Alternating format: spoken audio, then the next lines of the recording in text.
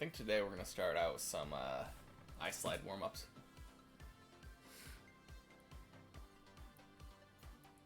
I did mess around yesterday with some of floor 2, but I'm probably going to hold off on doing that. I would like to explore floor 2 on the main map a little bit.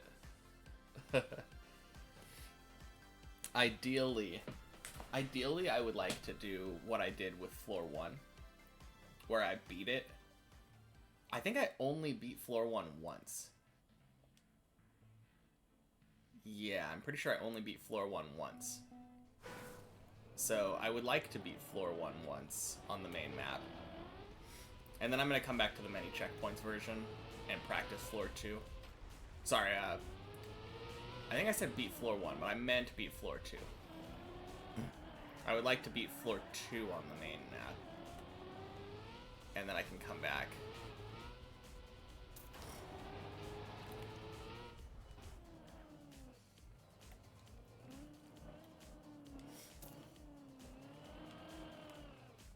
Whoops.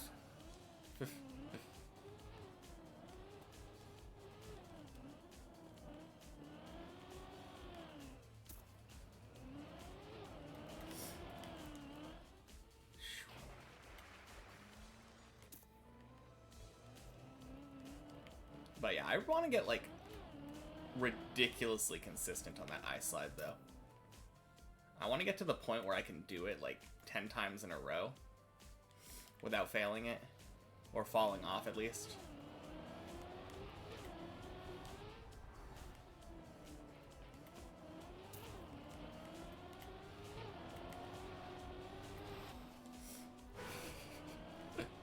Feels so weird being able to reset.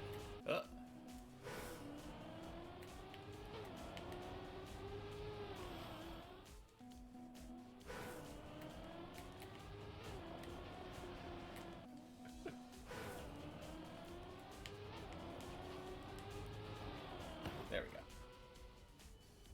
There we go. No, there we don't go.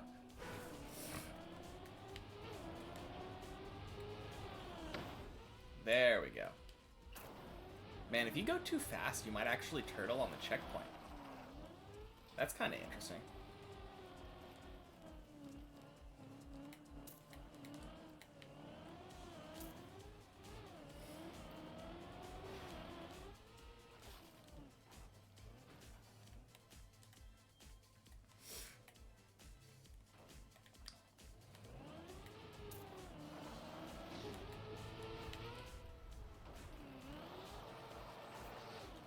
Uh-oh. Ho-ho! That was ridiculously close to falling down the hole. Not that it really matters on this map, but I don't want to get into bad habits.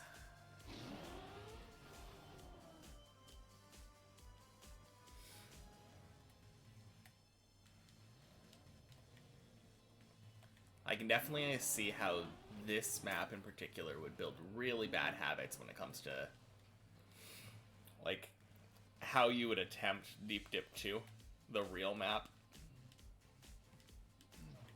Because when I'm doing this map, I kind of just YOLO it all the time, and I don't feel bad about it at all.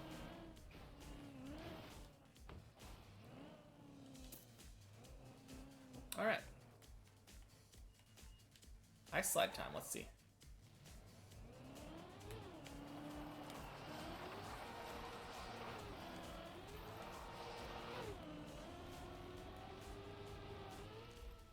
Okay. I didn't care for my entrance there.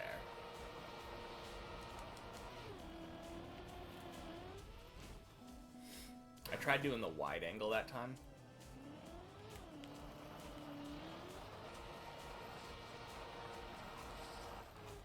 Oh, that was weird. The ledge messed me up there. Because it twisted me around more than I was expecting it to.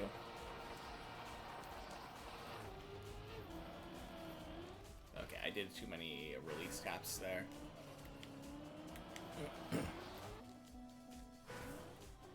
YOLO that too hard.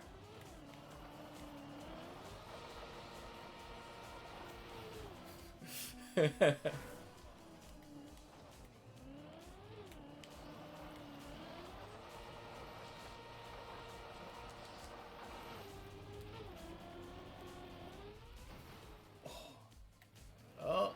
Oh, man.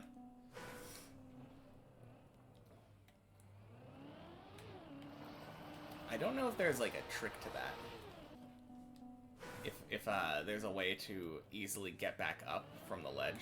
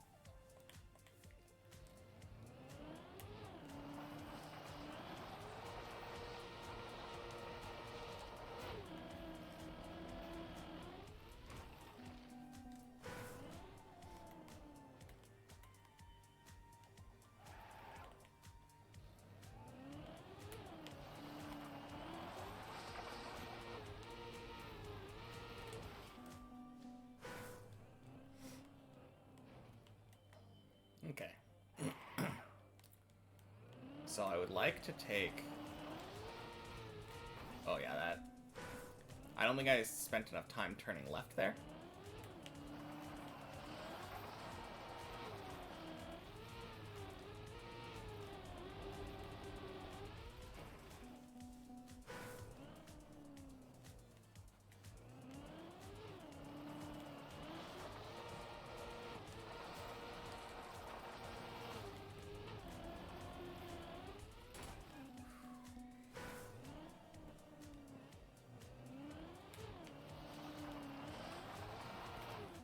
Ooh.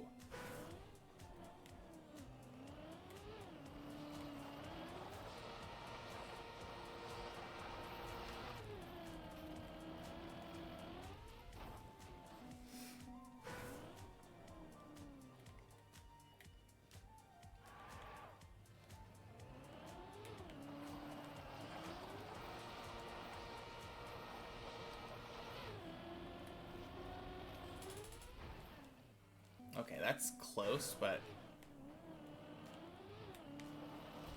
not quite.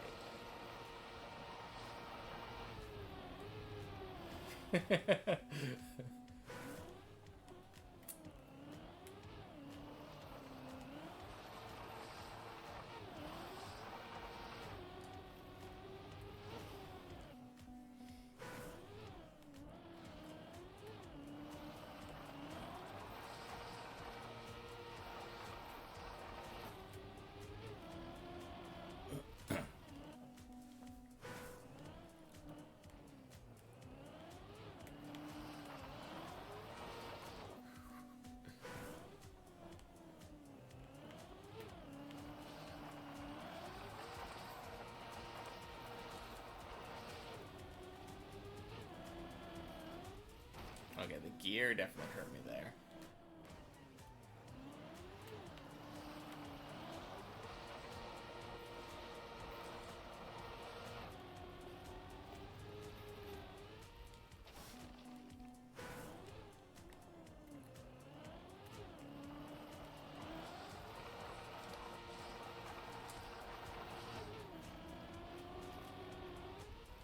That was so good. Yeah, that was a really nice...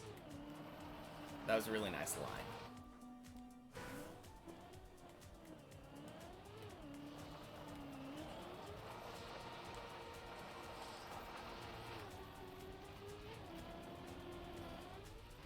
Ooh. That was a good line, but I had to adjust a little too much.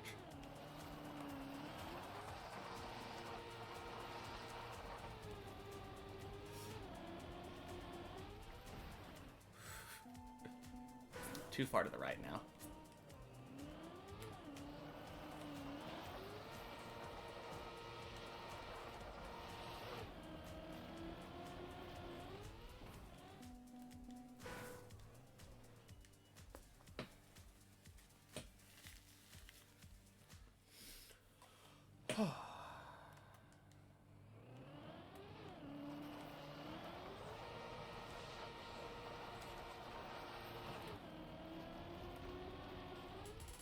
Ooh. Yeah, I did a lot of aiming there. And I think it was just because of how good the line was. Oh, maybe... That last one was kind of weird because I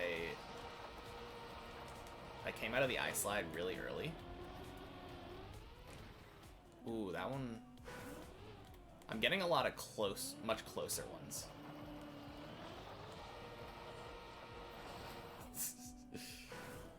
Okay, that one would have been savable.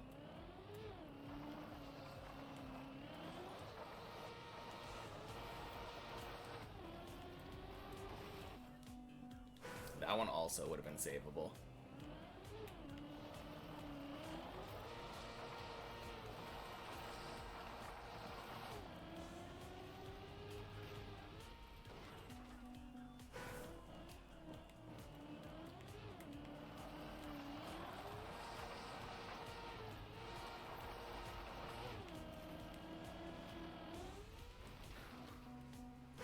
That one was savable, but it was very slow, like really slow. Savable.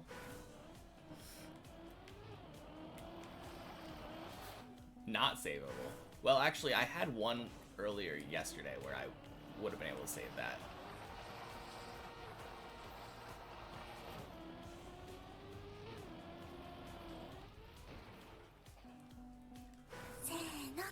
Hey, Lisa Anderson. Thanks for the follow. How are you doing? Oh, I'm good, thank you. Well, I've been better. I am feeling a tad sick today. Hope you're doing well, though.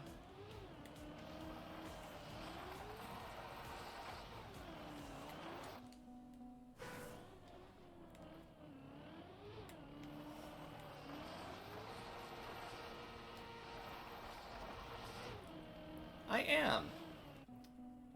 Thank you. I think I've only had one other people ask me that. I think it was because I was talking about Twitch Primes, and they're like, wait, you're affiliated? You've only been streaming for like a month. But I streamed back in like 2020. And I was doing a lot of streaming back then, so yeah.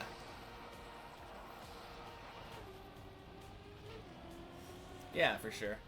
Ooh, that was a good one. That was really clean.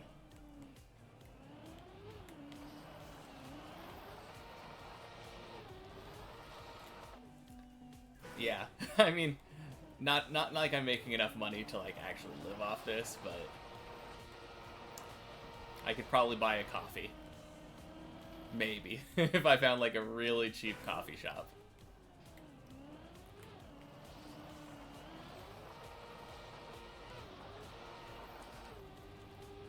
Buy a single McChicken or something, you know?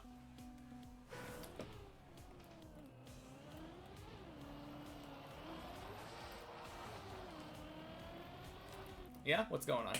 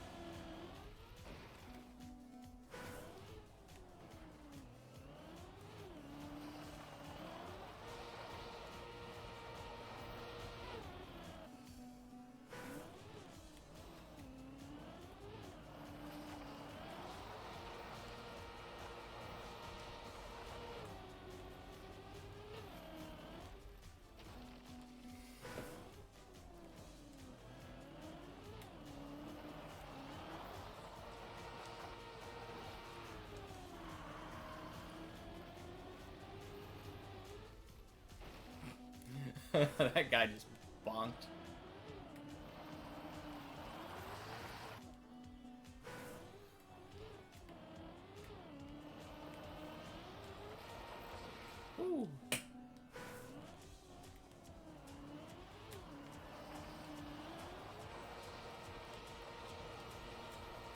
got one. Yeah, I have one custom emote. I just haven't gotten around to making any yet. Hard to think of emote ideas, you know?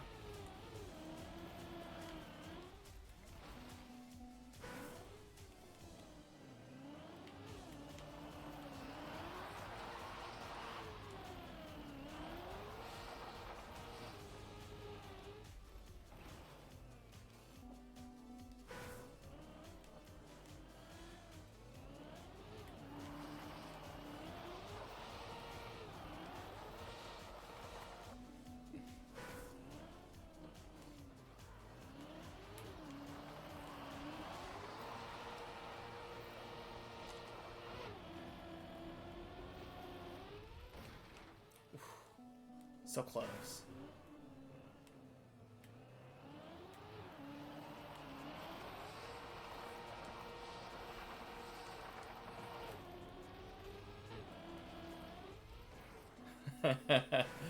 No, unfortunately. I get a lot of people in here asking to sell me their art, and that's a no-go for me.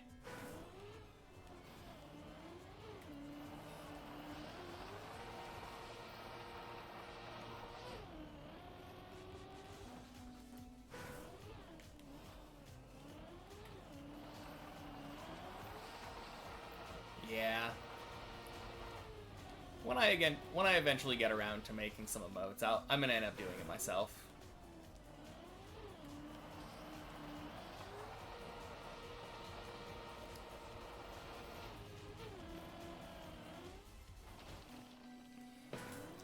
Thanks for asking, though. Always nice having someone come in and chatting.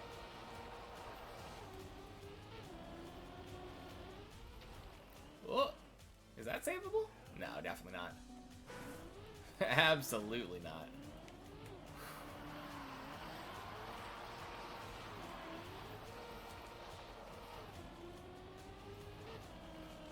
Ooh.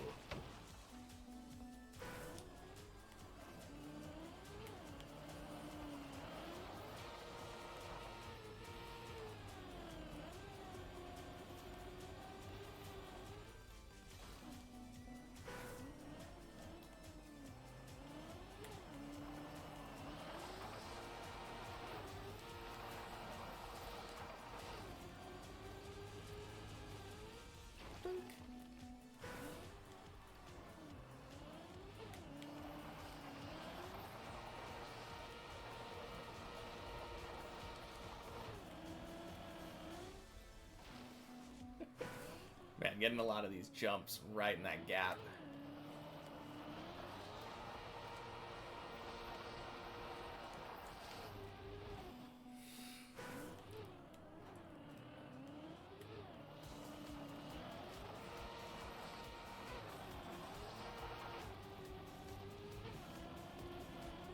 Oh, that was kind of crazy because I slid out really hard there.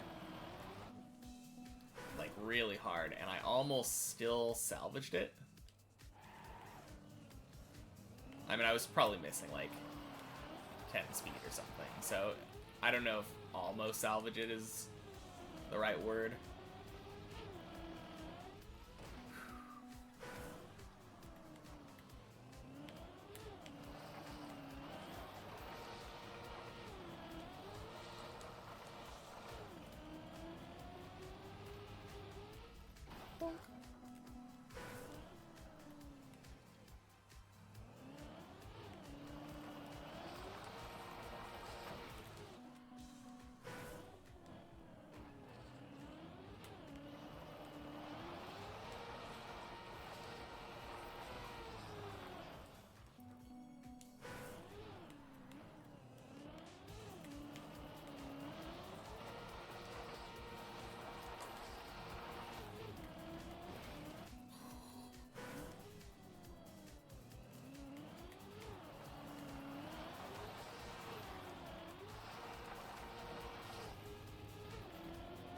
Oh, dang.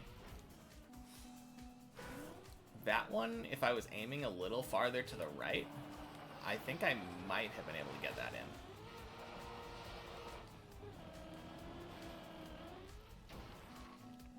And that one would have been kind of close, I think, if I didn't clip.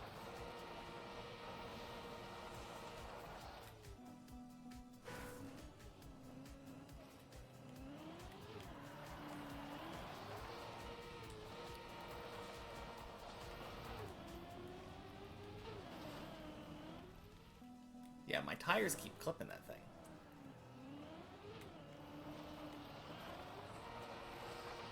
I am a pole magnet.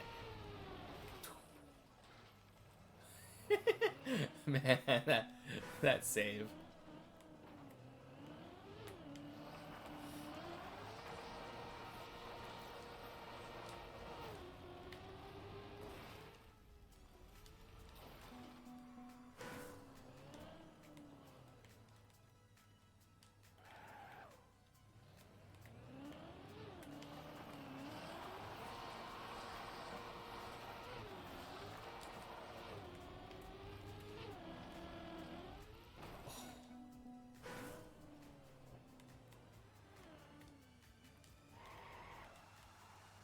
I felt like I was sliding for a long time there. So there was a chance that I had enough speed. Oh, I should use this opportunity to, like, think more about where I'm aiming and how I'm exiting the ice slide.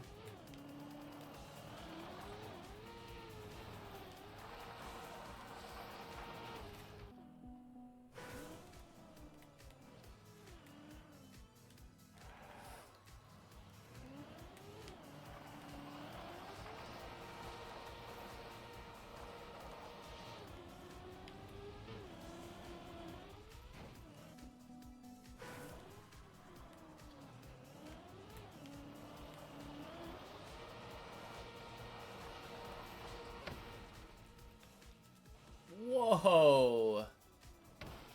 That was a huge bounce. That was so cool. Imagine if there's a shortcut right there. I don't think it would be very realistic for, like, normal people to do, but maybe a task, though.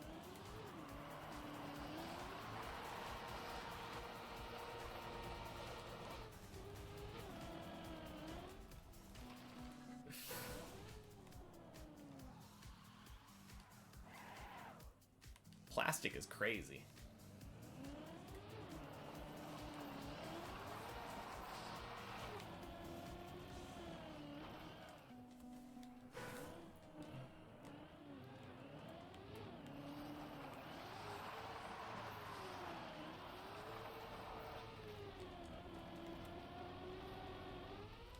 Ooh. That felt so weird and kind of bad. Like, I don't think my car was ever at a point where it was 90 degrees, but it just kind of worked.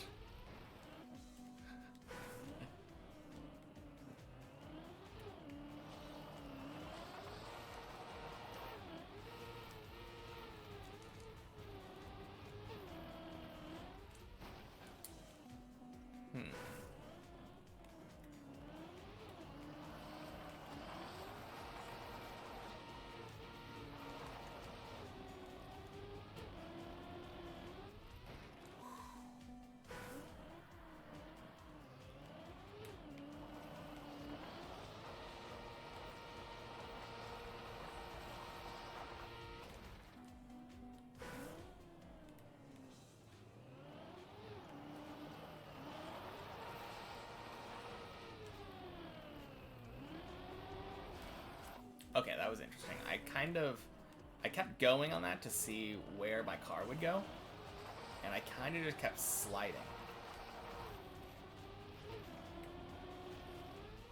Ooh, that was interesting. I kind of just got out into the straight line and then drove straight. And that was enough speed.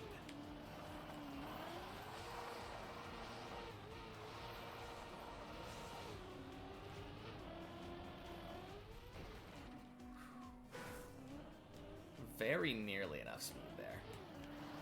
I think I was at 168 or something.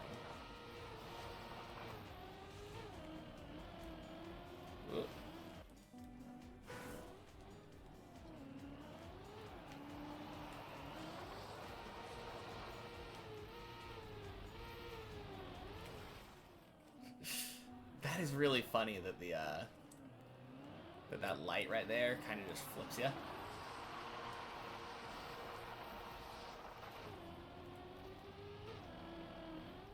Okay, so yeah, if I take it that inside, it just kind of doesn't work.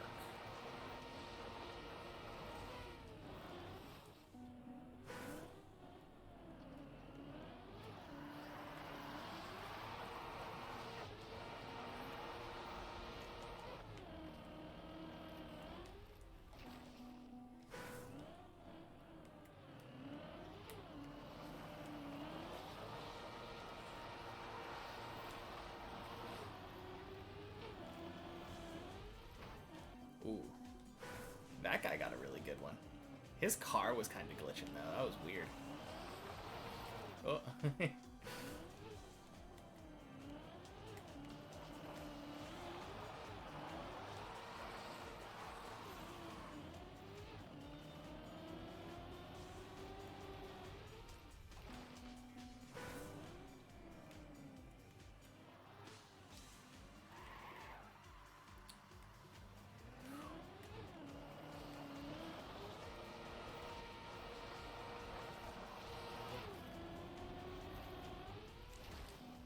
Nice.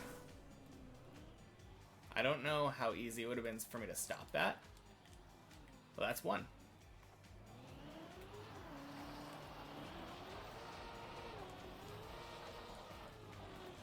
Okay.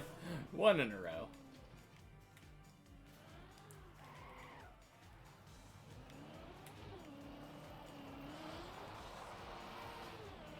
One in a row. Okay.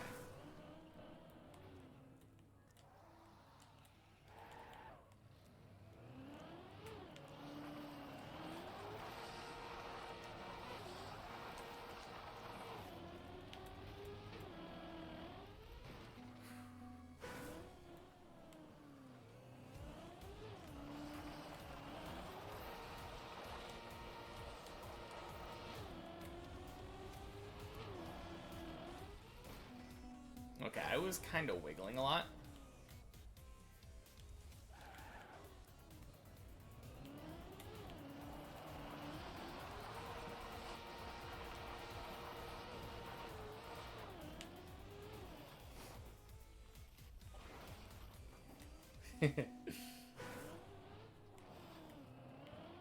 I was kind of curious if I would have been able to save that from the other floor. Absolutely not, though.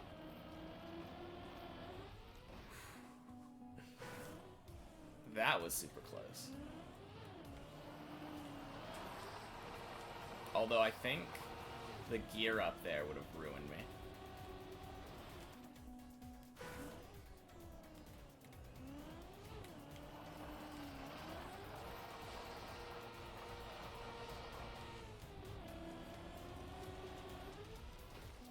Nice. That's one.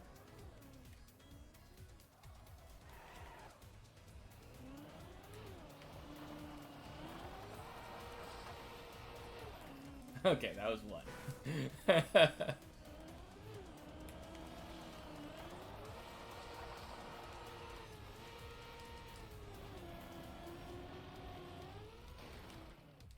That is two.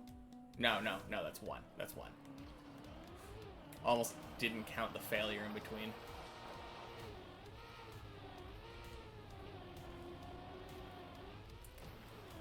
Oh. That one I had enough speed almost, but like probably my aim was bad. Okay, so the best that I've done so far I think is like 2 out of 3. If I just randomly snip a couple of them back to back.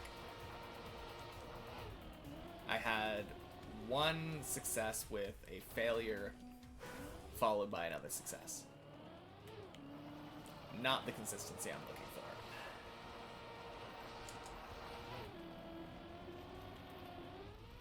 for. Ooh.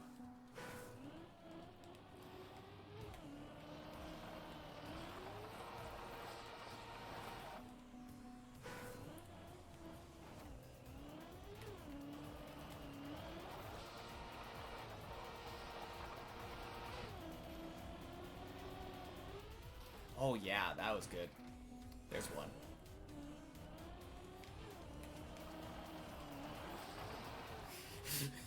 There's one.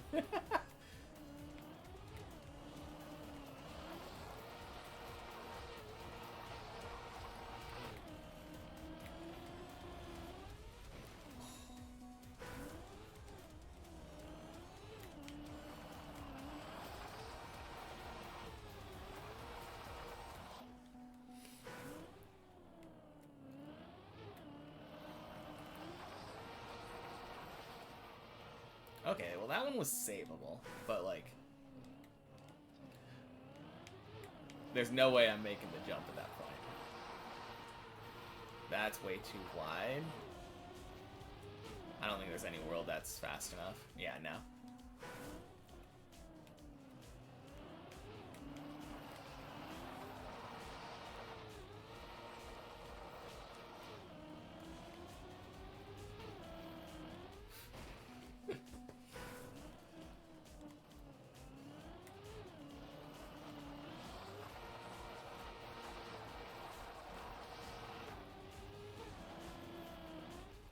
Okay.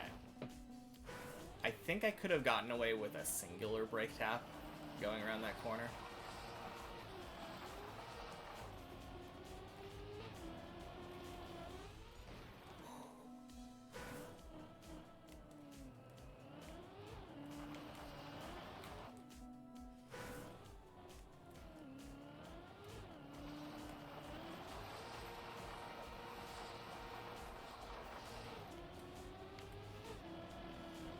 Okay, the gear kind of ruined me there.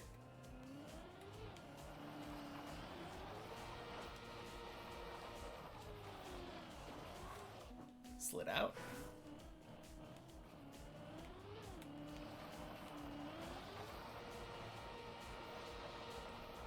This is feeling pretty good. But I turned... I don't know. I think I re-tapped right.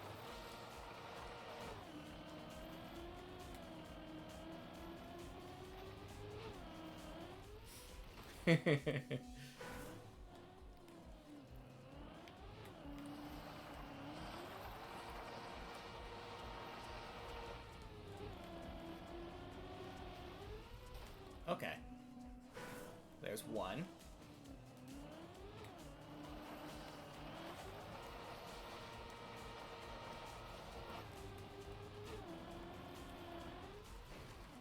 I re-tapped right again for some reason.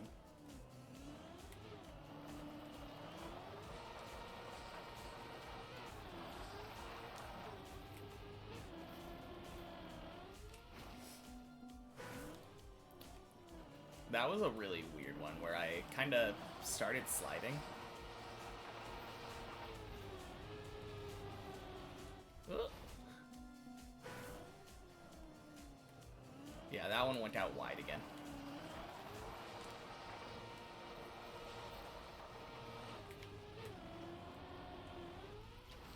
Nice. One.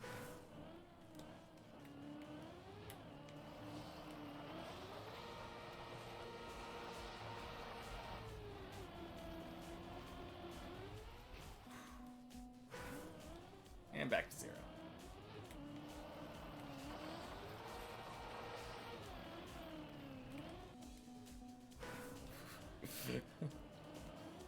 Oh, that was kind of funny.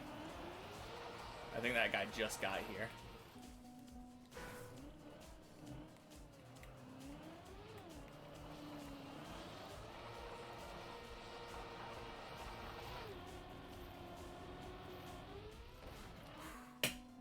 Man.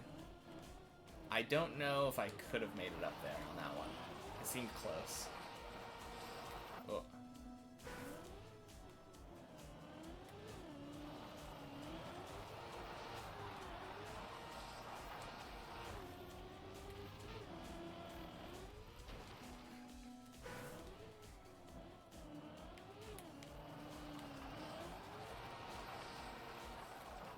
Man, this is kind of tough because I feel like a lot of the times with this entry line, I end up too high up. Oh, no. That's always the worst. Landing right there and just zipping back down.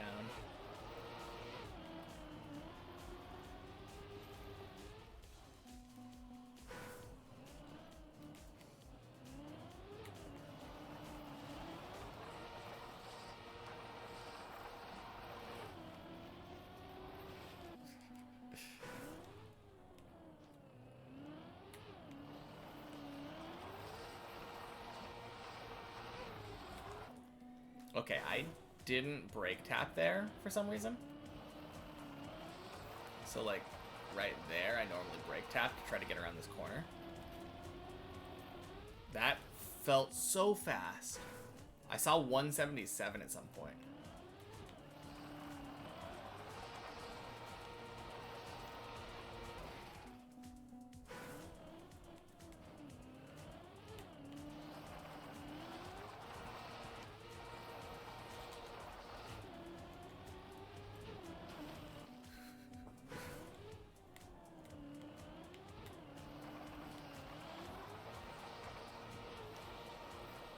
I had one, like, super clean one earlier.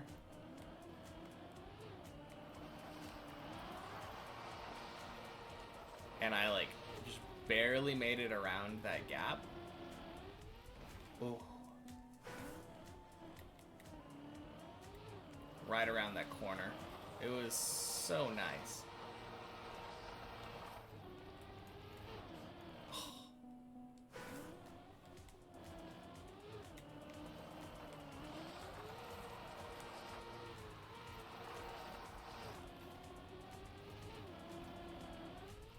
Bonk.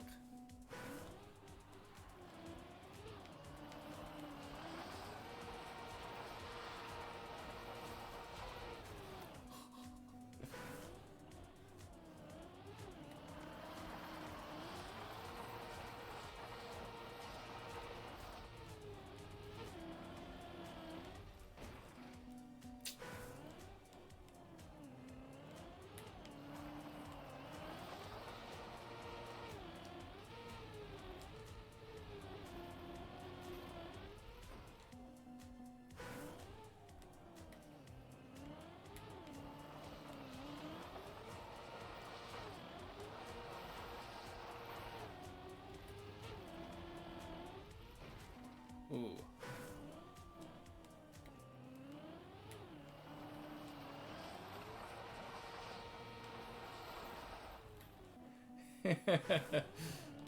Oh man, sometimes I do that and I just flip around way too far.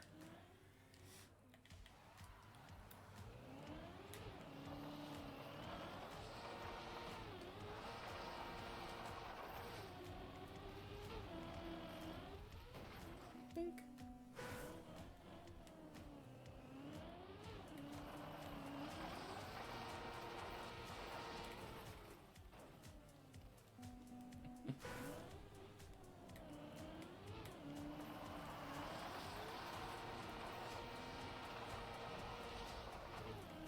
Oh, I didn't straighten out nearly fast enough there.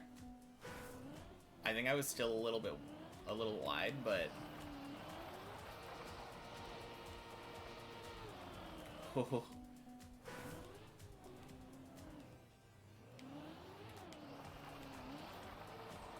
Bonk.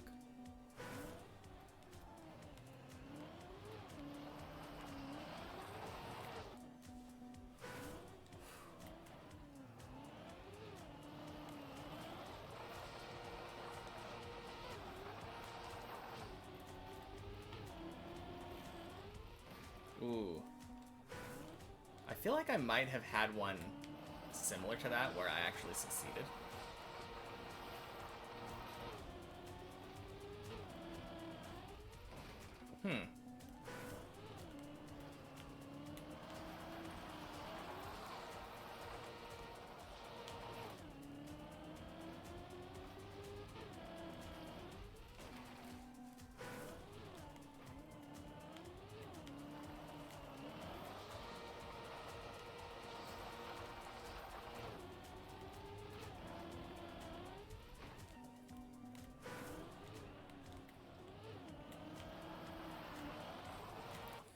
That was so funny. All three of us, like, got screwed up by that pole at the same time.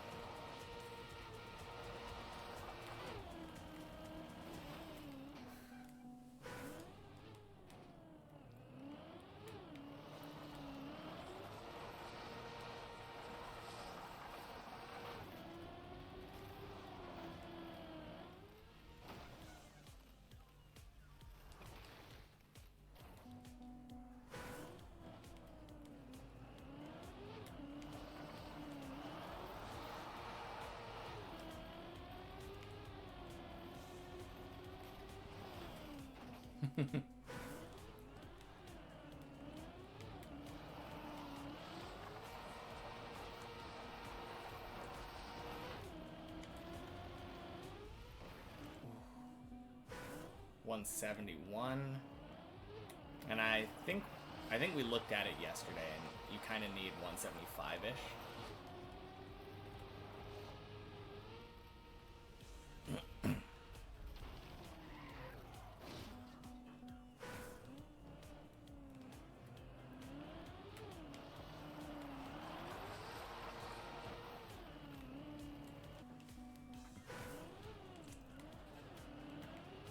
Man, I wonder if anyone kind of got jump scared by me just appearing there.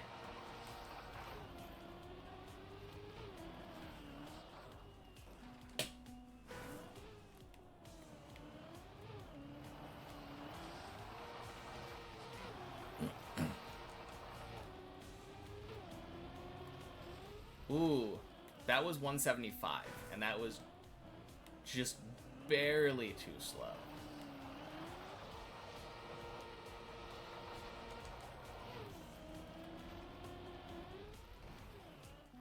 Yeah, 172 gets you high enough to be on that side plastic.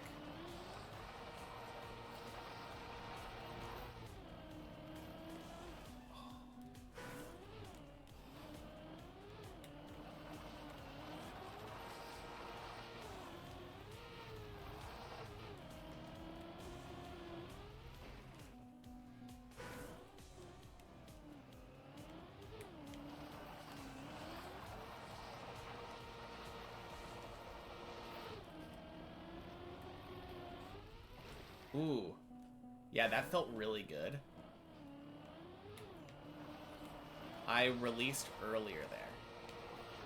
So, that time, also back to 0, that time I came around the corner, I braked, and then like not right there, a little bit later than that. Like right before the end of the turn, I did the release tap. I didn't actually brake there, so I didn't go tighter around the corner again.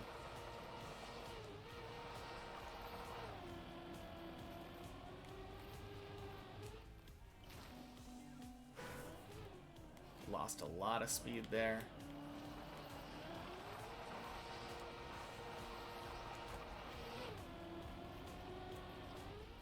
Ooh, yeah, that was like 179. Also, one...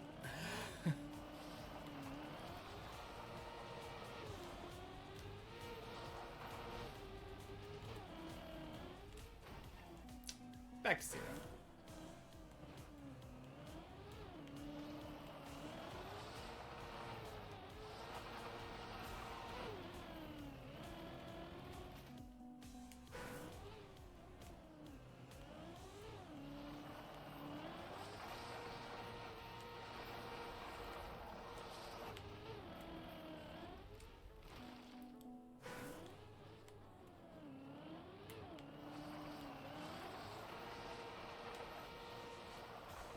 Oh, I did too many brake taps there.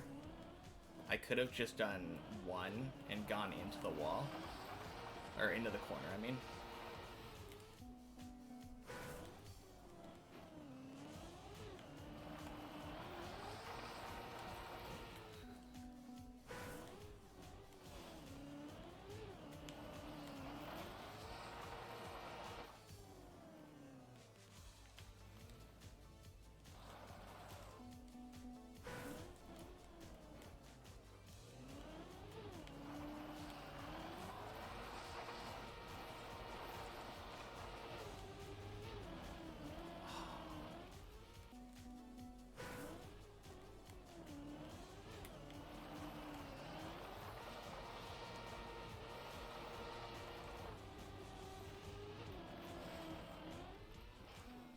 I don't actually know how quick that would have been had I not clipped.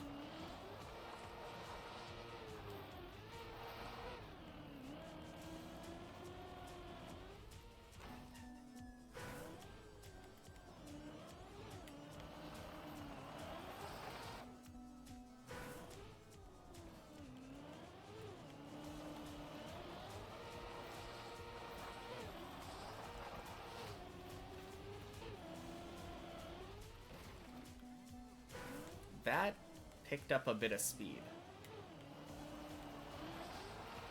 It was a very bad angle. Oh. I think that one I just should have kept going.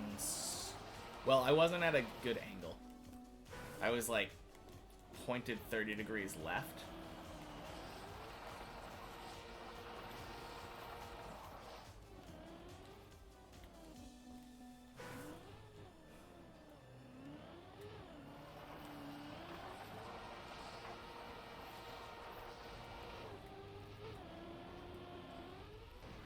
Ooh. Very close.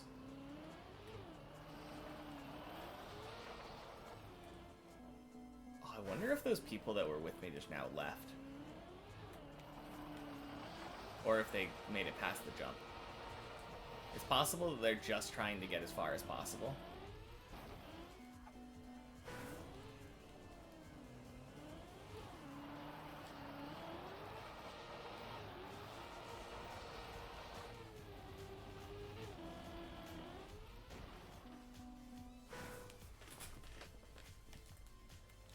Oh, like a triple tap?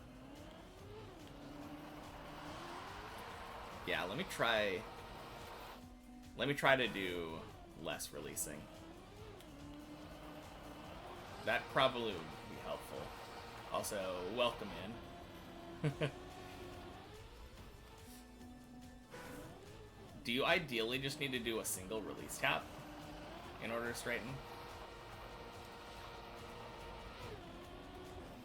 I just tried doing a single release tap there and it didn't straighten me out almost at all. It's variable. Okay.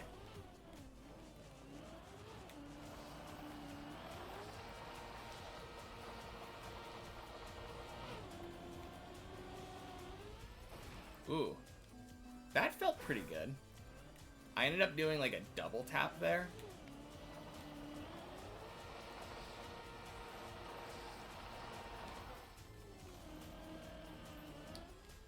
How do you normally do it? Like, if you're trying to straighten out on ice, like right here.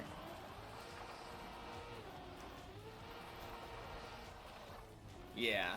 I've definitely had some where I didn't need any. But not recently. Yeah, that time I did another triple. I think this is gonna be fine, but yeah, I definitely did like a triple tap there.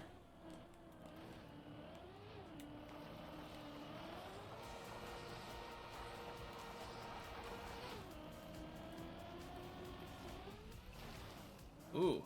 Holy crap, that was 2 in a row. 2 in a row.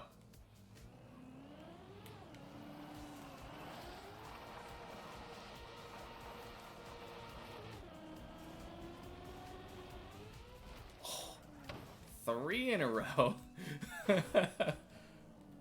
Dang.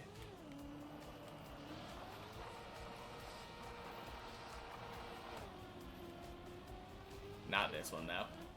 3 in a row. That's my best so far. And that one was recoverable.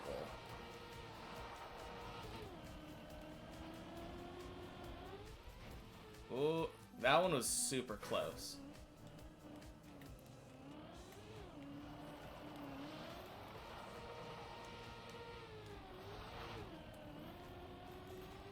I think I did my release there was too early. I should have waited to straighten out a little bit longer.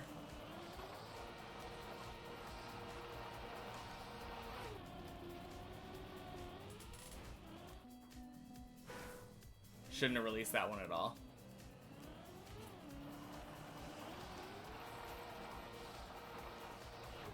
Yeah.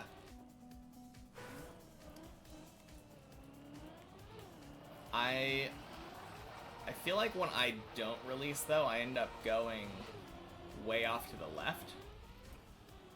Oh, I had a lot of speed there because I didn't release at all, though.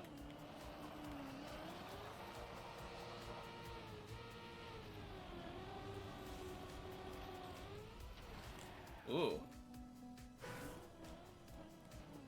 Yeah.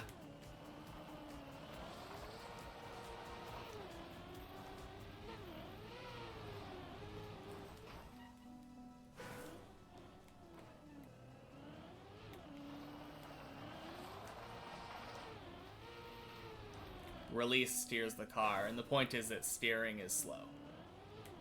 Right?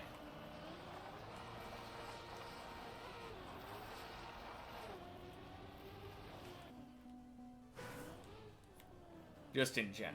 Like, if I wasn't on ice and I had to steer, that would be slower than if I got to drive straight. Dunk.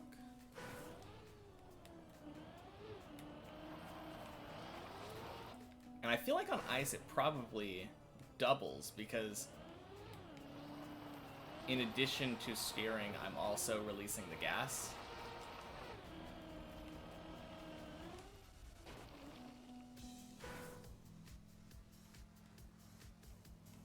I'm trying to use it to straighten, not steer. True.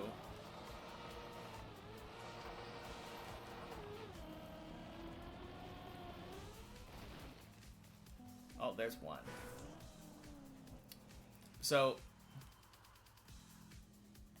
my problem is that, let me just go over to the spot.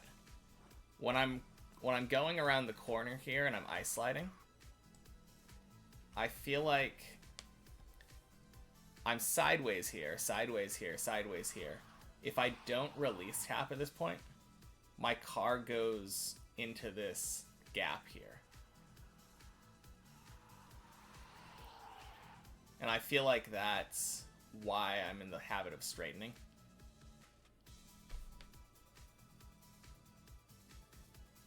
I overbraked. Okay. Okay, so the way that I've been trying to do this turn, the way that's been feeling good for me, is when I'm able to go down. When I'm able to go down below this line, and then do like a brake tap right here, so that I take a really straight line down here. But when I'm taking a straight line down there and I'm sideways, I feel like my car is still turning left a little bit. Do I want to be going more out? Because it feels good to me when I'm able to just straighten out right here and then do like a release tap there. I mean, feel free to tell me if I'm wrong, but that's what that does. It does work for me when it does work, but like if I'm learning it wrong, that's a problem.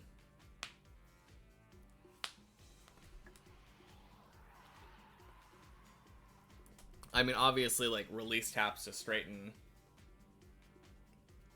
you wouldn't normally do that, but I feel like this straightaway here is pretty short, relatively.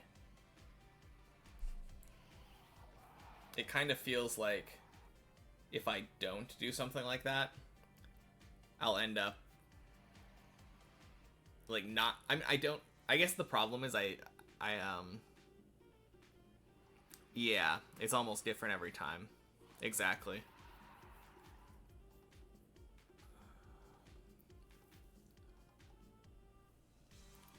Yeah, I don't know.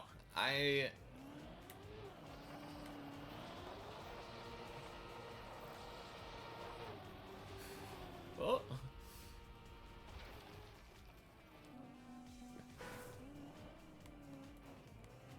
Oh, you're on lunch? Sounds good.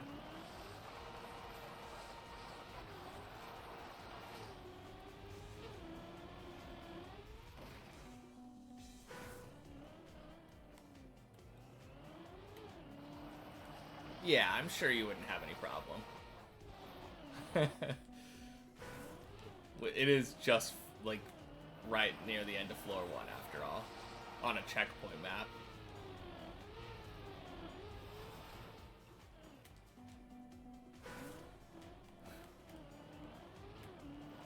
Plus, from what I've heard, like, everyone says if you're good enough to do this one, like, if you're comfortable on ice, then you basically just do an ice slide here and ooh, that was a that was crazy. Yeah, I don't have any doubt in your capability of doing this, though. I think that's the main thing I was trying to say.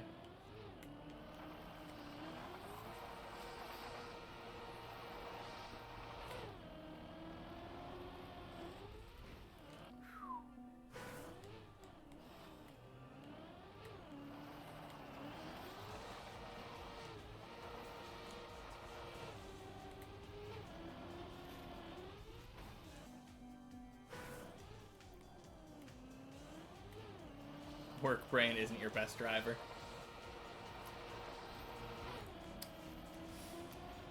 Well, I'm sure your work brain is probably still a better driver than me, so it's an improvement.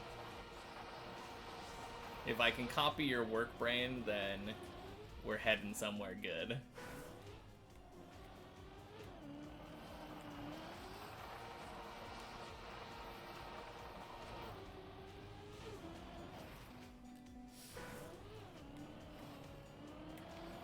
Oh, whoops.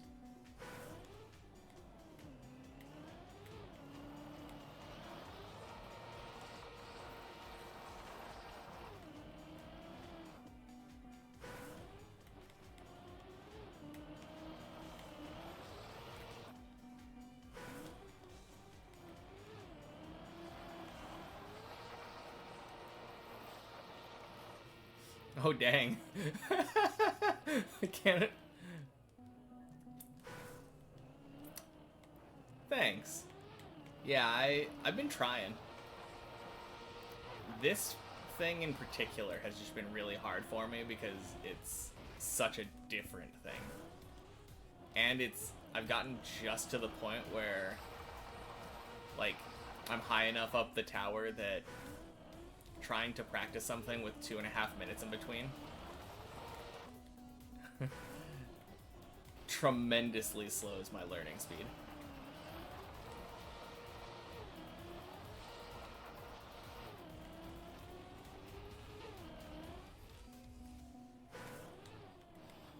Oh, whoops.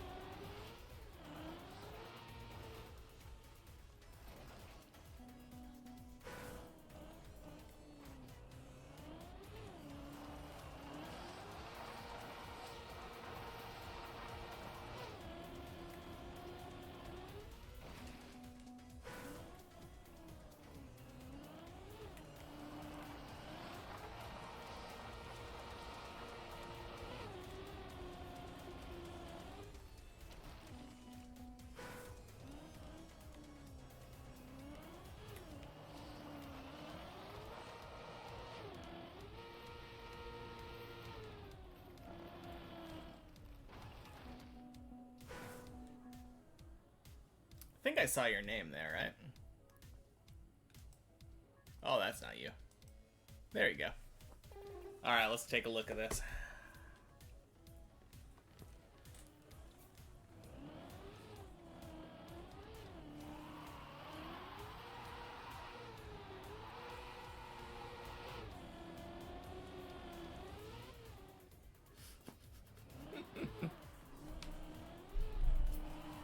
No pressure, by the way.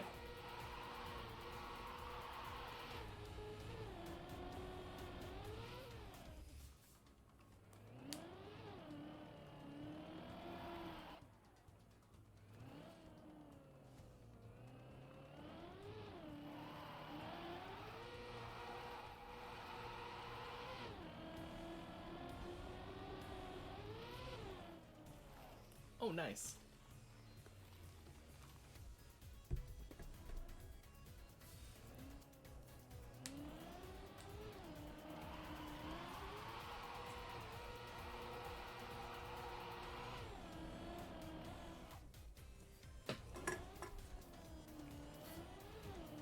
Yeah, that straightening out definitely feels like the hardest part. Because you have to do it in a... Ooh. Yeah, that was a good one. That one was one where you were almost sideways the entire time, all the way up until the end.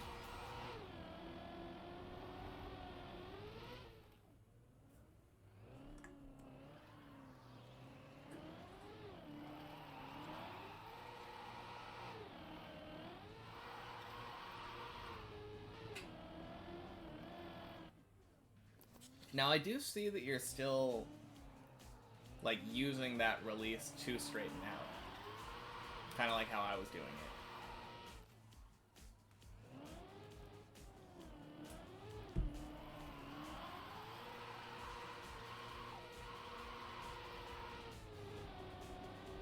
Yeah, like right there, that release tap straightened you out quicker.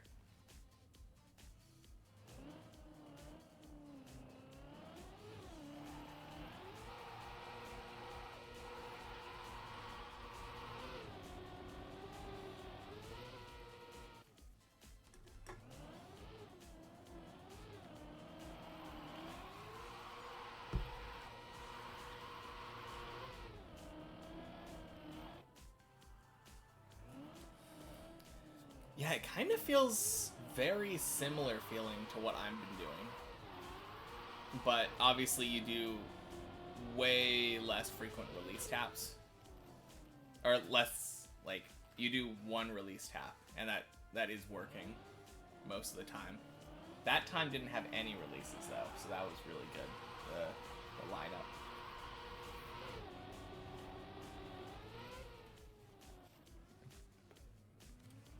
And that's exactly what I'm afraid of, this last one, because it had, like, no release, so you were super fast, but then, you yeeted off the left side.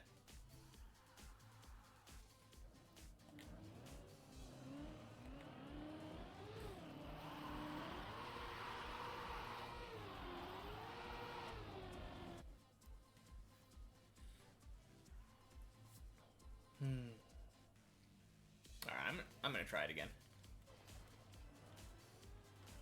You're trying to do it differently each time? Okay, that explains why,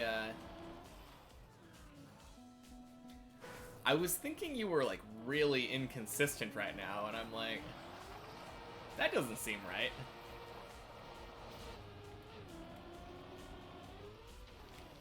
Ooh, nice.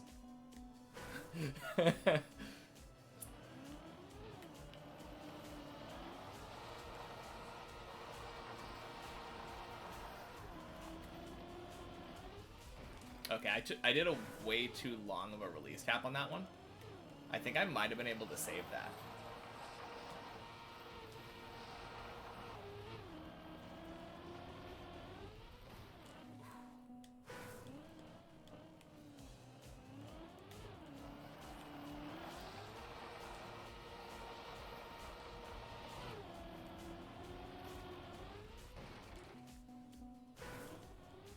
Yeah, I need to trust my car more, though. Because of the lowered pressure, I have noticed that I've been doing these weird right taps. Someone pointed it out to me earlier, but those weird right taps are probably slowing me down as well.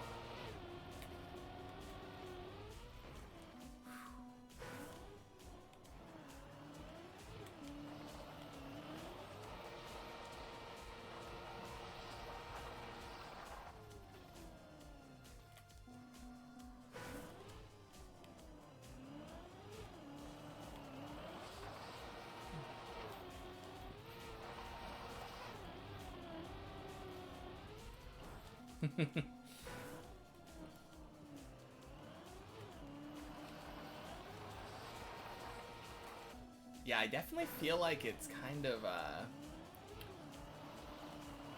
it's weird trying to straighten out, though, just in general.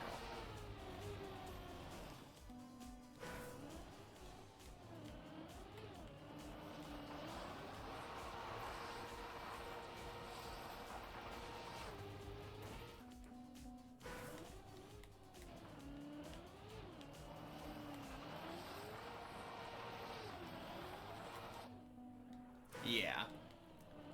Yeah, that's exactly why I'm here. I want to get to the point where I can just... Well, I want to be familiar enough with it where I can see the different lines and realize what I need to do in each circumstance. That's the ideal. I would love it if I could drive a different line every time and still get the jump every time. Yeah. But really the only way of doing that is experimenting, I think.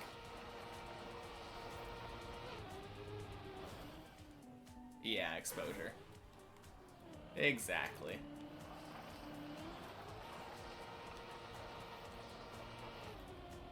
No, I think I said it at some point, but my goal is kind of just... I want to be able to do this jump and, like, attempt it and probably succeed, I don't know, 9 out of 10 times.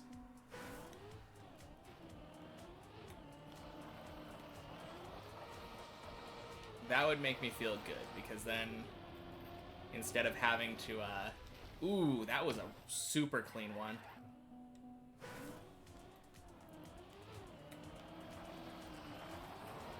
Yeah, then instead of, getting to this and thinking, okay, this is probably where my run's gonna die, I'll be able to think, this is no problem, time to go to floor 2 and kill my run there.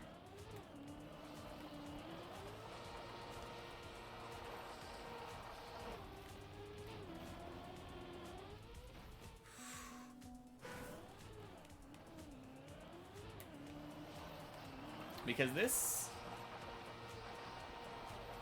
is kind of how I felt when I was doing... Oh, that was so nice. When I was doing the other jump on floor 1, I felt, up until I got to the point where I was practicing it a lot, I got to a point where the bonk jump on floor 0 got like 9 out of 10 consistency type thing for me. And once I did that first jump on floor 1 went from, like, unbearably difficult, I'm probably going to die, to, like, okay, 50-50. And now I get it, like, almost every time. I very rarely fail that jump. And right now, I'm thinking, like, still really hard. I'm getting it maybe, like, 1 in 10. When I get, like, 50-50, that'll be cool. Oh. Oh, man. I wonder if I could have saved that one. Maybe by, like, turning backwards up the hill.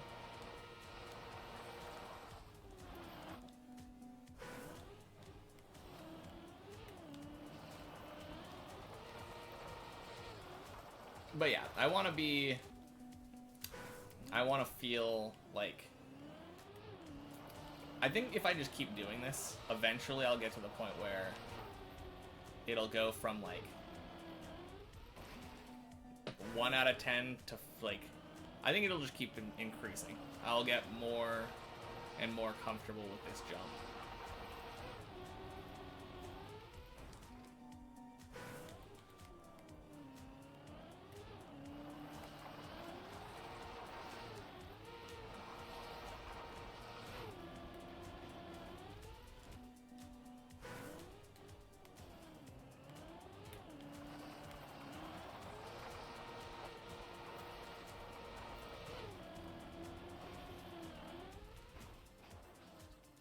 You tried my way and it's way easier?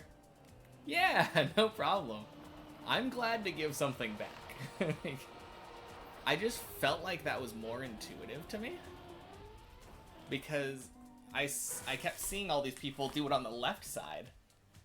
But the jump, you're trying to get it on the right side, right? So, like, I barely have to move. Yeah, less and easier turn. Exactly. The less that you have the opportunity to screw yourself up, the more consistent you'll be. That's my motto. Save myself from myself. I think that's one. Oh, there's no way that's going in.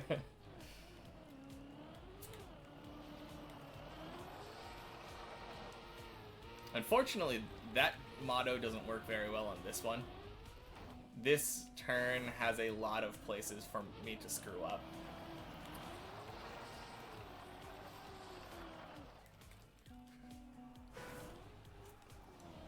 But maybe at some point I'll get to the point where, like, my muscle memory is taking care of 90% of the jump and I have to think about one thing.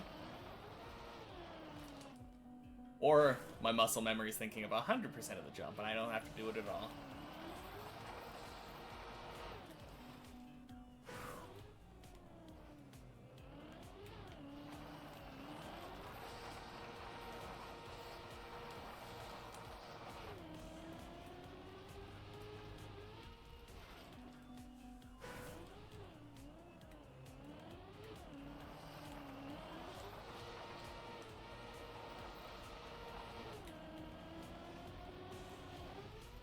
Ooh, nice. That felt pretty clean. That's one.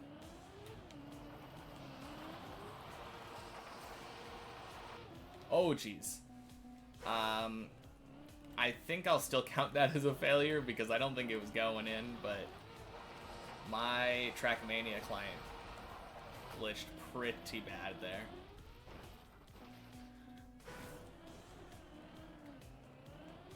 Man, I don't know, but I think my cat might have farted or something. I heard the sound of like a deflating balloon to my left. That one was pretty different to me. But I still got that. Back to 0 though.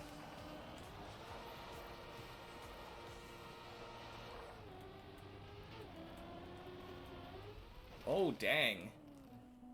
That one was the sketchiest jump that I've gotten so far.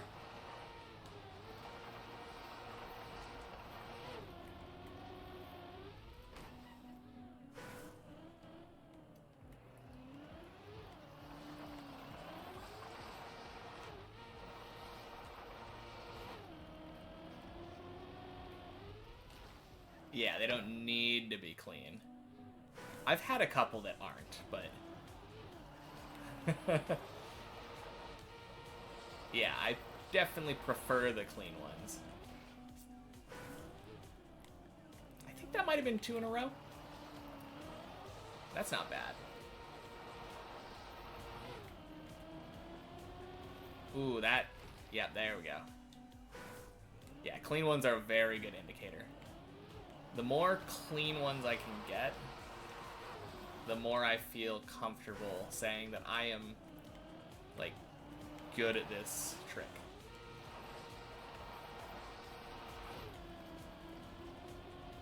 Oh, yeah, 174.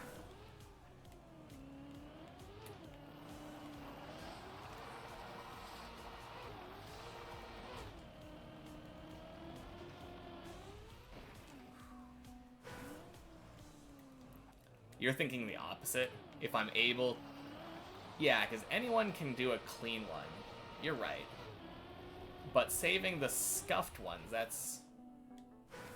yeah. No, yeah, you're right. I think we had 2 separate ways of looking at it.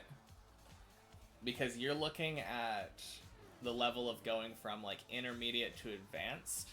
And I was thinking of beginner to intermediate. If that makes sense. Because I feel like you don't need to be advanced in order to get this. Intermediate is good enough, but obviously the ideal would be to be advanced. To be able to look at it and have like a full understanding.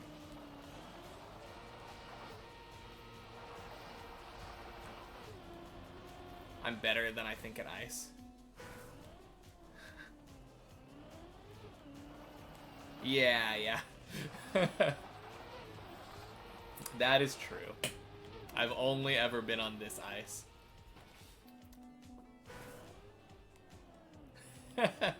That is what everybody says. So I kind of trust everybody. Ooh. That one was pretty scuffed too, and I almost feel like I saved that. Oh, I had one earlier? Yeah, I think so too. Especially if... So the only ice that there is on this map, I think, is the stuff that's over here. And I still don't feel great, like, high precision on that stuff. But I think that's because it's such a skinny path over here. It is literally like this tiny road to attempt to ice slide on.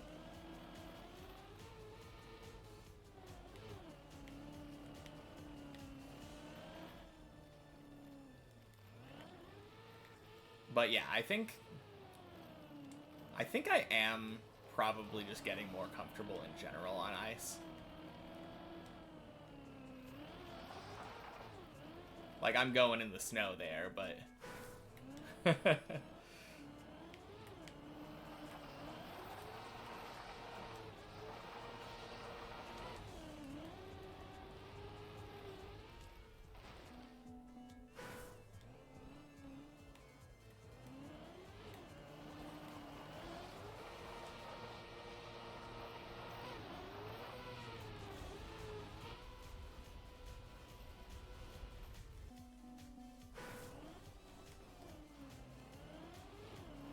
Oh, that bottom area was part of a cup of the day.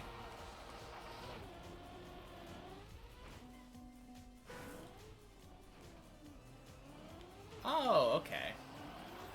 Oh yeah. I remember seeing a video about the cup of the day deep dip.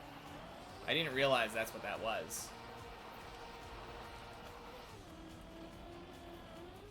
I was just thinking, like, I saw a cup of the day deep dip and it looked themed like deep dip, but didn't have anything to do with the tower itself.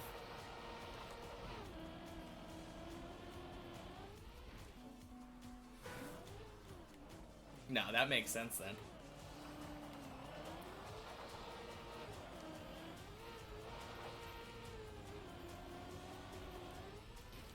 Okay, still doing a lot of break taps. I don't know, I don't think that was necessary, but I made it. Oh, 2 in a row. That one actually felt really good. That one felt like I looked at the line that I had and I made adjustments accordingly. Oh, I braked too much at the beginning there.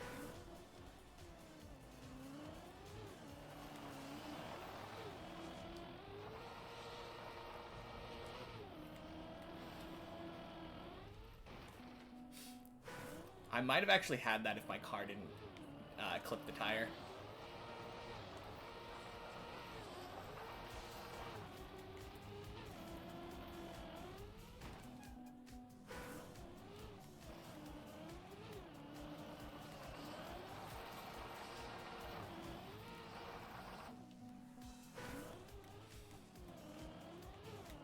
No, I liked that.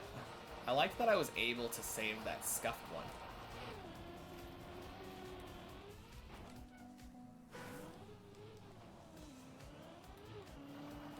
I don't know entirely, though, how much of that was skill versus how much was, like, luck.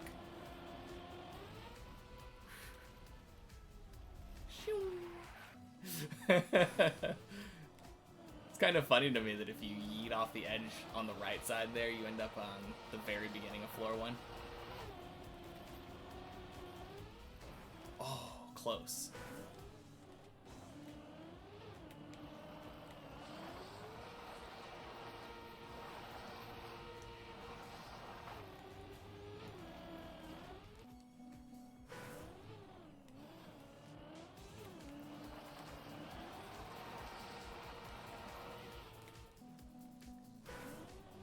It's really interesting to me seeing other people doing this, though. And a lot of people I've noticed have had a lot of trouble with that ledge.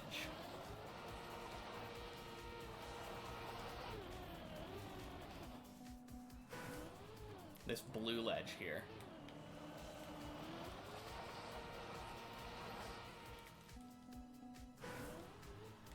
Oh yeah, since you're here, I was curious. So, I did this really weird bounce off of this plastic, and it got me super high. Do you think there's a skip there? I don't think that it's quite high enough, but I don't know. I'm wondering if, like, perfect physics, a task could, like, skip to floor 2 from here.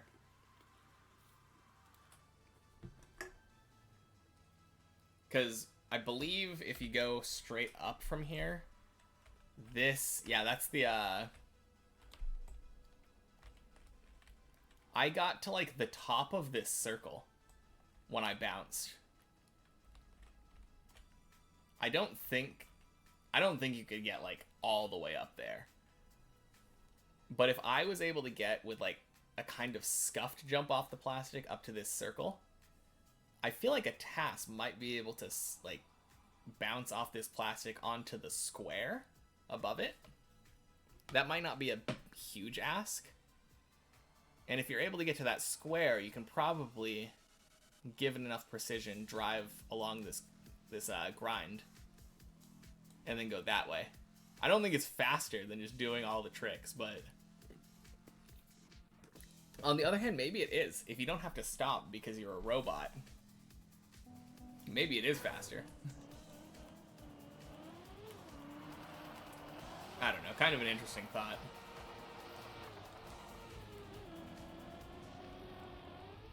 Ooh, that one was so good. That one felt like I kind of scuffed it.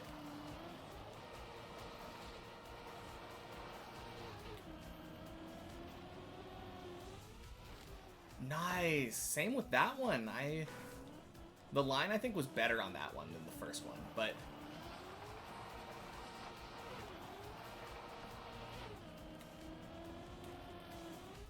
oh, dang. 2 in a row, though.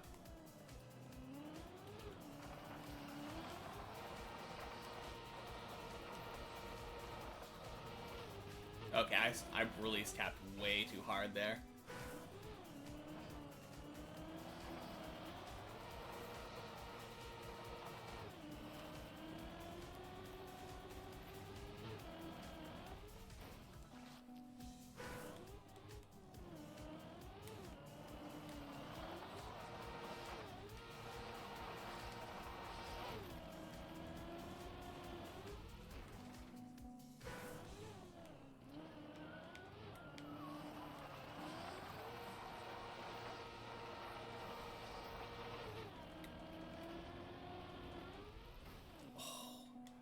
That was close.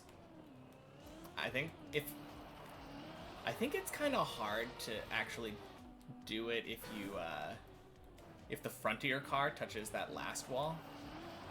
I feel like that takes a lot of speed from you. Aim to the right more. Okay. You're just saying, like, go this line, like, more? I mean, that one obviously was too slow, but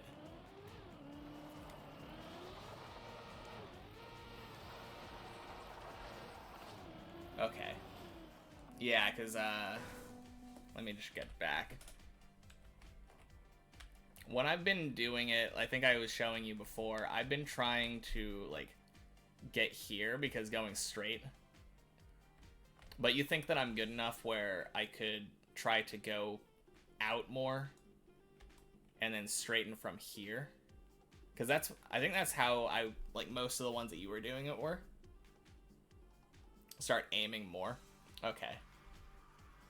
Because, yeah, when I was doing it earlier, when I was obviously less good at sliding, most of my turns were going super wide. And that was why I started, I think Hammer Strike was telling me that when he does it, he likes to come from farther down and, like, go straight. And that's where I got that idea from. He was saying that going straight from here is nice and consistent.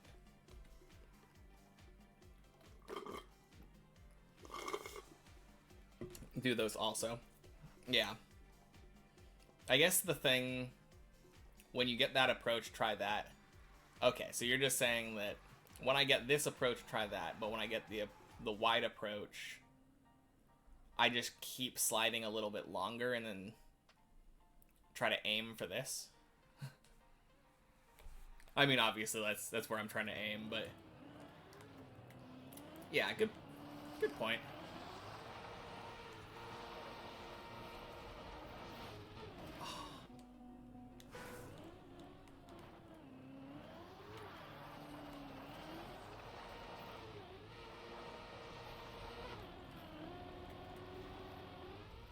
Ooh, nice. Yeah, that was pretty good. I don't think I had to really aim that much for that wide approach. Yeah.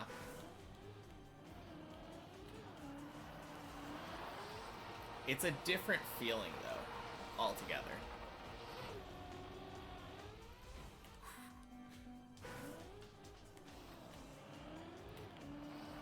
I definitely feel like I'm doing two different, like, jumps, two different slides when I mean, those ones are, like, super wide, though. I feel like the wide thing that you're talking about is more if I'm trying to do the other one.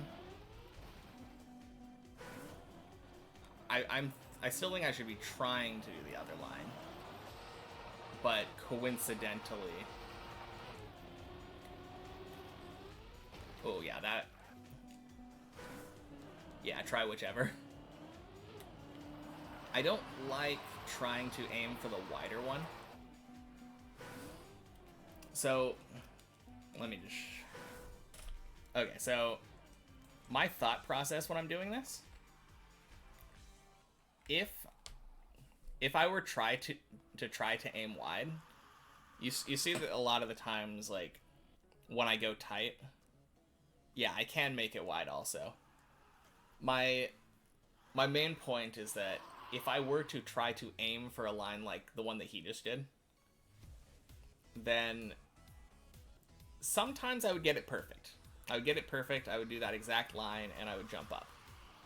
Sometimes I would go too inside. I would go too tight, and I'd be able to straighten out probably if I do a quick brake tap earlier. But sometimes I would go too wide, and if I'm going too wide from an already wide instance, a wide attempt, like if I'm aiming for here and I go over here, that's the side of the map, and I'm out of here. I kind of prefer that if I'm going for this line, like on the inside, if I go wide, it ends up with that nice wide line that's like right in the middle, and I can still try to make that.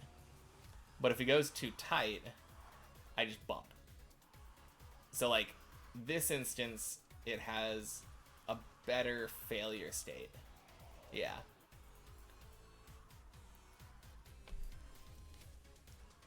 Well, not really, like, because there's a theoretical land where I succeed 100% of the time in what I'm trying to do.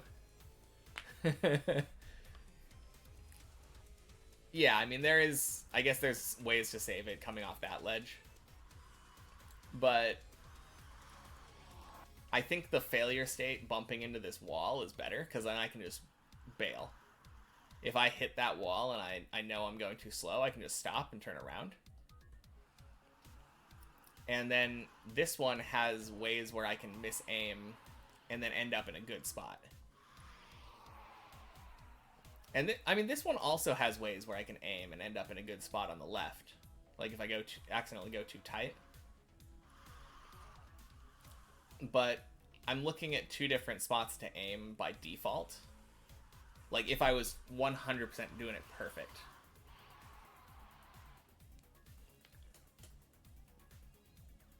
Yeah, I'm not, I hope I'm not giving the impression that I'm saying that I'm going to get, like, the exact same turn every time. I was just talking about, like, my target.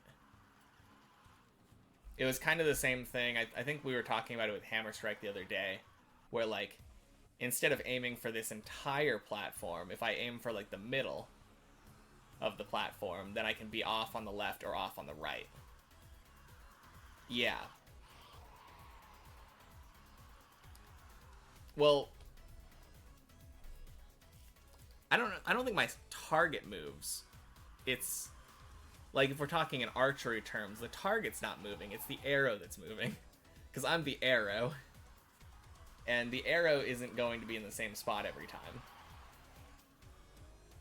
But if I'm aiming my arrow on the inside here, and it goes to the left, then it fails in a spot that I'm happier with.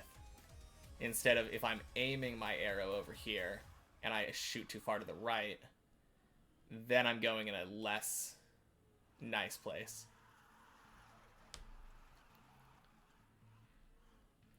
On how I drop off the ledge. Oh, are you talking about on this side? Because that is true. This part here seems kind of inconsistent.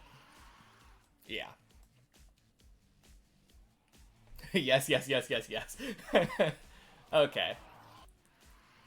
That is true. That dictates it all. I feel like I've had a good amount of control, though. I've had a decent amount of control here, where I can kind of make micro adjustments to how I'm approaching this. Yeah. I think we understand each other.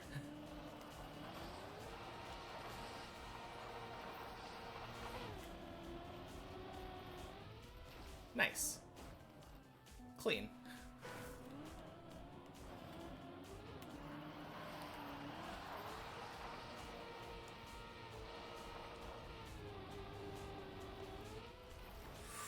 Oh no!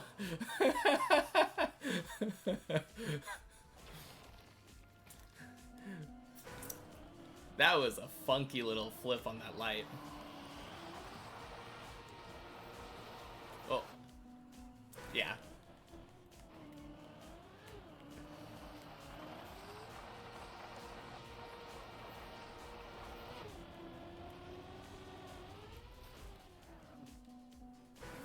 That was nice.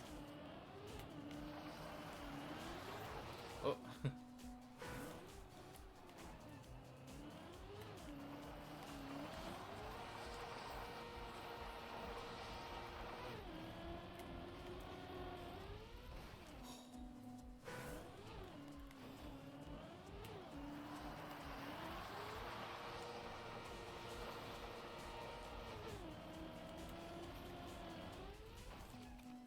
Okay, that one...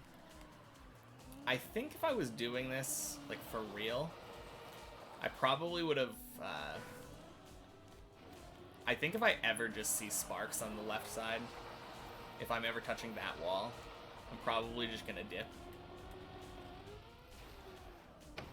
Because I really, really don't like touching that second wall. It feels like I lose all my speed.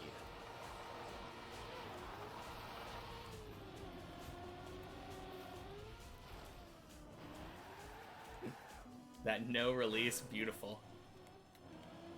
Yeah, I got like a really good angle on that one.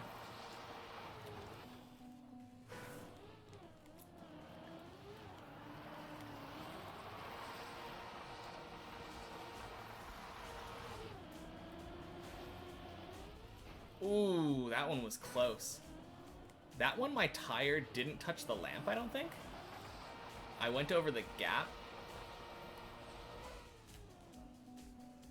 Yeah, that's what I've been trying to do the last couple times, and that really helped me out. The last couple times that I succeeded, anyway.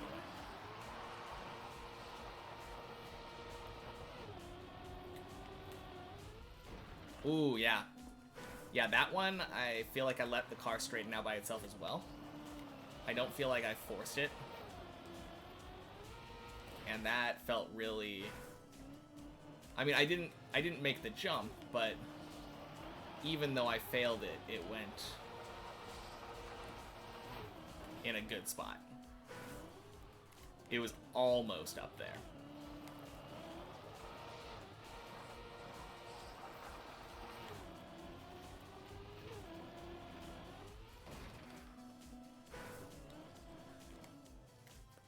Oh yeah, thanks.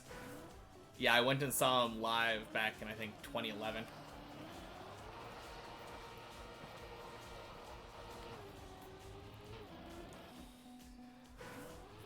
Yeah, as you're seeing though, we've been practicing this today.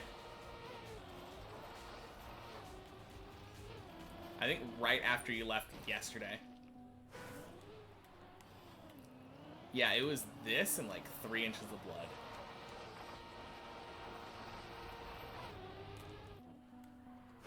Dang.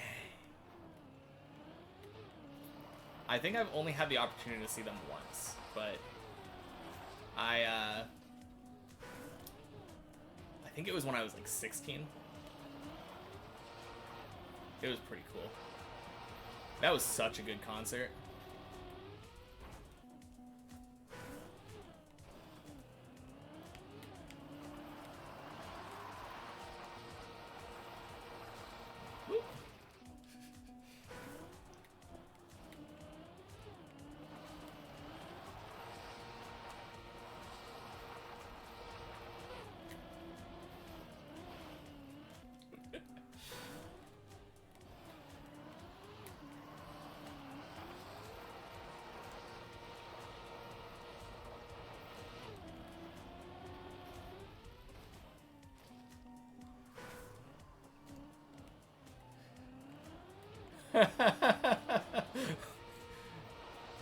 That is so good.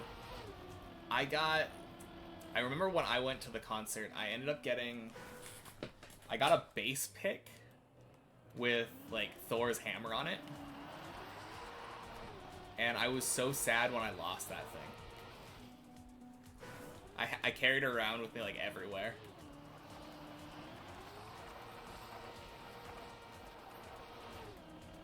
Stop counter steering. Ah. Oh, I stopped counter steering too soon. Yeah. Okay.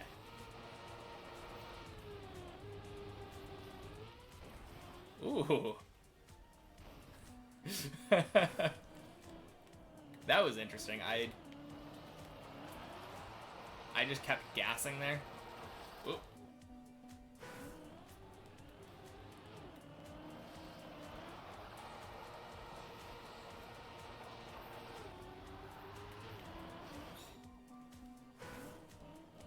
Four slides ago. That is the problem with doing it this way. If I have like if you ever have advice for a slide that I do, it's a lot more likely that I'm going to not be on the same slide. Because if I were to fail this one on a normal attempt, I'd be like, all right, let's go back. We're gonna head back now. I still should work on identifying why it didn't work every time. Yeah. That's probably true.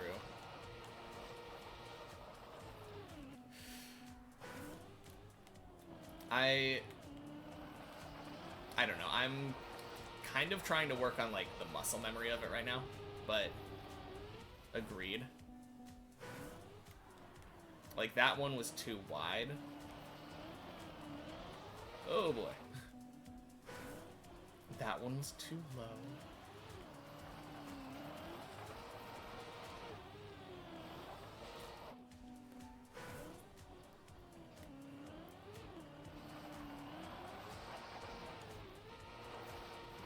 Yeah, at this point, like, it's a little bit weird because I agree that I should be able to identify why my things are failing, but at the same time I want...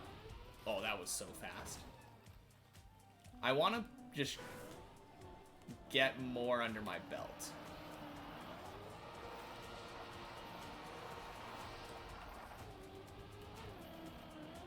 Okay, clearly that one failed because I did a fat release tap. Not even a release tap, I just released for like 2 seconds.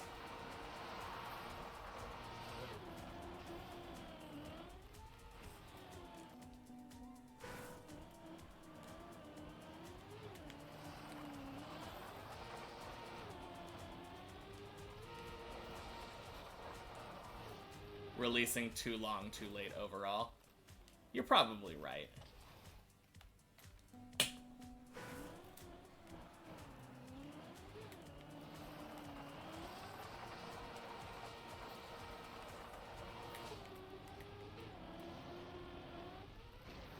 Ooh. Is there any way to save those ones? Like...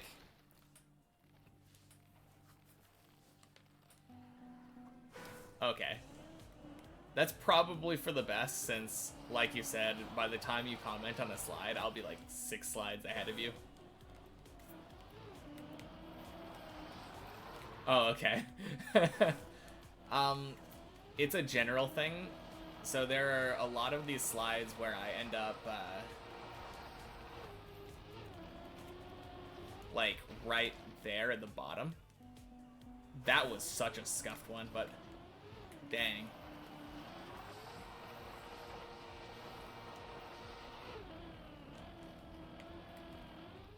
Yeah, there's a lot of the ones where I end up right at the bottom of the landing spot. And I'm not sure if I know of a way to save those or if those are just doomed.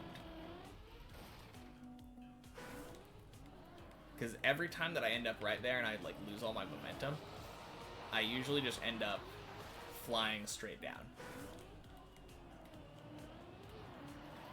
Probably because the car is terrible at going uphill, but... Yeah. Oh, dang. Like, right there. Right there, I was at the very bottom of the slide.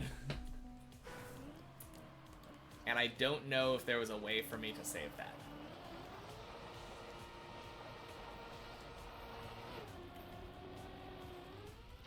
Oh, that was clean.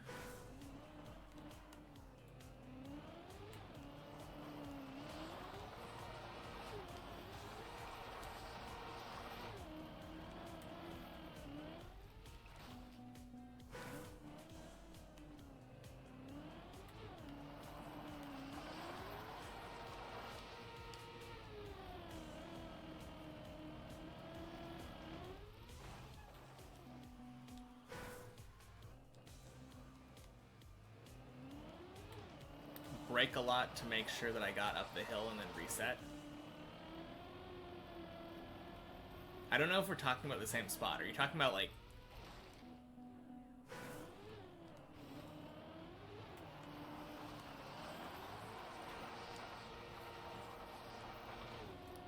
Because I'm talking about after you've made the jump. Like, I make the jump, but I'm right at the bottom of the landing spot of the jump.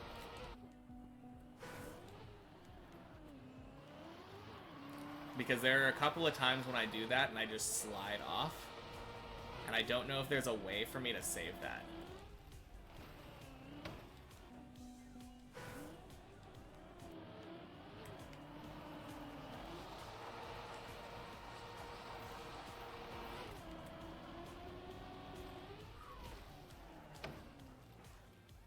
Okay, so if I ever find myself in a situation where I'm like this,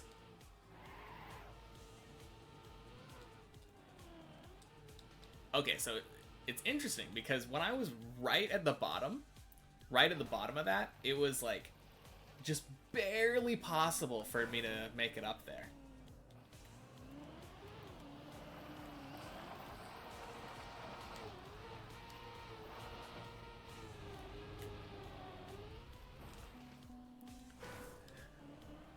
Paperboy it? I don't know what that means.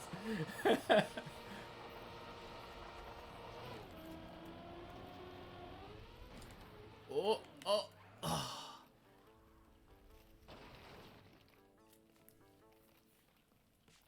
Oh, okay. Is that what was going on? So, like, that last time, I feel like because I didn't have enough speed to get up, I was just, like, barely... Oh.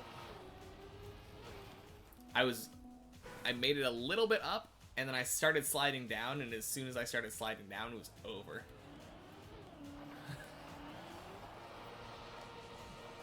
But I feel like it might have been possible if I was a better player to, like, save that one. Like, maybe if I went sideways, like, tried to go backward or something.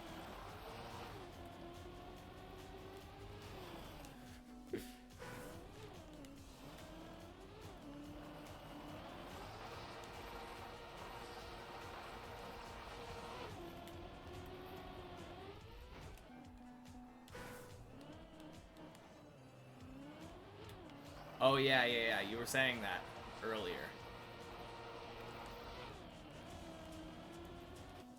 Okay, I exited the slide too early there. There might have actually been a chance for me to make that if I, No, that one wasn't going in.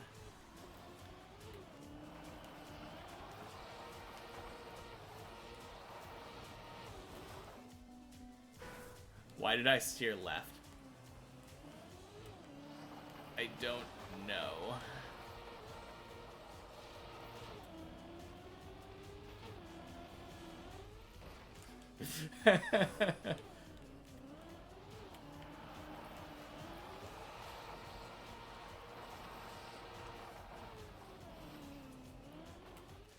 Ooh, I was taking a detour.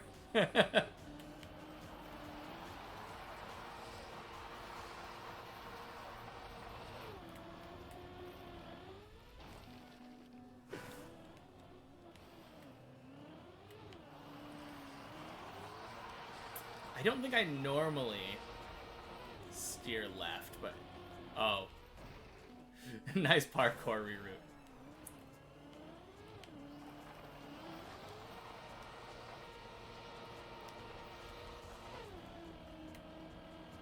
Yeah. I think I know what you're talking about, though. Because I caught myself doing it earlier, just now.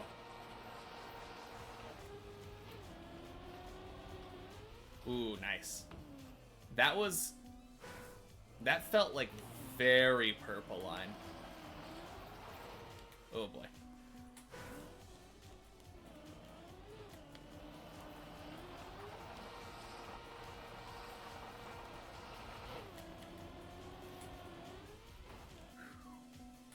I think if I had done less release taps there, that one might have been good.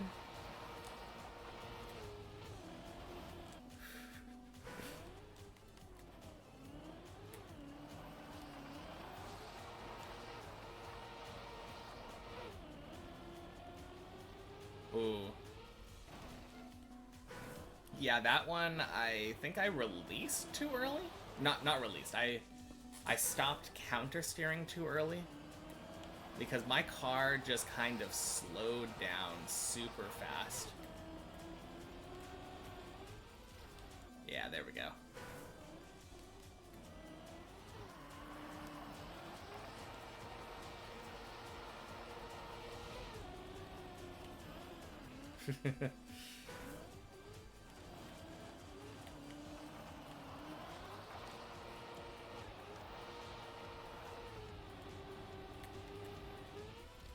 Ooh.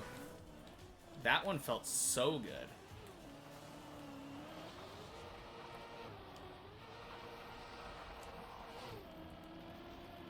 Eh.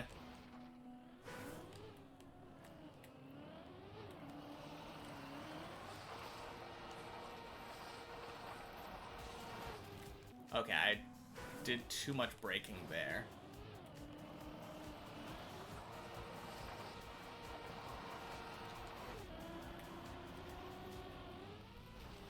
That was nice.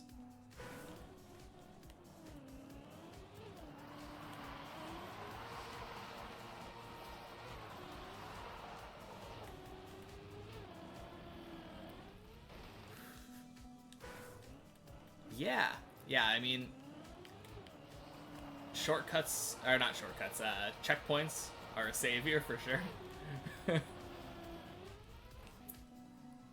I'm getting way more clean, like, clean attempts.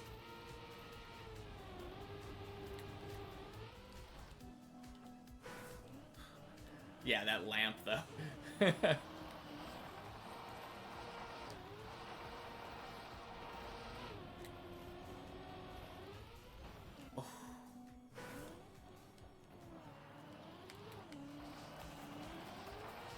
Also, though, I feel like I'm getting more attempts where it's less clean, and I'm still able to make it. And I really like those ones. Those ones feel good. Like, I've had 2 of them where I clipped my back tire on that ledge there that I just clipped, and I was still able to make it. Air brake would have made it. Oh. Yeah, you were saying... Oh, that was way too long of a...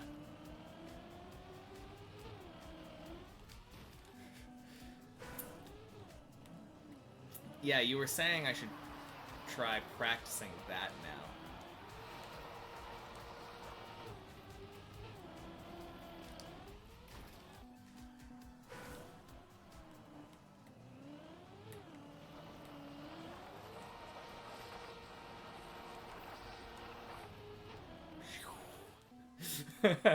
Too much braking on that one.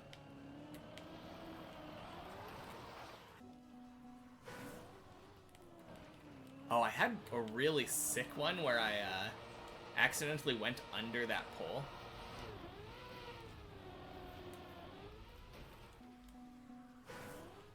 But I still somehow managed to save it.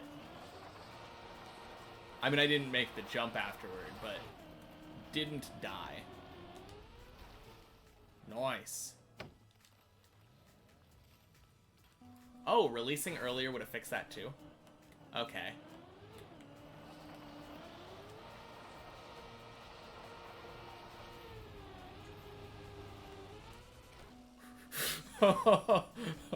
I don't know how that would have turned out, but I did not want to hit the checkpoint.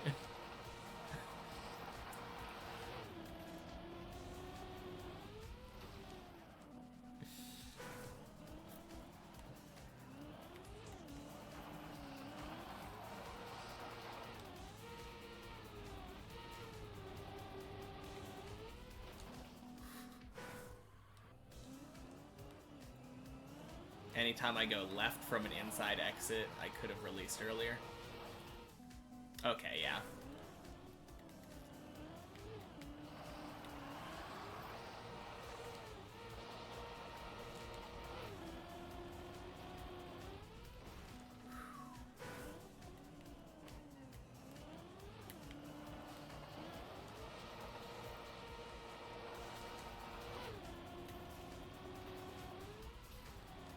Yeah, I'm getting a lot of really clean attempts right now, though.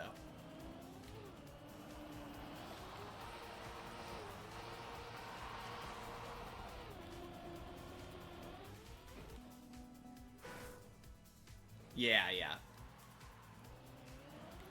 Yeah, I know. Like, I'm definitely trying to aim for the right side, but, like, air brake might have made that one, too. Okay. Yeah, of course I'm aiming for the right side, but I'm also sending everything right now. Like, unless it's... Like, this one's super scuffed, clearly. But if I'm anywhere near the amount of speed, I'm just sending it.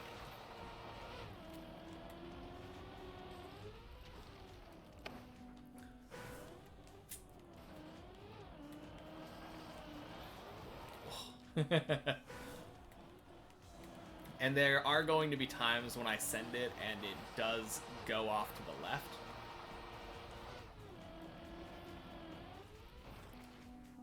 And I feel like it might be a good idea. Well, I guess the problem is with the way this many checkpoints version is, I don't get to test the left landing. Because there are times when I get way too much speed but can't aim it, and I end up on the left.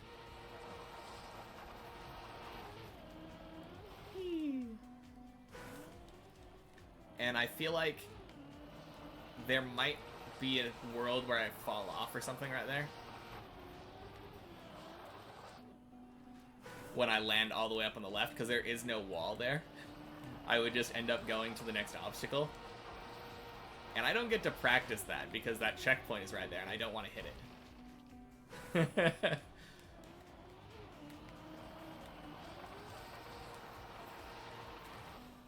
Alright, I'm ready for your take.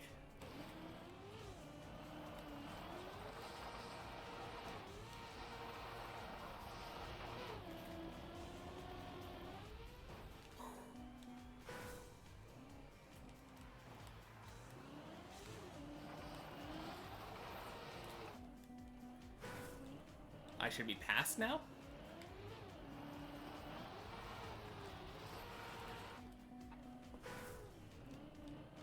Oh, you mean I should, like... I should continue. You think... So... For the first... I have arbitrary rules, as you know. Oh yeah, all good. So I've made up arbitrary rules for myself. And one of my arbitrary rules is that for the shallow dip floors, I don't want to excessively practice them before I get a success on them. For instance, like this one. I'm doing this because I got to floor 2. Air brake! I'm doing this one because I made it to floor 2. So I want to, now that I've completed floor 1, I feel good about practicing it and attempting to get consistent enough to get to floor 2 a lot. But once I stop practicing this, I'm going back to the other one. And I'm doing floor 2 as if I was playing deep dip. Because I would be playing deep dip at that point, I guess. But I just want to get good enough and then explore normally instead of being able to practice it with checkpoints. Oh, you're saying you think it's time. I can move on. Okay. Yeah, fair enough. I have been getting a lot more consistent, especially in the like the last 10-15 minutes. Okay. Oh wait. Before I do that, I'm gonna go until I fail. I failed! Woo! That didn't last long. Yeah, you're the lucky charm.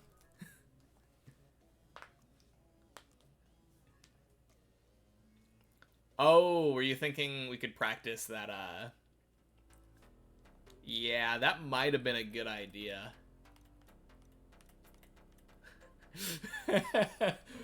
Well, I'm hoping that one seems easier than the ice slide. Like, the rest of floor 1 is kind of a piece of cake compared to that.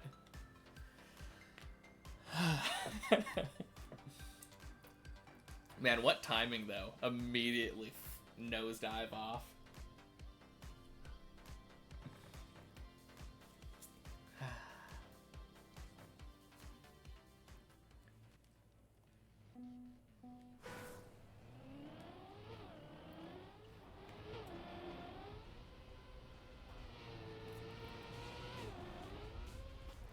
Oh man, it feels weird driving floor 0 right now. I mean, I'm very warmed up, so I don't feel uncomfortable with it, but like I have been driving that one slide for the last like 2 hours.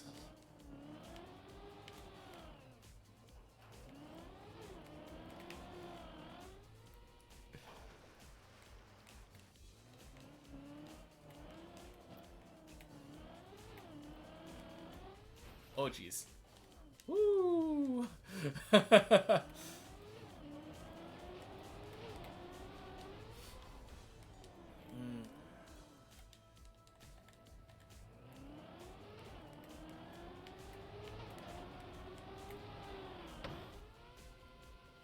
Alright, the question is, first try? First try? Yeah. Don't just keep, like, banging your head against the wall, of course. I never want to be in a point where I feel like I have to be on this one. But I do like this one more. The other one is way better for practice, but this one, like, you can fall at any time and have to restart, and just kind of gets your blood pumping. I definitely feel like I'm a bit addicted to the deep dip.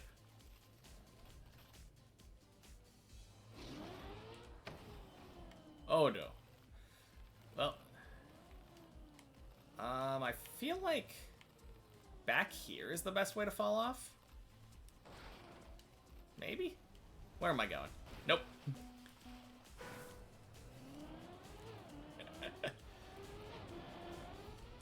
I guess that answers the question, though. Not first try.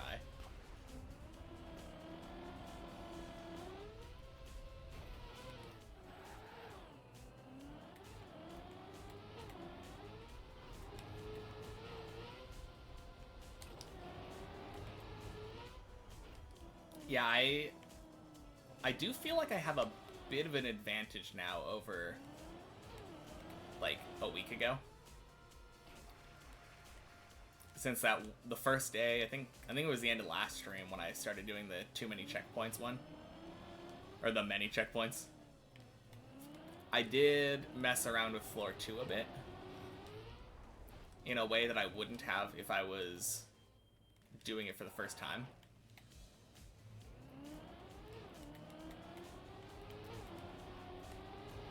In no way am I, like, consistent with it, but a lot more familiar with, like, the setups and all that.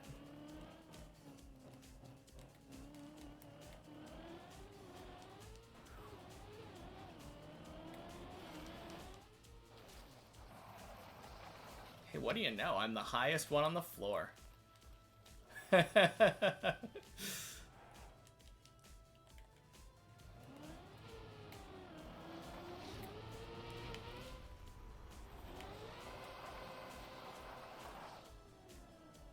Pay no mind that I'm also the lowest person.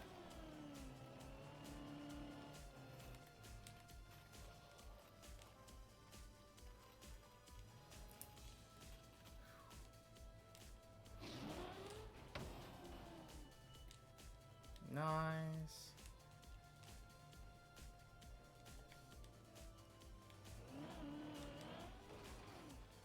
Yeah, I'm really glad, though, that I gave the many checkpoints a shot. And I will continue to do so in the future.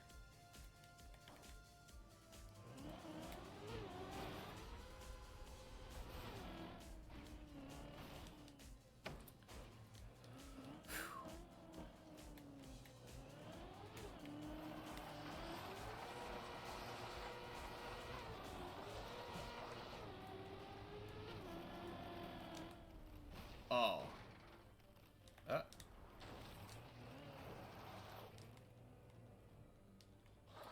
Yeah, that one was a bit of a sketchy one, but I'm... Many checkpoints has still gotten me into the mindset of sending. And that, I think, felt better as far as sketchy ones are concerned than, like, most of the other ones that I did before I did the many checkpoints. That slide could have been much worse, is I think the point I'm making.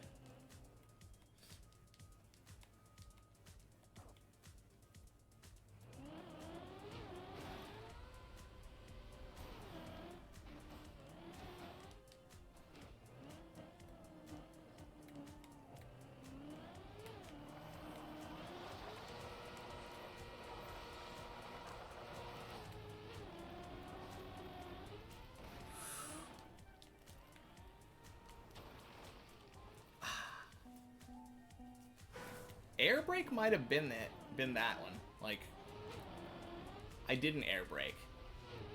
I don't think I would have made it because I think I was still a good like 5 speed too slow, but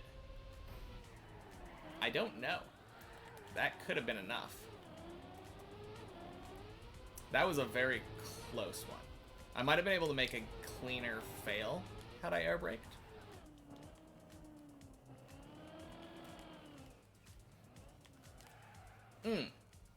Random question that I don't think I've asked in here before.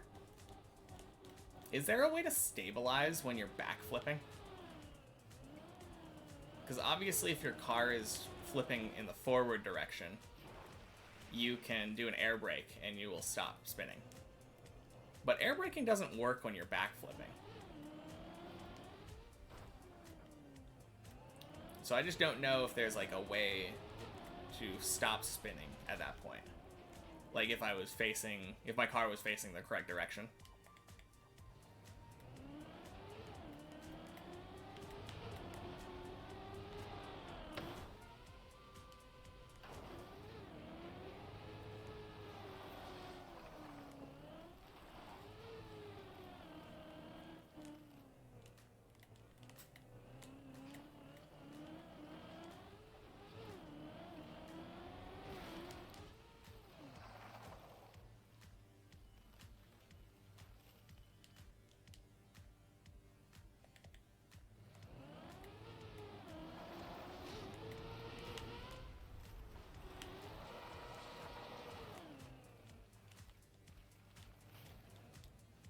Oh.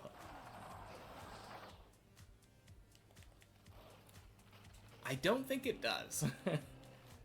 Which is a good thing and a bad thing. Because I've definitely accidentally air braked during the, that backflip section right after this pipe. The only thing to do is steer. Okay, that is what I thought. So it's just kind of a reaction thing about like how I'm gonna land.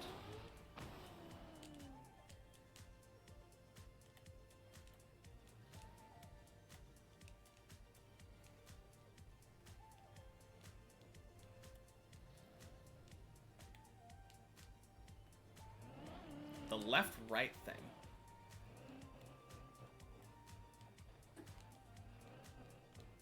I think you might need to elaborate on that. Is it just tapping left and right will stop you rotating, or...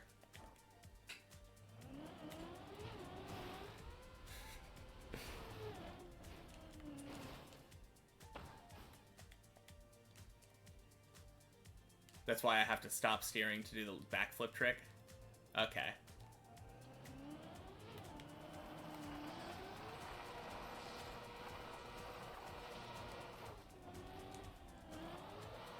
Oh no. Oh, that should be good. Oh no, I didn't realize how close to the edge I was. Anyway.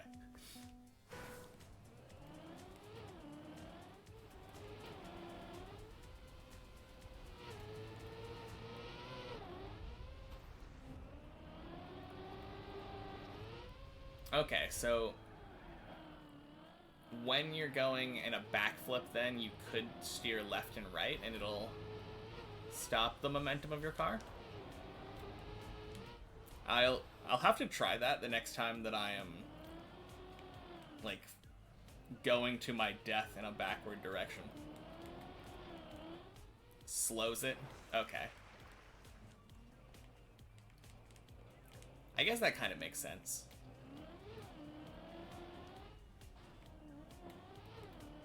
since it's trying to like alter the rotation.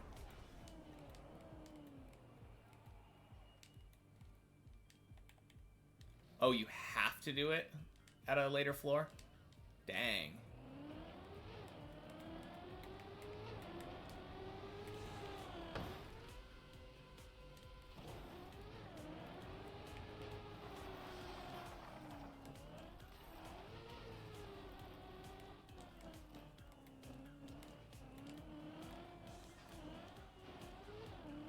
Timing the rotation to hit a bounce.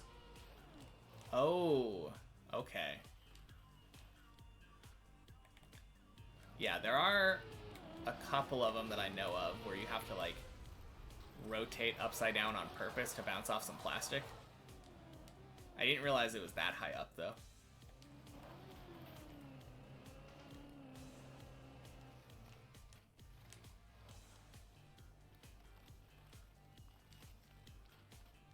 Oh, you haven't done that jump yet? Oh, no. Where is a good place to get off here? There, maybe? Oh, wait. Oh, no. Oh, no. Go back into the tube. Nope. They just steer after so much rotation. Is that horizontal rotation though? Like they're spinning left or right and then they counter steer?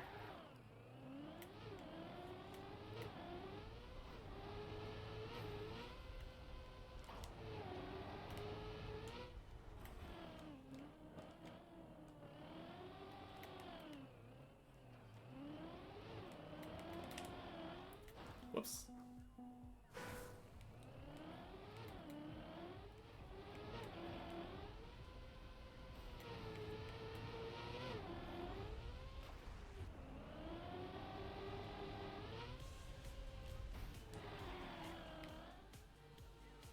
Oh, I wonder if that guy turtled.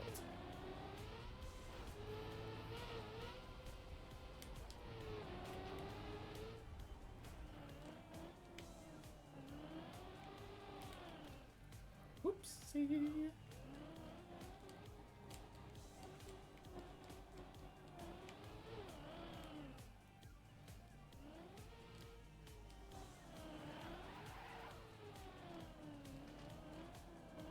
Yeah, I'm still kind of nervous about that turtling part though. Because that is coming up now. Assuming I can pull off the ice slide with consistency like I've been practicing. It's literally just one jump and a sketchy rail section away from an intentional turtle section.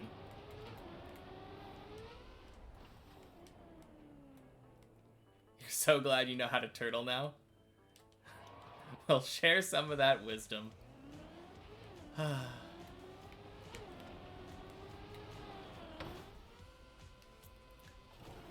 I mean, it seems so simple, but at the same time, like, yeah, exactly.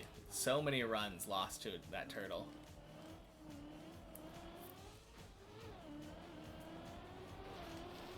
Your wisdom is to go do a turtle trial. Fair enough.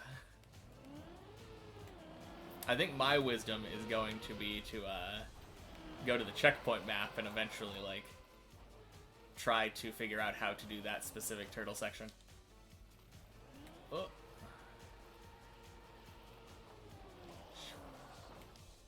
Yeah. Yeah, that is true. You're not wrong. Not wrong.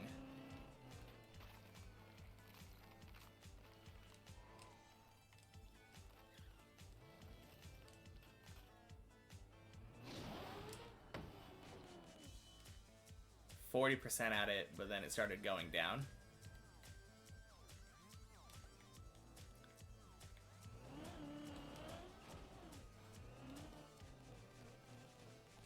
Oh, okay. So you were getting it most of the time, and then you failed it like 4 times in a row and decided to go to a turtle map and learn it. Yeah, that is fair enough. I don't think there's a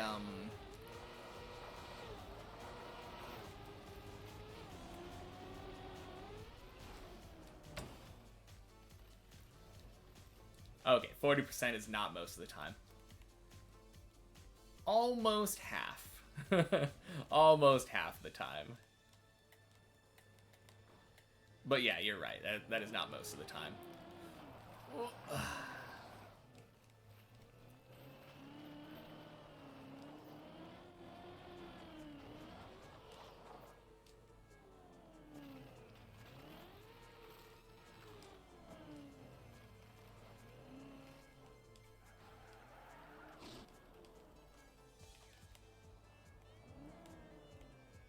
You were skipping it a lot, but when you did have to do it, you got it like 40% of the time. That does seem about right. I feel like I saw you skipping it a lot. I don't think there's a checkpoint in that cone where you have to turtle, though. Which makes sense, I guess? There is that pole that I've seen people, like, re-turtle themselves off of if they've landed in that cone right side up. But yeah, I feel like there... Oh boy.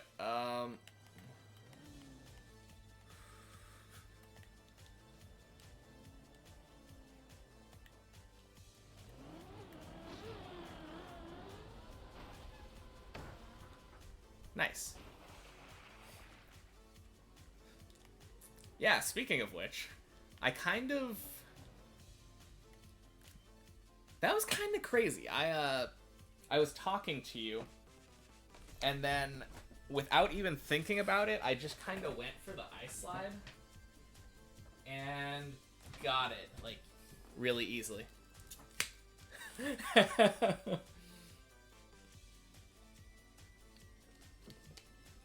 Never would have happened, like, 2 days ago.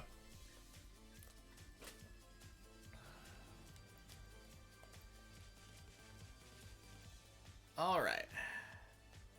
Where's that little triangle? There it is. Yeah, time for the next struggle. Exactly, I'm so excited. Alright. I'm gonna... That was a little far to the left.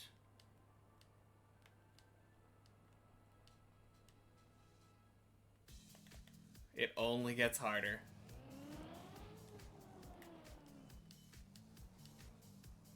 True. You turn at the 4 shadow stripes. Okay, that's good to know. Ooh, yeah, that felt good. That felt really good. I'm not quite sending it yet because I want to get the feel of the turn, but you keep your left wheels on the black border.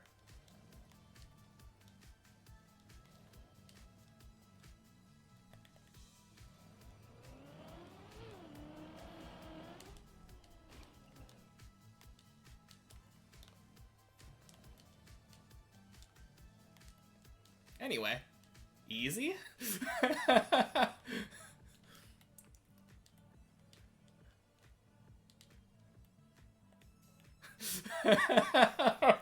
This is my first time doing this on the real map.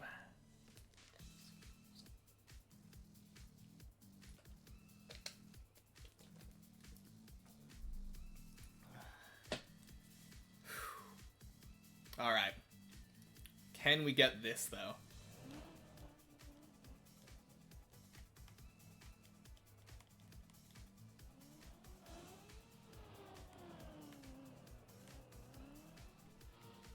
Oh no.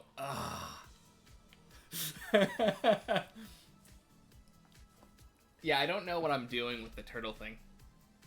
Because I've done it a couple times where I tried going to the edge and just yeeted off the map.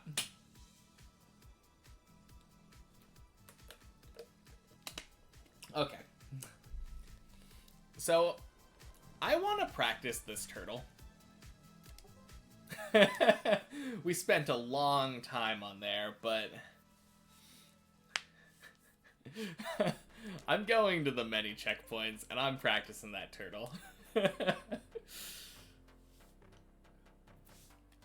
Which is, I think that's fair enough. Quick PB. Yeah.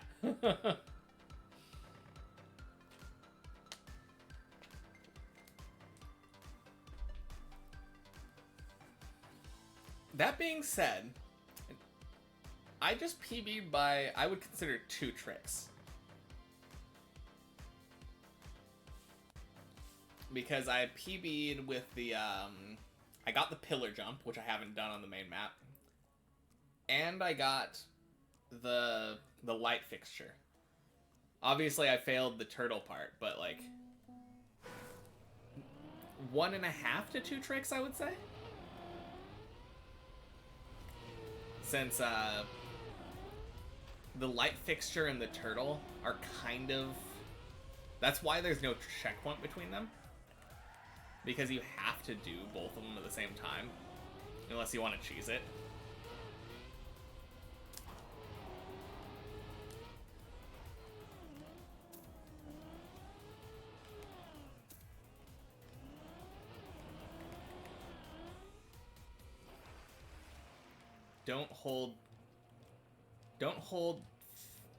Don't straight hold forward. When you say forward, you mean gas.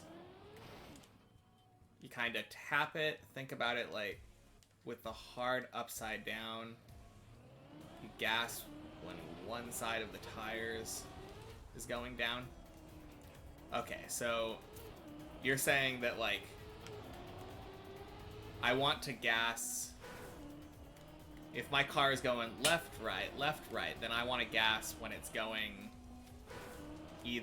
to the side. I only want to gas when the tires are touching.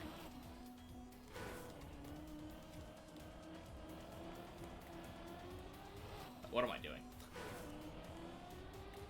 I'm gonna double.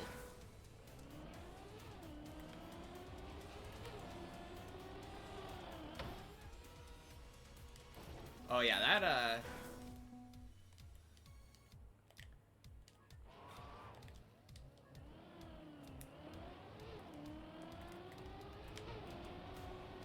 Did you just see that guy? Oh, well. This is such a bad respawn. Anyway. Yeah, car's upside down. The car is teeter-tottering. So, I need to gas only when the tires and not when the top of the car is going. Is that why my car loses momentum? Like, it'll lose momentum, like, back and forward anytime that you're holding the gas and your top is on the ground? Oh.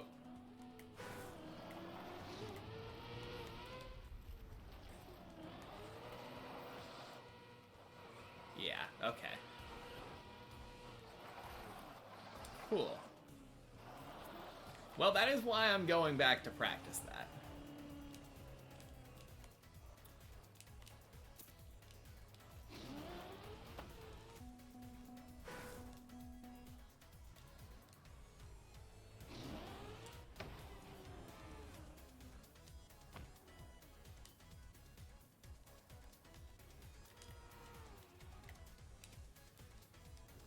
Honestly, you suck at it.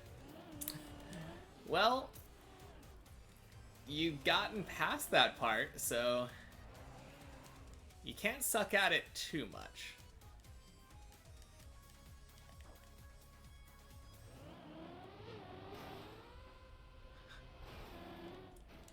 The only way to stop rocking is to be steering the wrong way. Okay.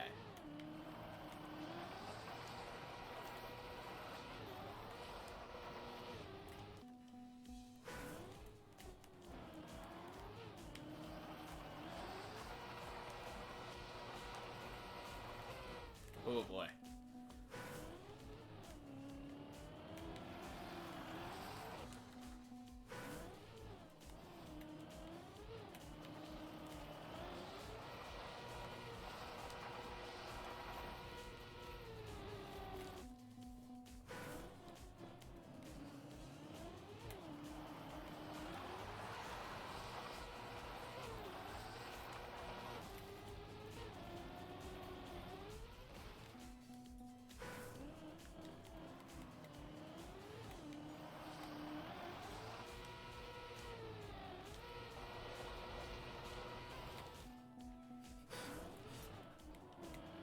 I feel like I've seen people, like, not even hold the gas while they're turtling, so I think you're... I trust you on that one. Like, especially when they're doing really precise turtling.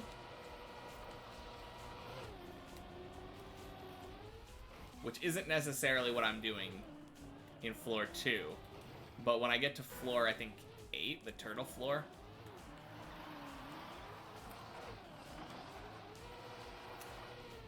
much more important at that point. That was super slow. Oh.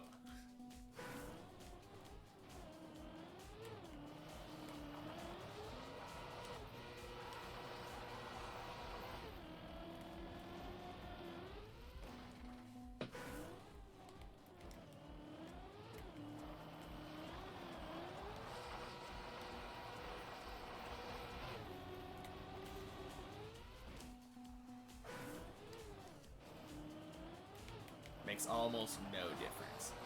Okay.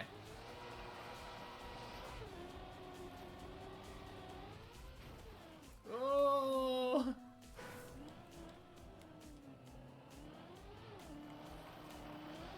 The turn I need to take is a bit much for going full speed, though. Are you talking about the when I'm spinning off of the light fixture?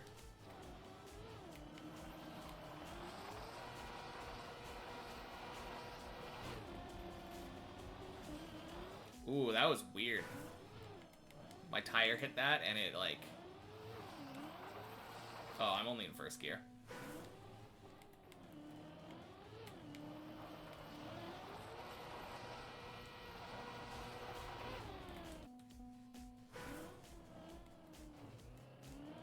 Oh. Yeah.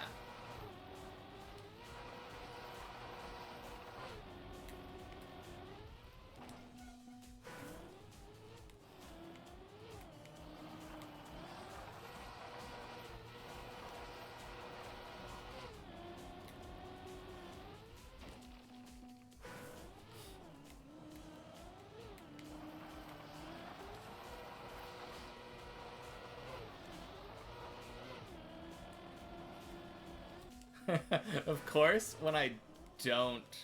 I think it's because my mind is on other things right now, like with the turtling. But I am getting some jank ice slides right now.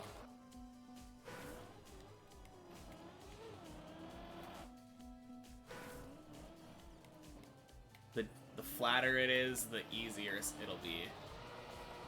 Yeah. I think I've heard that from someone as well, that they were saying, like, okay, that would have been fine if I would have been able to go farther right.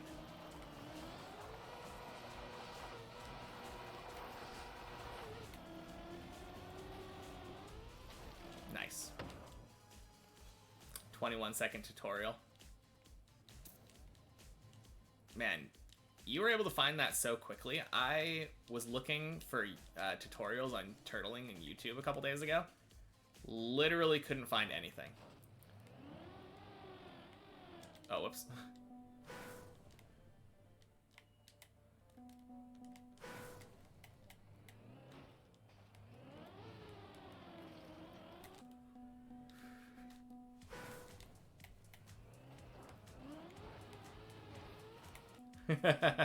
Oh, it's Genic.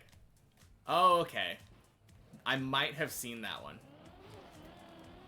I might have seen that one then, because it was just a clip of him being asked by someone in chat how turtling works, and then he flips over and just says, like, it's all about the rhythm. Oh.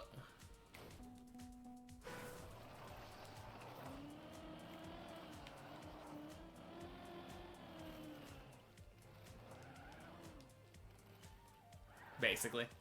Okay. Yeah, I might have seen it. Oh boy. Oh no.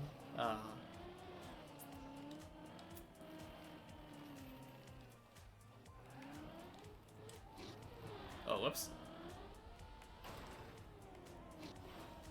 Oh dang, I hit the super turbo again.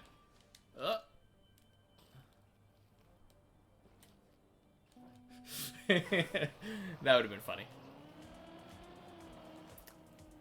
Man, imagine. I felt like I might have been able to save that, but it was not to be.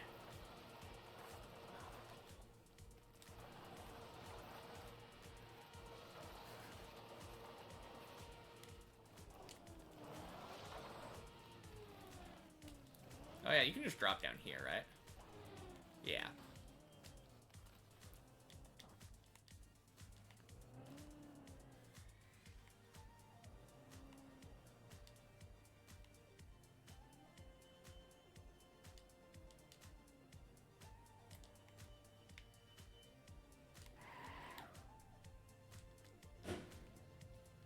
Okay. Clean enough. Alright, let's make sure we're straight so the ramp doesn't screw with us.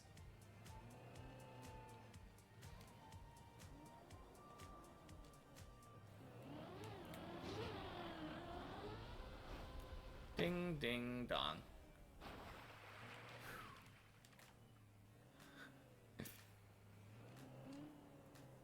And then... Wait, is this a different color on this map? That was black before, right?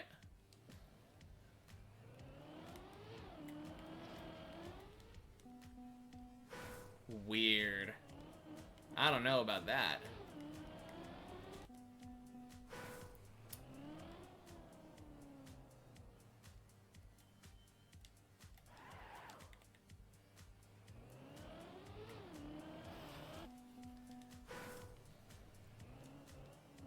So the people can't cheese?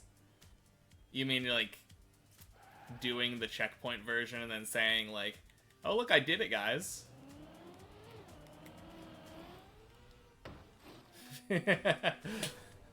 Okay.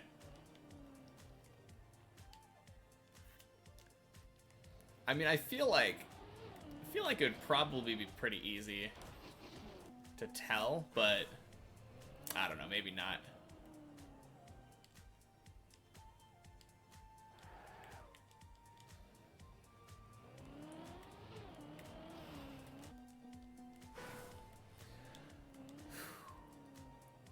Man, I got so lucky on this that attempt.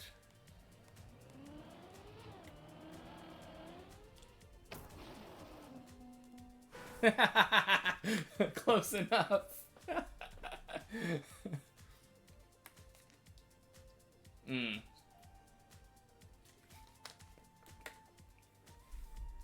Yeah, this is how I'm gonna do it when it comes to actually doing deep dip. I'm gonna clip the checkpoint.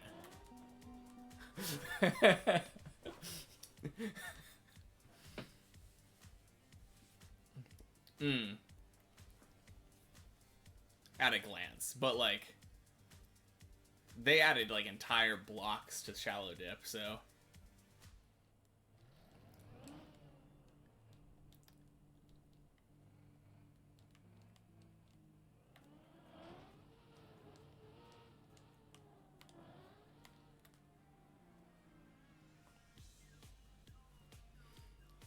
oh, yeah. Yeah, I mean, I wasn't aiming in the right spot to begin with. What in the world?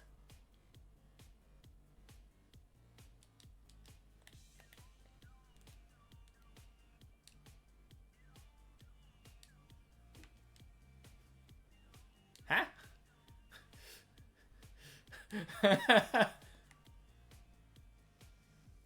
End of time just restarting.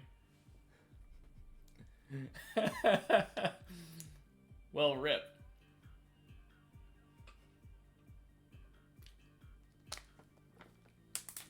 Guess I have to get back to the turtle part again.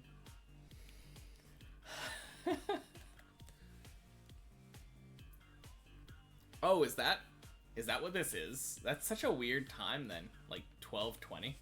Or not 12:20, 2:20.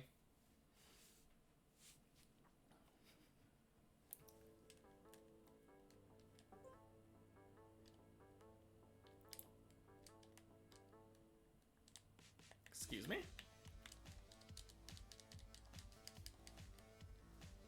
Why are my controls not working? Oh, okay.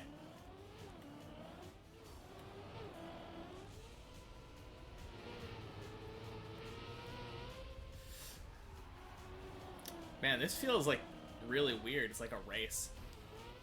And all the other people are super fast.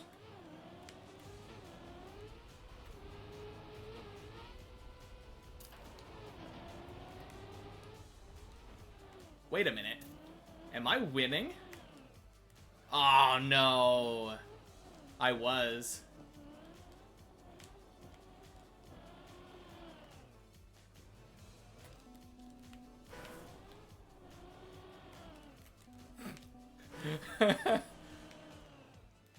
That was so weird.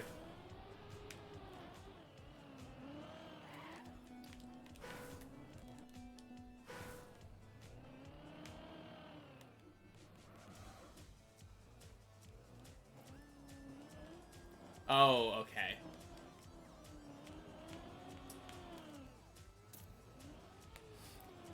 Darn. I was gonna... You had to get my hopes up, too. I was thinking that, like, no one else had made it to this checkpoint. Sick. Just let me ignore the little height meter on the left side. Live in my little land of delusions.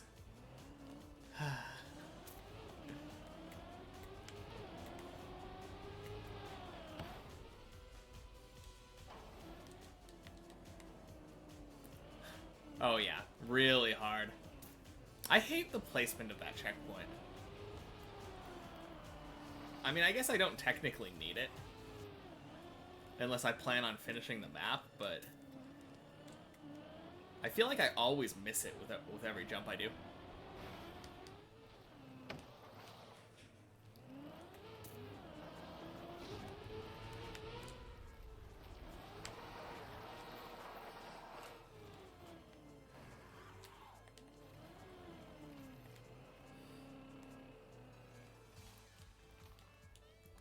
Any idea why it says unknown sometimes, though?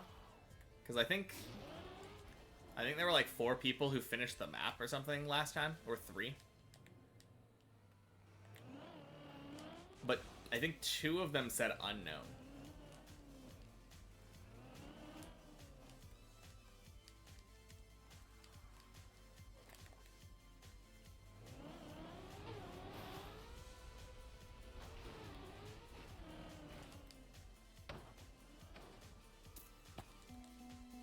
Great. Now I'm gonna have to double respawn every time. I should have redone that. Or I can just get the ice slide the first try.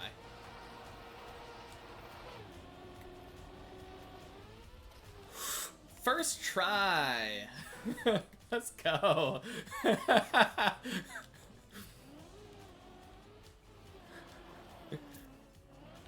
I'm having the most jank checkpoints. Yeah, that was pretty clean.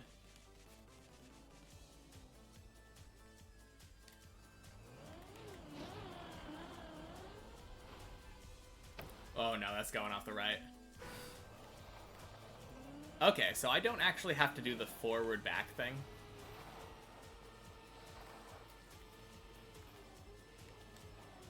That is good to know. I can literally just back all the way up here.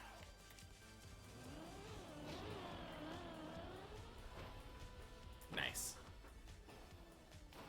It is a little less clean doing it that way, but at the same time, who cares? Especially on the checkpoint one. Alright. Almost back to the turtle spot already.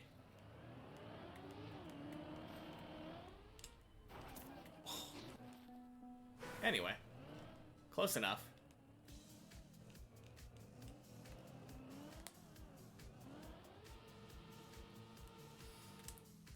So, what is the strat? I want to flip sideways so that my car is facing one of the directions, like left or right.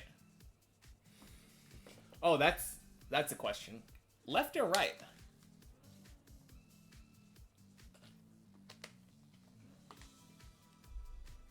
You go left? I think I've always tried right because I think when I've watched, I think Virtual does it right.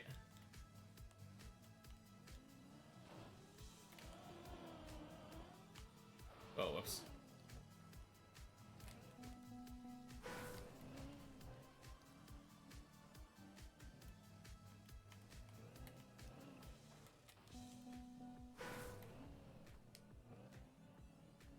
Doesn't really matter. Just have to be able to turtle. Fair enough.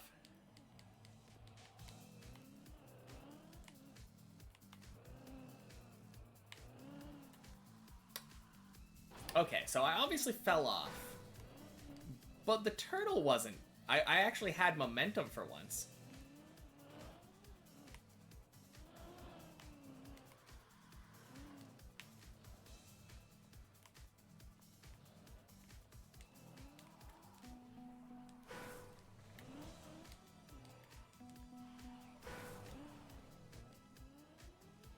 Does this work? Probably not, right? Oh!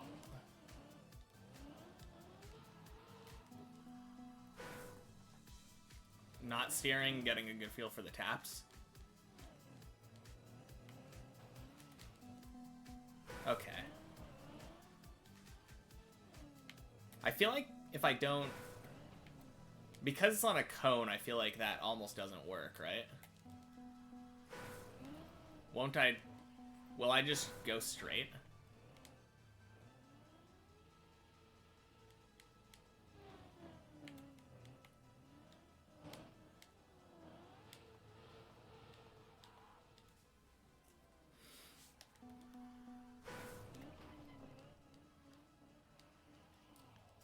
Yeah, I tried not steering there, and I just kind of went up the cone.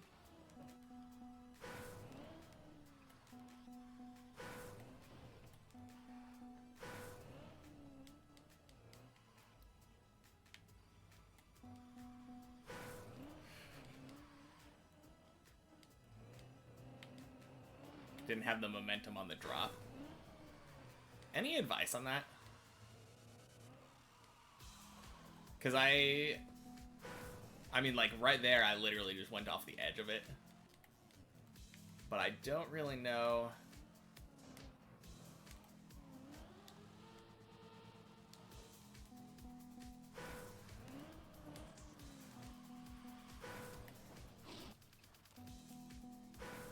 Okay, so, like...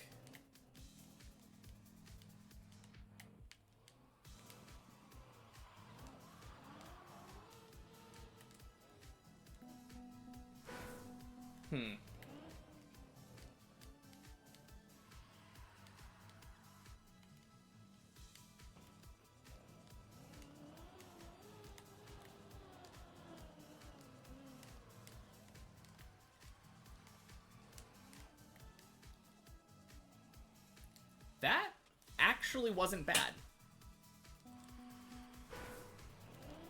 I almost made it. I didn't have a lot of spin.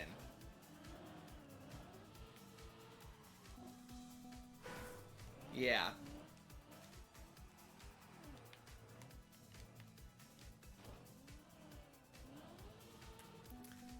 This feels like the hardest part of it is actually getting your car to be in, like, a direction.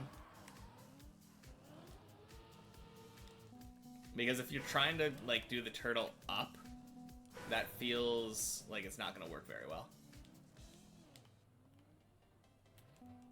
Oh, you only want to hold turn when it's turning too? Okay.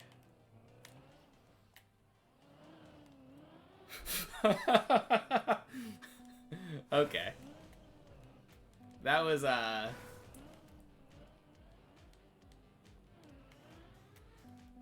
It's a rhythm. Okay.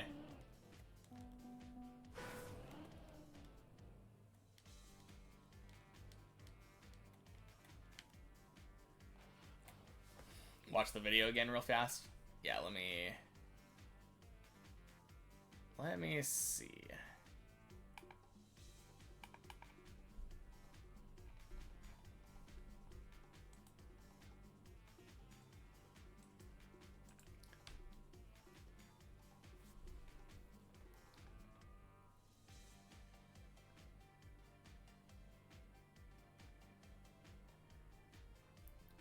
Okay, so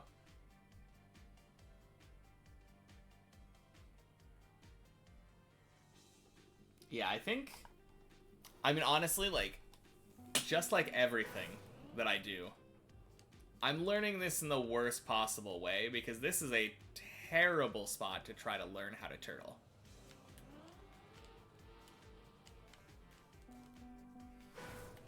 Yes, sir. Absolutely. So,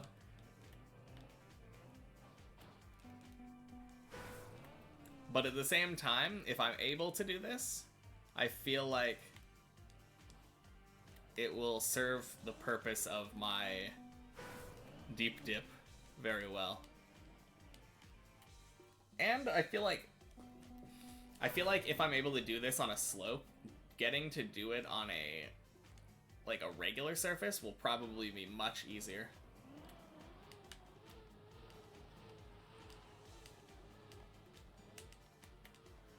Oh, I killed all my momentum with that turn. I think I probably should have turned the other way first.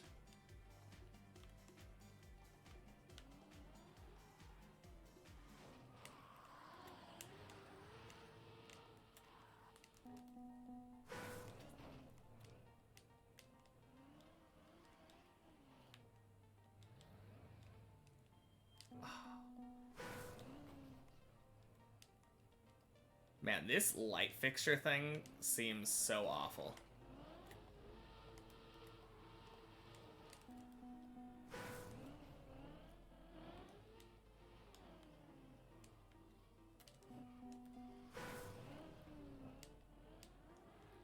You either get it, like, really easily, or you just fail it.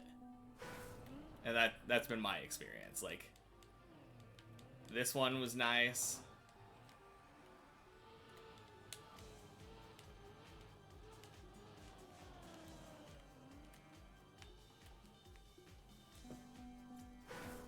As soon as I come off and get onto the poles.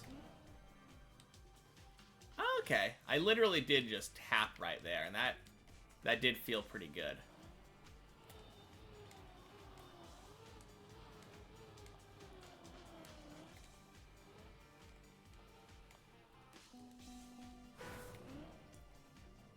Oh.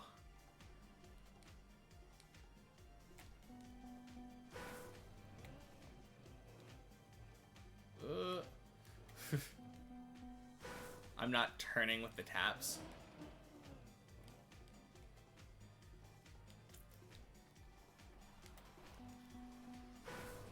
Okay. So I should try to time all of my inputs at the same time then.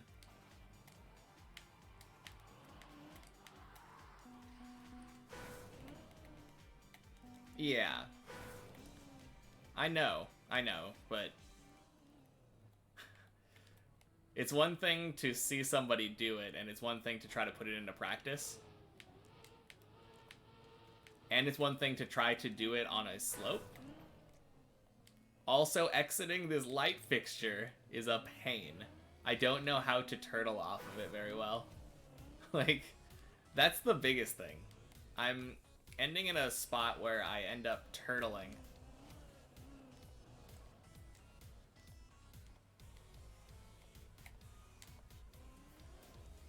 Oh, that last part, I held down the left turn, and I saw that kill all momentum. I think if I would have just did a slight...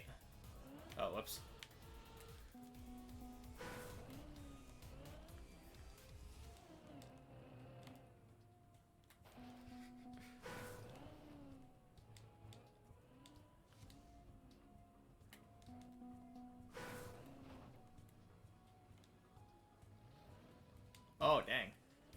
this saved?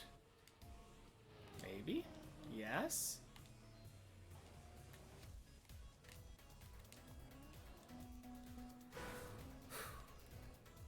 Yeah, I think once I'm able to get to the point where I can conserve a lot of my momentum.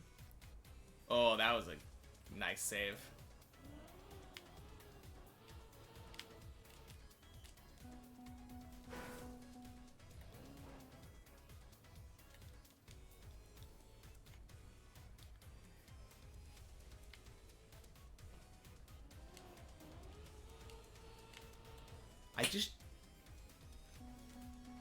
Yeah, I haven't learned this type of driving. Exactly. Obviously it's gonna be hard. Like, when I learned to ice for the first time, it was really hard. Okay, so I feel like if you don't position which way you're going to turtle early, that also kills you right here, right? Yeah. That's what I was thinking.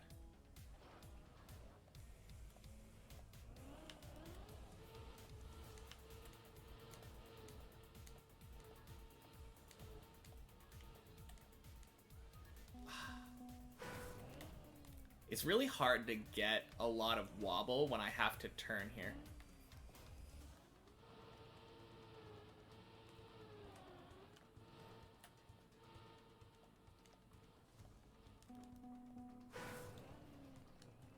I think if I was able to, like, get into a turtle and be able to go straight from it, I think that would be a lot easier. But this is a turtle where I have to go into a turtle and then immediately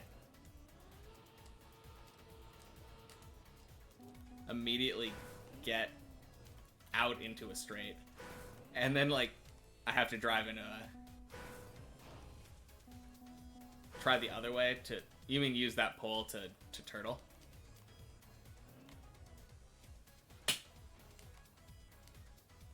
How do I use the pole? Do I just drive on top of it? And then...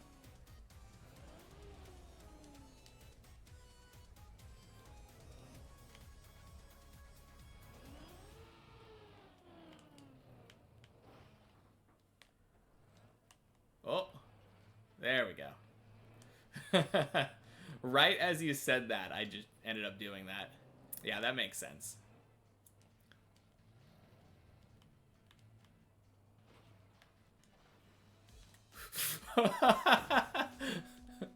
Okay.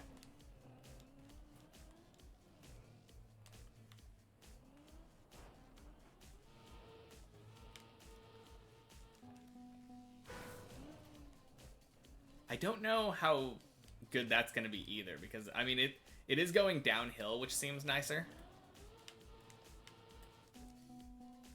Yeah, I'm not going up the cone, at least. That is what I was thinking.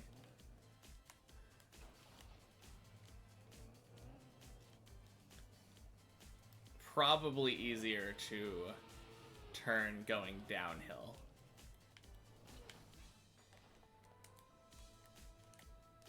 On the other hand, you have to, like, turn super fast and stop.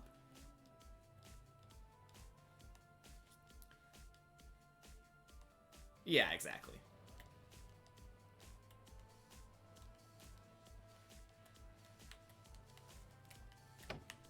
Oh my gosh. I almost made that one. That was so close.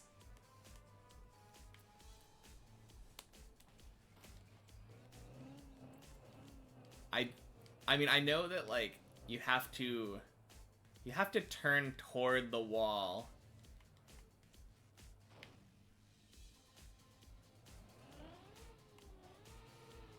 Yeah, moving along the edge, getting to this, except upside down. And then when your tire is up, you need to turn toward it.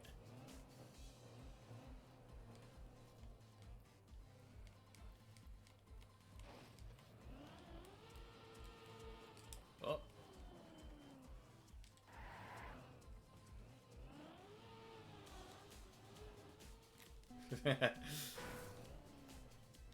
when the close tires are low.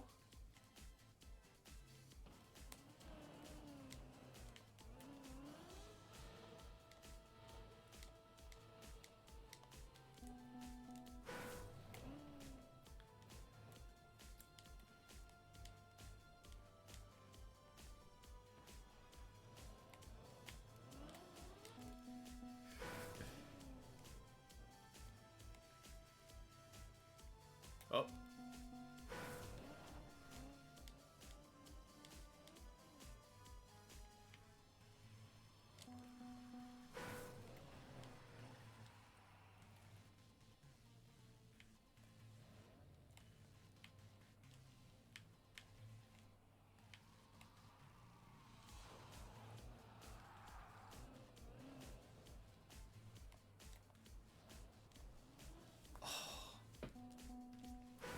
Would I have been able to turn better there if I let my car go farther, like closer to the edge of the... I slid. Is that just a death sentence in a turtle? I mean, that's what it seems like, but...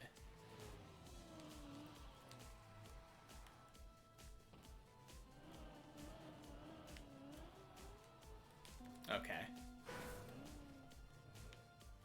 Momentum immediately goes away when you slide. Okay. Yeah, I had no idea.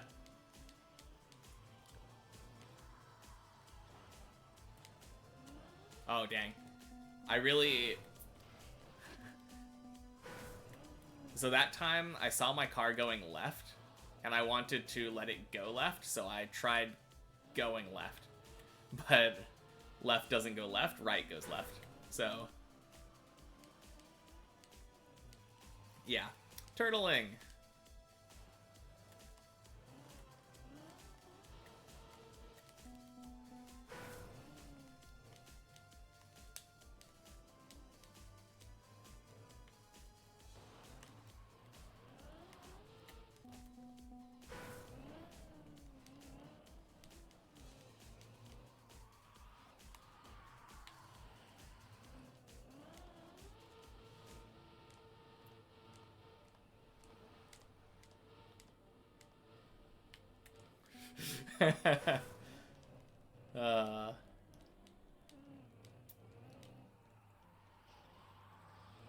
Alright.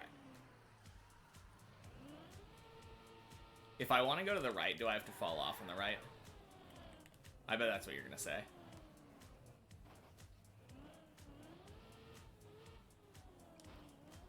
When my left side goes down? Oh. I don't know what I was attempting to do, so...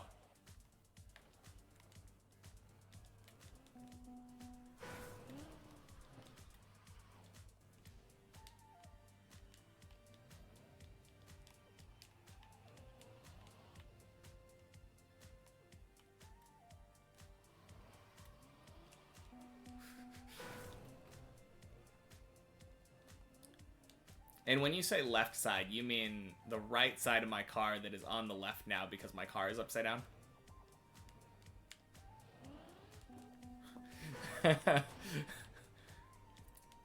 Okay. That's what I assumed, but I had to make sure. Oh no.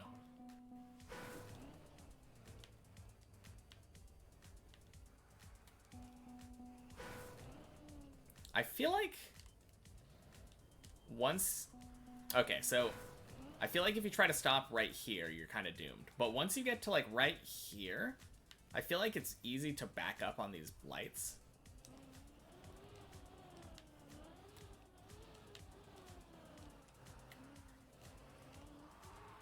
Okay, so I had the momentum wrong.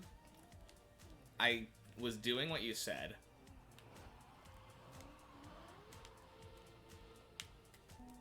But I started wanting to right turn, and I accidentally right turned while I was left. Are you saying that I should have waited longer until before turning the other way?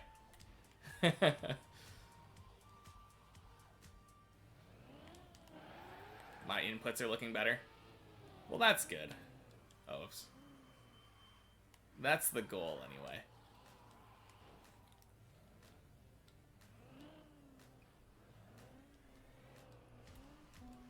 Almost. I think I'm going too far off to the side of this.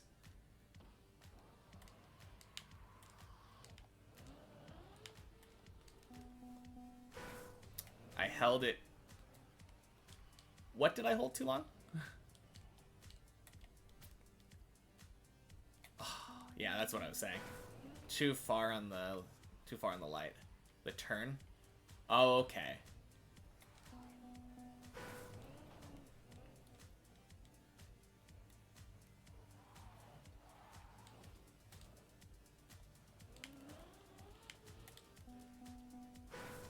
Okay, so really light turn taps then.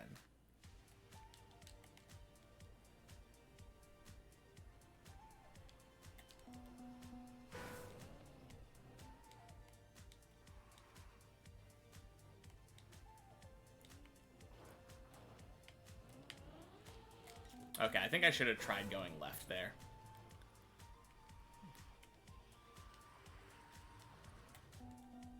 There are definitely times when my car kind of goes to the left and I attempt to go right instead.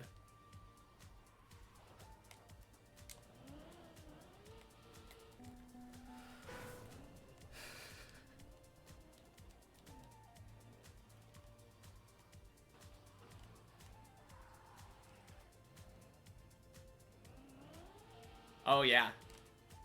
Honestly, though, like, I am having fun because I'm not driving ice anymore. Oh, jeez. I almost saved that. I almost backward turtled and, like... That was kind of weird. Yeah.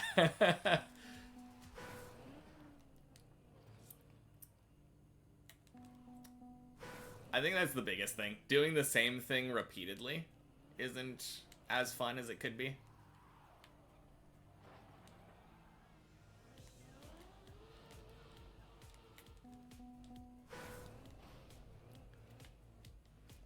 At the same time, improving and like getting to the point where you're succeeding at the same thing, that is immensely fun.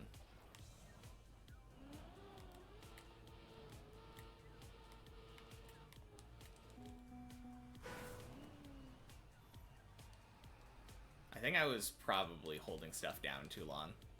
I lost a lot of momentum.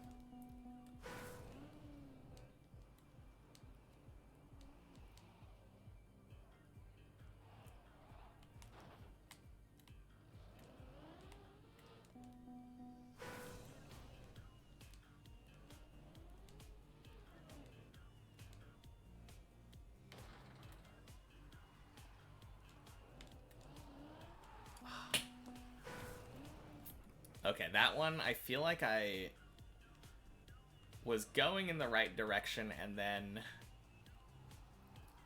I did the turn too late.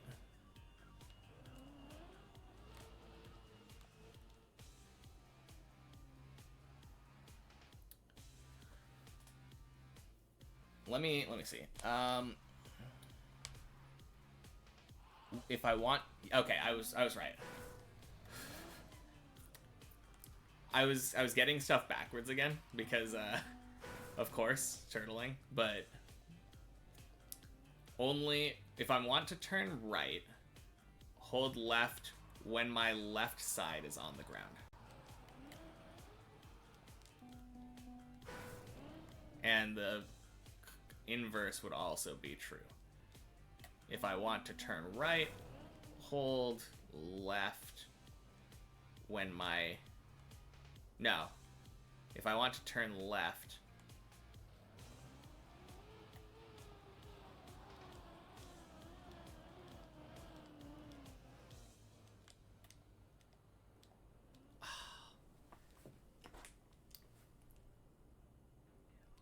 The turning is opposite, but the tire that touches the ground is the same. So if I want to turn left, I need to left when my left tire... No, other way around.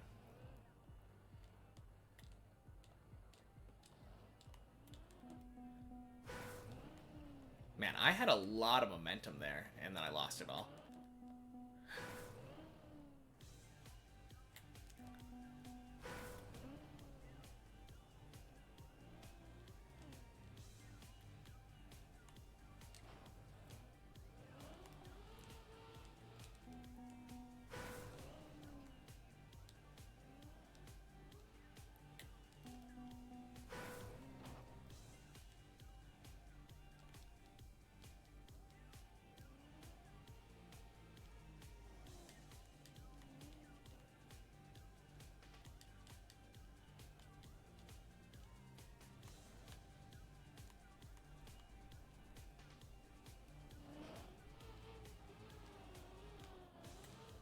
Oh, I did it at the wrong timing again.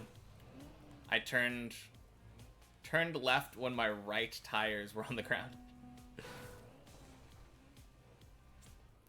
And probably held it too long too, but...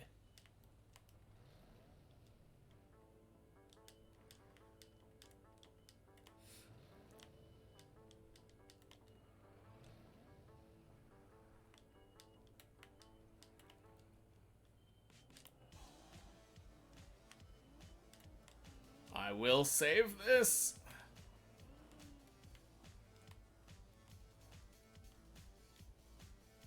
Anyway, saved.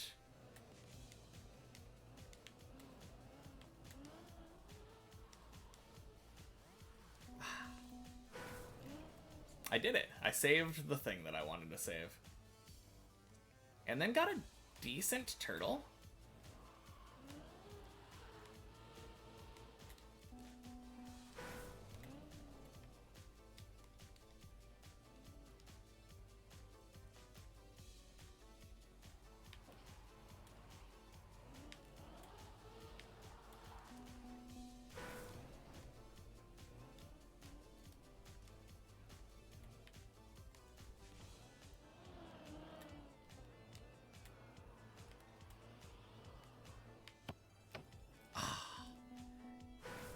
So, I kind of just full sent.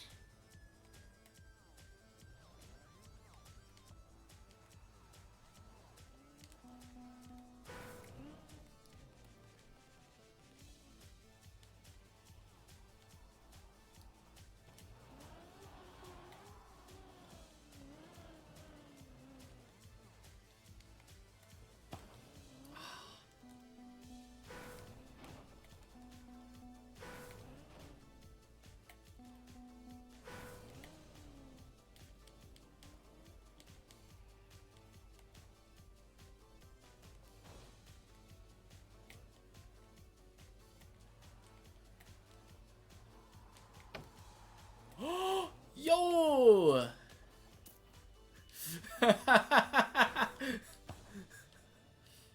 Crap, I got the checkpoint.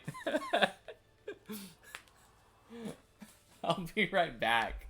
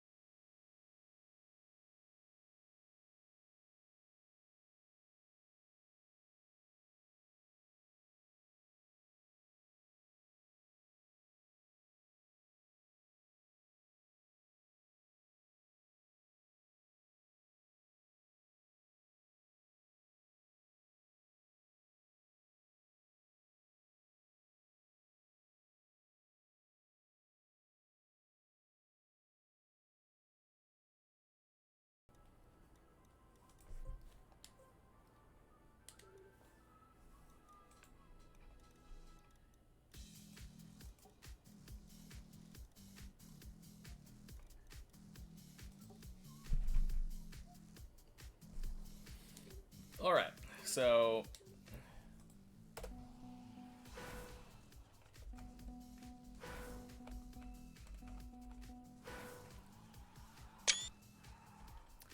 accidentally took a screenshot somehow. How do you go back to the beginning?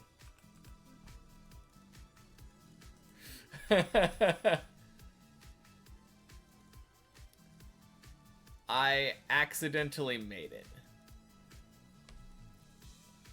Delete. That's the one. There we go. Thank you.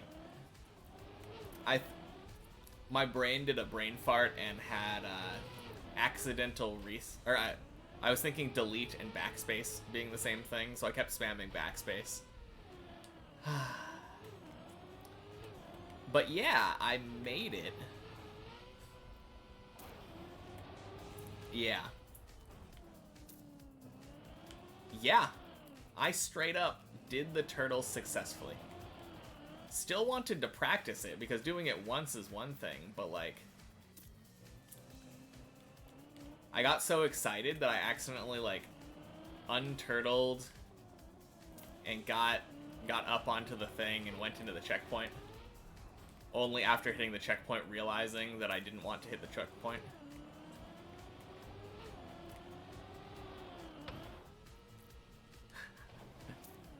Yeah, that felt really good, though. So, one thing for this particular turtle, so I could be entirely wrong about it, but it feels like when I get there, I kind of want to just hold the direction and gas at the very beginning and let my car just hard swing around. Is that wrong? Is that wrong of me to do? I mean, it's not how you properly turtle, but like... that's what I did this time, and I got, like, so much momentum, and I was able to get the rhythm going. It felt really nice.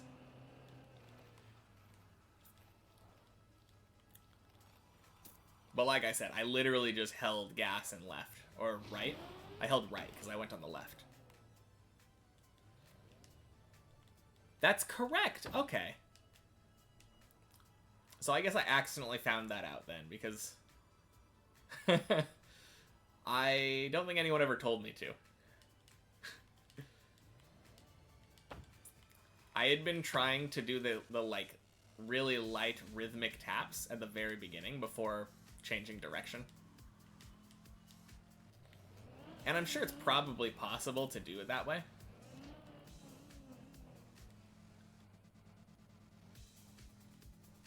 Your right tires touch first. And that's why you like to go left. Okay. Yeah, because I think when I've been doing it, I have been falling off on the left.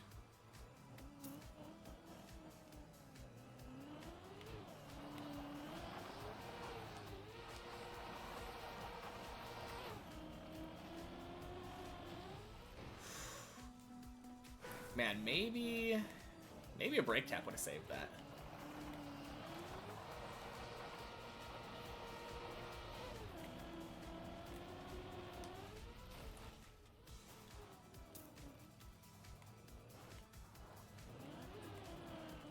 Many ways to skin the cat. Too true.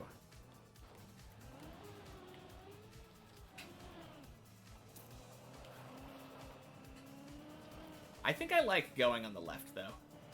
Because it seems clean the way that I do it.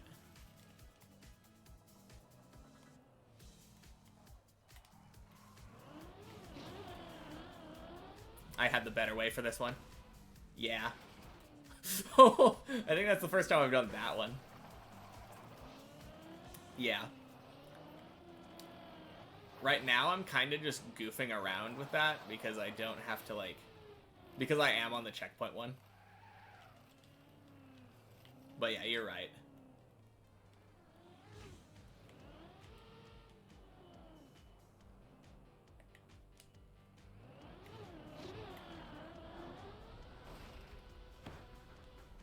Ooh.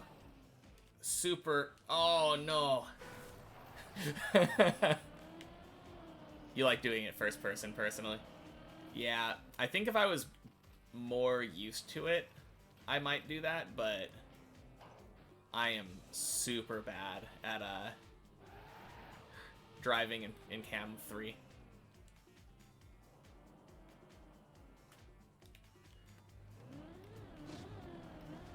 Oh yeah, that did feel pretty good. On the other hand, I'm still driving too far to the left. Yeah, you're right, though. I like that.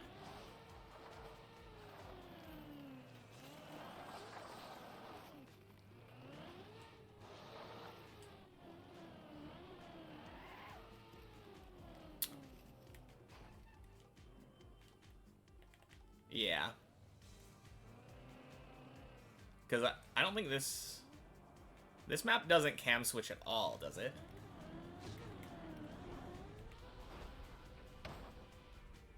Not for you, anyway. Yeah, because I know some of them I've heard, like, automatically cam switch.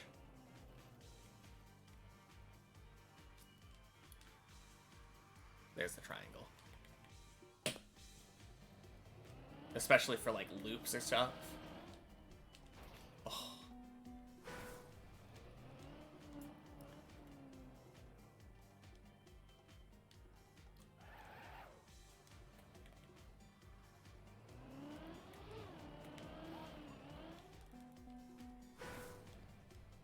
Oh, okay.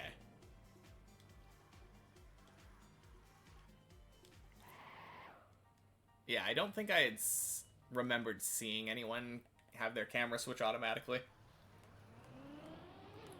But at the same time, it's kind of hard to tell since the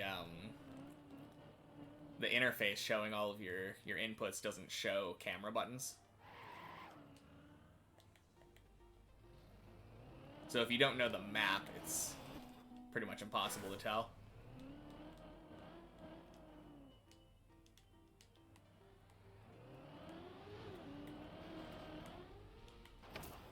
Close enough.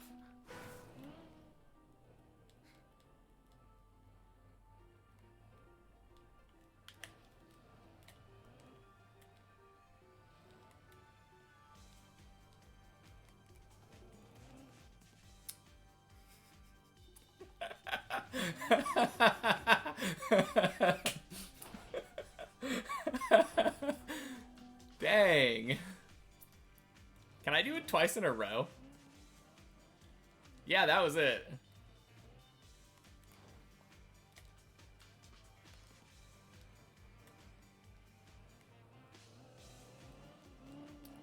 Anyway.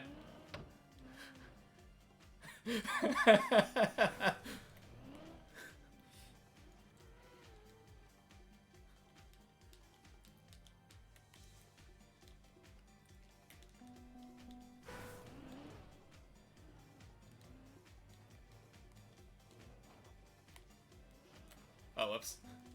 Didn't turtle, but... Dot, dot, dot.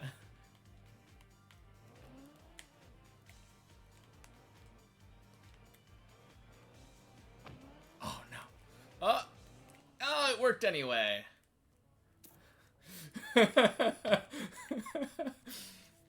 Yeah. Okay. It was literally all that one thing.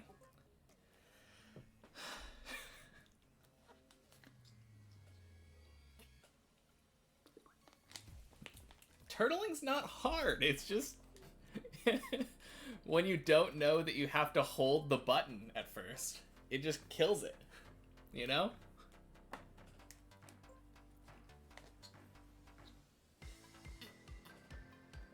Literally every time before that, I had just been trying to lightly turn my car around. But as soon as I learned that you just yeet your car out, I get that, and it swings my momentum around, and then it's just timing. It's just timing at that point. That last one was obviously a lot less clean because I mistimed the unturtle, but even so, it still worked out somewhere.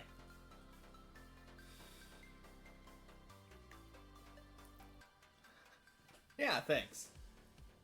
I think, honestly, it was literally just that one input I was missing. I like your puzzle analogy.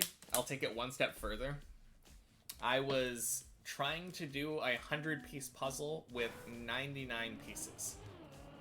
And then when the picture didn't look like the box, I was confused. I'm like, what am I doing wrong? And then I looked on the ground. Found that last piece, and now it's like, oh yeah. Yeah, now that looks like the cat picture that I put together. Oh man, I did such a... I did a like 1,000-piece puzzle earlier. Yeah. I don't know if I have a photo of it somewhere, but I did this huge puzzle with a lot of my family members. And it was a puzzle that was a picture of a cat playing in a puzzle. Or sleeping in a puzzle? I think he was sleeping in a puzzle box. And there were like puzzle pieces scattered around. Such a cute picture.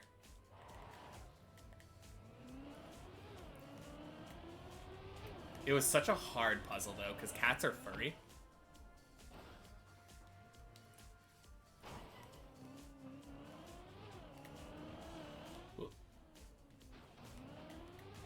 And it turns out that anytime you have to do like hair or sky or something, that's hard.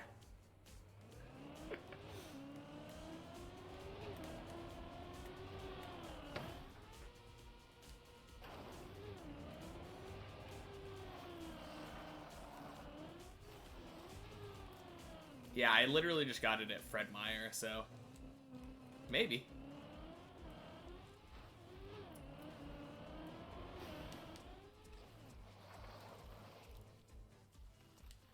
Oh yeah, definitely. I don't remember what brand the puzzle was. I think it might have been like Kodak or something. Because we had a couple of those. There was a stint of time where my girlfriend and I were like really into doing puzzles. Because she watched this YouTube channel called Karen Puzzles, where she does speed solving. So she was really into puzzles and trying to do that. We never got into the realm of like speed solving, but solving puzzles is fun. It's a kind of meticulous thing where like it takes a lot of time, but it ends up satisfying in the end. Kind of the same vibe as Deep Dip. Except you don't have to start the puzzle every time over, like, if you put a piece in wrong. So I guess it's nothing like Deep Dip.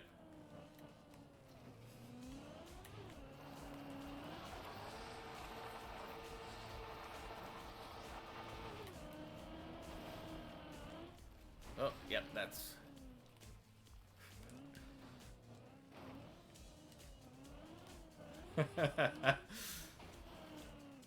Can you imagine if that's how puzzles worked?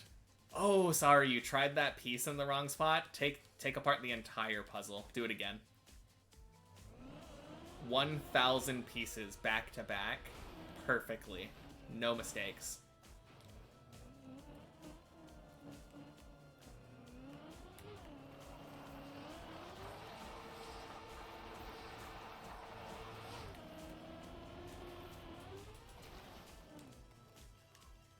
Upside down.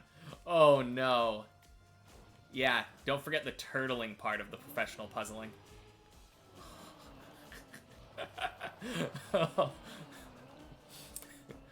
Wait, are you doing the... is the puzzle upside down, or are you upside down while you do the puzzle? That's the question. Oh man, that sounds so jank. Oh. Oh, jeez. Oh, saved it? Saved it.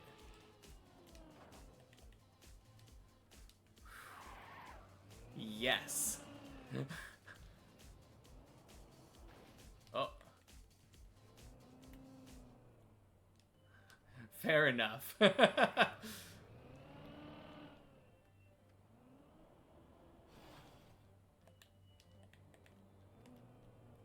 Oh man, that That slope is not treating me nicely today.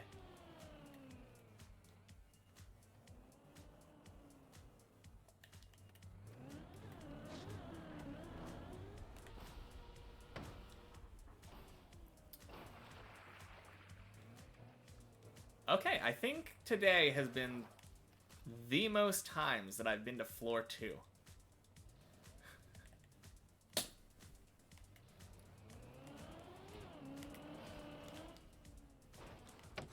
Oh no!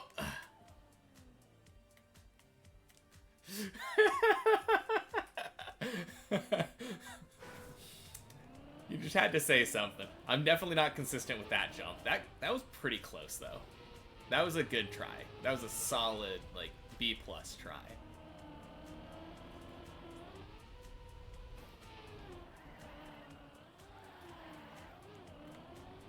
Don't release. Oh, just send it into the pillar? Yeah. That is probably fantastic advice.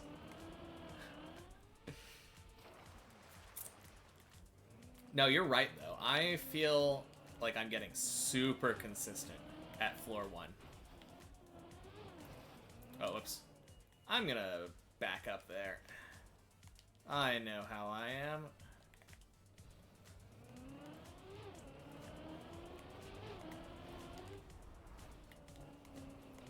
Obviously, floor 0 is just like, it's floor 0, but yeah, like 8 hours.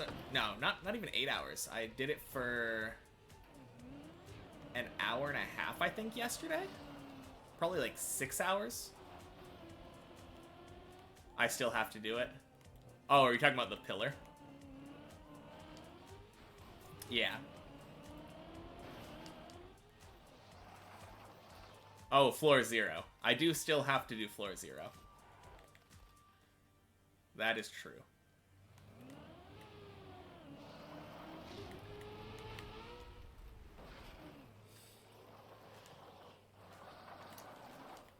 I like how I've been doing this, though, because I feel way, like, the confidence that I've been able to build up. Yeah, that's, I mean, I'm not gonna be unfair, like,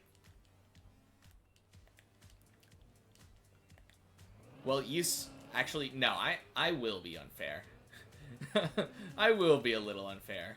You say some people can't finish floor 0, and I have a knack for the game. I will take the compliment, thank you. But if you look at the timer on the right side, I've been at it for 62 hours. I think if anyone put 62 hours into this map, they would make it to floor 1. Not necessarily finish floor 1, mind you, but I think anyone who plays Trackmania at a, like, even a decent level would probably be able to get to floor 0 within 60 hours. I'm gonna retry that. I didn't like that at all.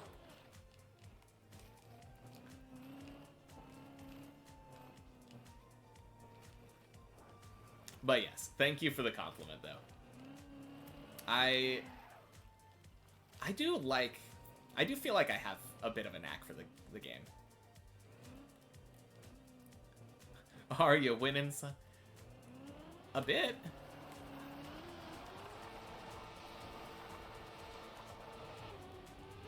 Oh, no.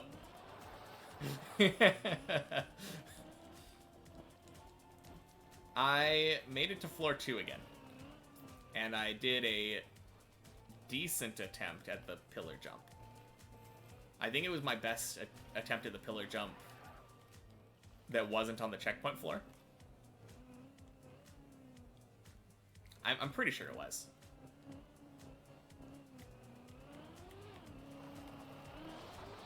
I mean, correct me if I'm wrong, but I think it was a decent attempt. Oh boy, that's oh. Yeah, the pillar jump will be the next roadblock. I can imagine myself doing that repeatedly on the checkpoint floor.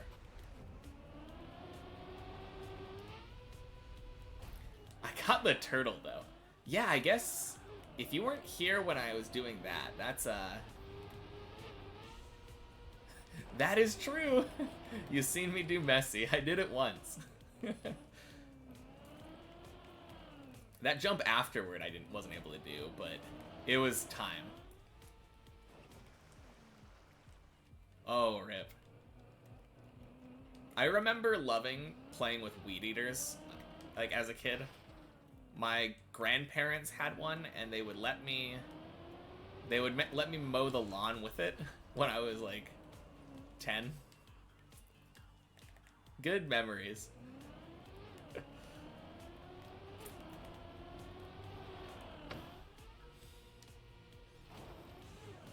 Yeah, I'm making, like... I feel like the last couple days... Okay, I'll tell you what it is. The last couple days, I've been letting myself do the checkpoint floor. Yeah, I wouldn't call it fun now. I agree. There's a big difference between being like a 10-year-old playing with something and having to do it as a chore. Maybe someone should have given me like an accounting job as a 10-year-old. Here you go, kid. Balance these checkbooks or whatever. Like, make sure the checks and balance, not the checks and balances, balance sheet balances, liabilities. Can you imagine a little kid being an accountant? I don't think I would have had the patience for it. On the other hand, maybe I would have. I love math, so could have been fun.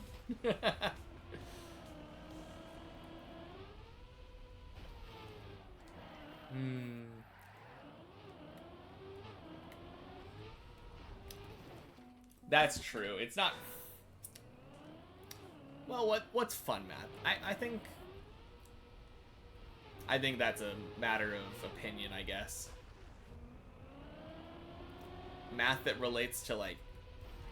Is, like, science math fun math?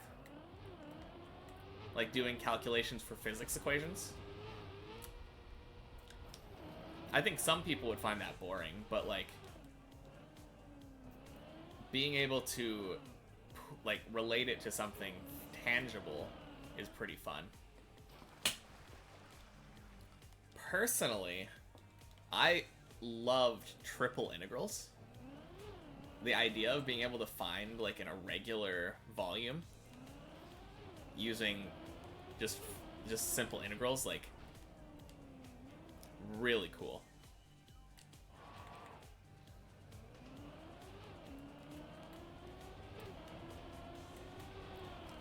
Also, I really loved systems of equations growing up. I feel like systems of equations were always fun because it was like unraveling a ball of yarn. So I guess if you don't find unraveling a ball of yarn fun, then maybe not. Higher end math.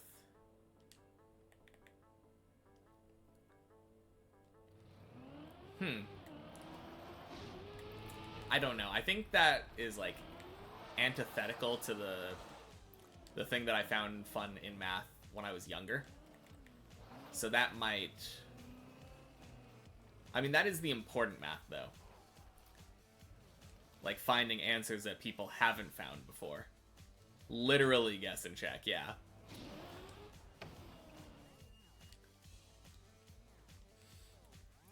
That was always my favorite thing about math, though. That, like, you go to an English class and they ask you a question. There is no right answer. You just have to put effort into it. And I hated that. Absolutely hated that. Unless it was literally, like, a question about, like, what a character did in a play or something. But a lot of the times it's like, what do you think the motives were behind this decision? And I'm like, I have no idea. Literally anything. Doesn't matter. Oh. Oh no.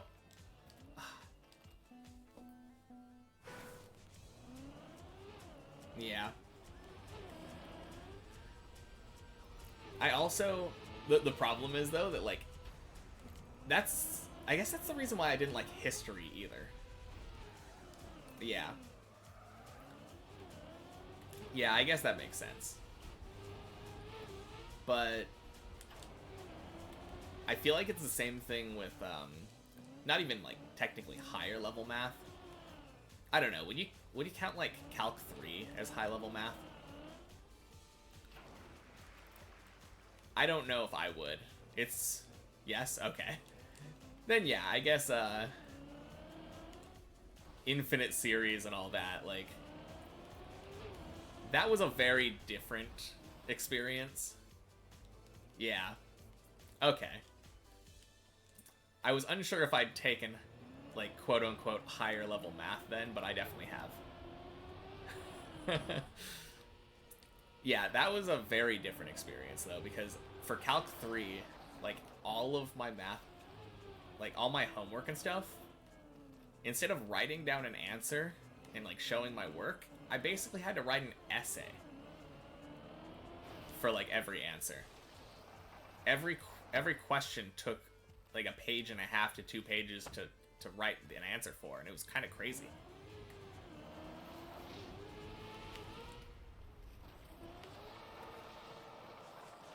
Oh, you still have all that stuff? Dang. I'm not very envious of you. I enjoyed it, don't get me wrong, but, like... Yeah. It is, it's tedious, to say the least.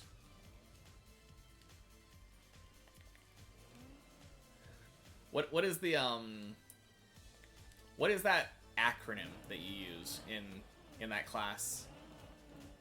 It literally just means, like, by observation, this is true. I feel like that's what I wanted to write for, like, every answer. Why does this converge to this value? I mean, just look at it. Obviously it converges.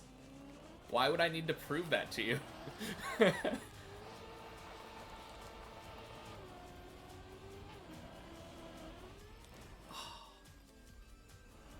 Yeah, show this proof, exactly.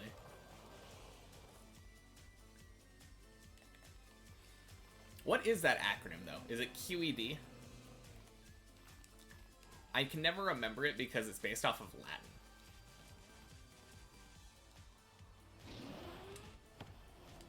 And I don't speak Latin very well.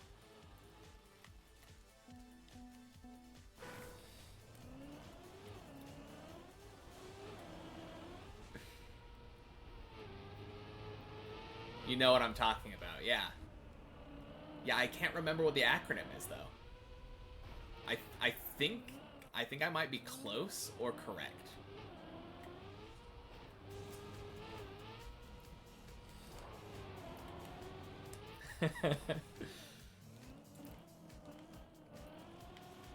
What was the last one, though? Because you listed 2 of them. You listed linear algebra, vector calc. I did like vector calc, because vector calc is literally just, like, physics half the time. Vector calc was a lot of fun. It was kind of a cool experience because, like, we're used to multiplying and adding numbers together. And then, like, vector calc lets you add and multiply, like, directions with velocity.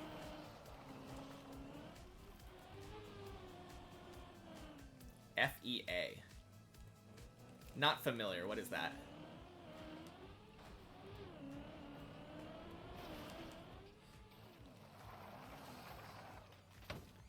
Finite element analysis. It kind of sounds like a statistics course.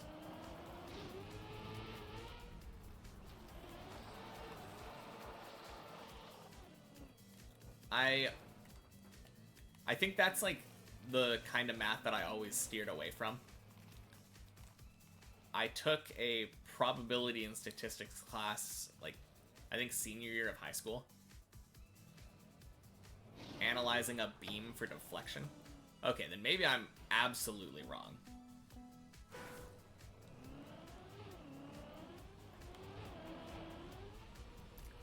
So that's the kind of math class where you, if you took that class and then decided to take up pool, you would just be able to just own everybody.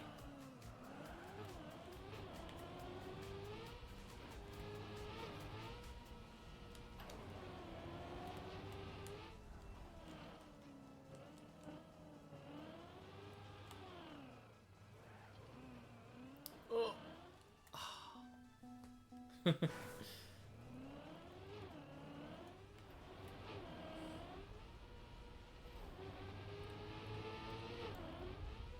Yeah, I definitely... You run a simulation to verify with higher resolution. I don't really know what that means. Verify with higher resolution.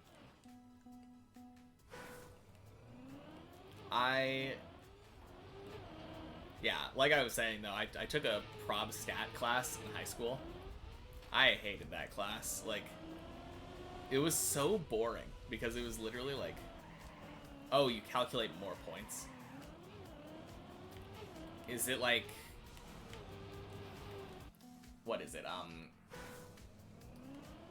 I remember doing something similar to it in what I'm thinking of in like computer science. Like, you use some simple equation, regressive formulas.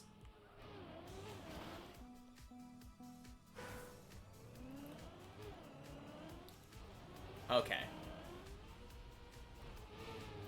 I'm on the right track? Okay, cool. Yeah, I remember doing...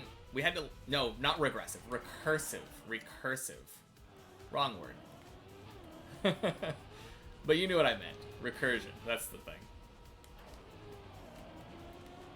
Where you know, like, the starting point, and you know where it's going to be, and then you can use that to calculate a point further down the line, and use that further down the line point to go even further. Yeah. No, I think I would have liked that. That sounds pretty fun.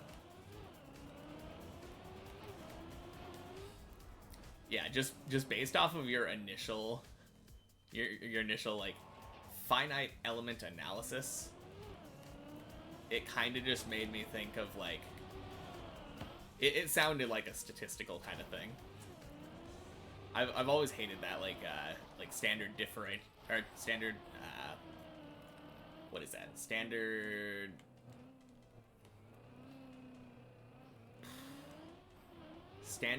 differentiation? No, I can't. Can't think. Standard deviation. I kept thinking of an F, but yeah, a V. Standard deviation, that's the one. I always had to do that in like science classes and stuff. And I just thought that was kind of like, I mean, it helps. I understand why it's important, but for some reason it just never jived with me. Calculate how a fluid flows through stuff. Okay. Yeah, that makes sense.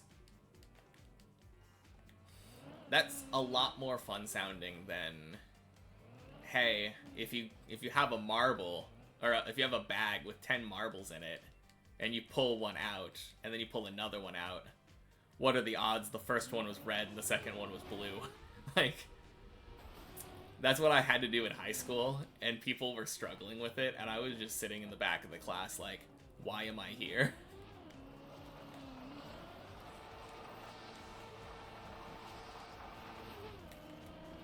Oh, no.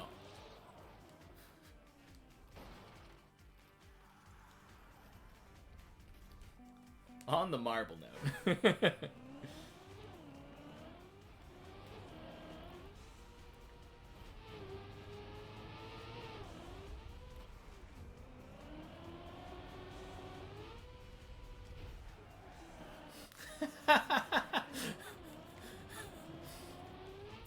Yeah, that sounds like a math joke.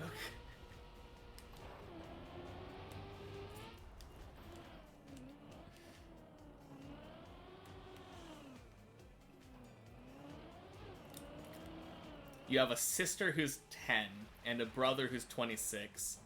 What's the name of the doctor? Like, that's what that kind of joke reminds me of.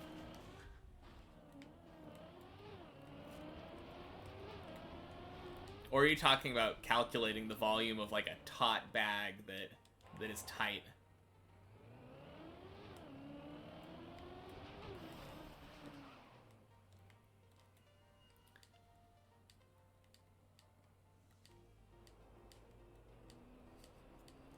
Oh, that's just calculus. You're just... All you're doing is, you're integrating.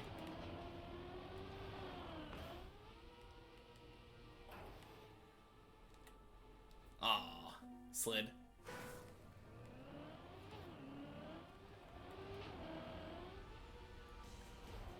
FEA brings it up magnitudes. Okay. Yeah, that just sounded like a definite integral to me, so... I mean, I'm sure it's more complicated. Or maybe it's not, but... You're super simplifying it? Okay.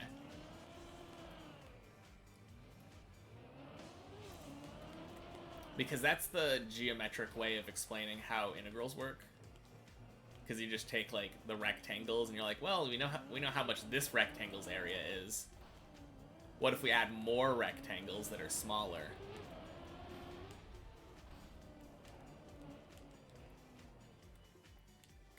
It uses a computer to run massive computations. Oh, okay.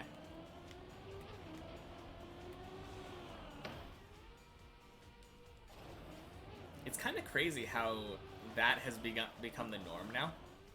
You used to have to, like, calculate everything by hand or whatever, but now it's just like,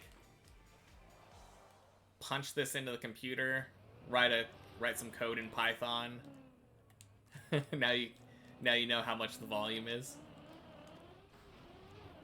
Increase resolution, so to speak. Okay. Oh, you're literally talking like pixelation.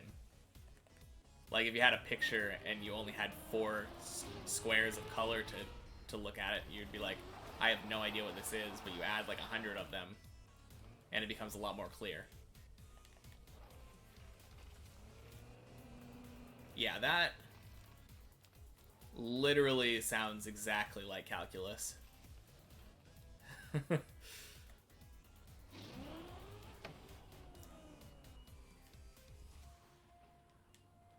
No, that's cool though. I would be interested in taking a class for that. Although I think I've said before, you have a calc that shows the end. Okay. Oh, image beam deflection. Yeah, I missed that one.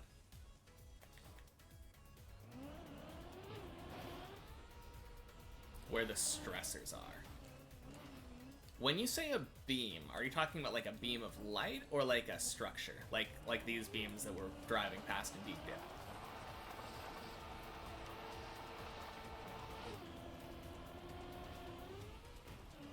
A steel beam. Okay. Oh crap. I'm in a really bad habit right now. I just came from the checkpoint thing, so I'm resetting every time I do a bad jump. But that bonk definitely could have landed.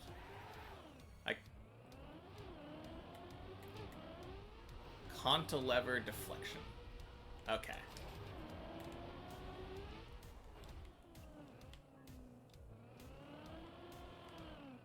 So this is like straight up physical stuff then. I wasn't sure what you meant by beam earlier, because I thought there's a good chance you're talking about like a beam, like a physical steel beam. Yeah.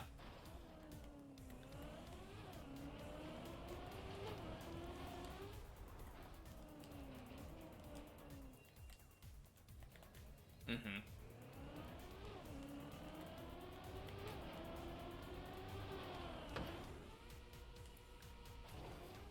No, that's cool though. Using calculus, yeah.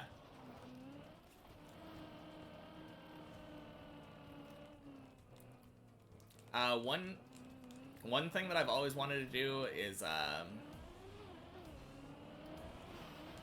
oh, what is it? I completely blanking on the name now. But it's a like higher level like theoretical math. And it all of it has to do with the fact that like you can group like our set of like basic like you're like, oh yeah, so we can do addition, subtraction, and multiplication with like our numbers.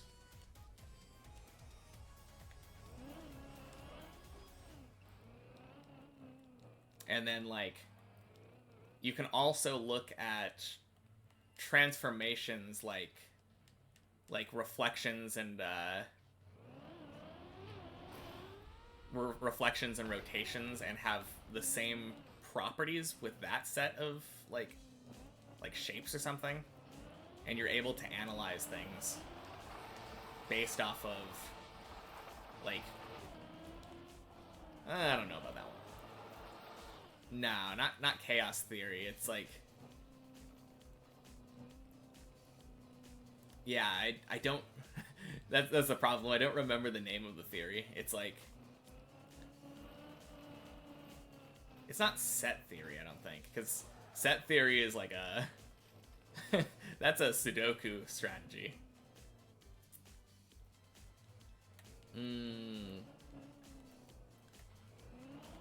Yeah, I'm blanking.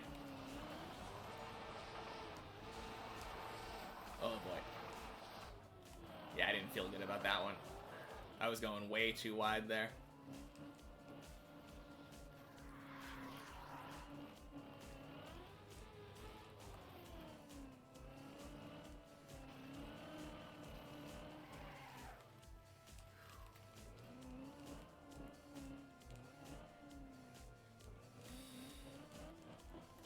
But yeah, it's basically just like it allows us to look at what we currently know and then view like different sets of other things and learn more about them because they have the same properties. And we're looking group theory? I think it might be group theory. That sounds right to me. I heard about it a long time ago, and I thought that sounded really cool. But then I forgot about it, and I forgot what the name was, so I think it might be group theory.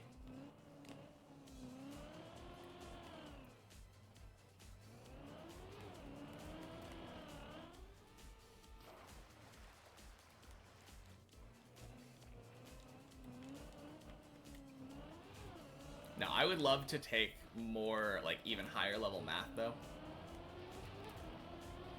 I'm definitely in the boat of wanting to take, like, the high-level theoretical math. Stuff where, like, we don't even necessarily know the answer to the math. Uh-oh. Bonk, bonk.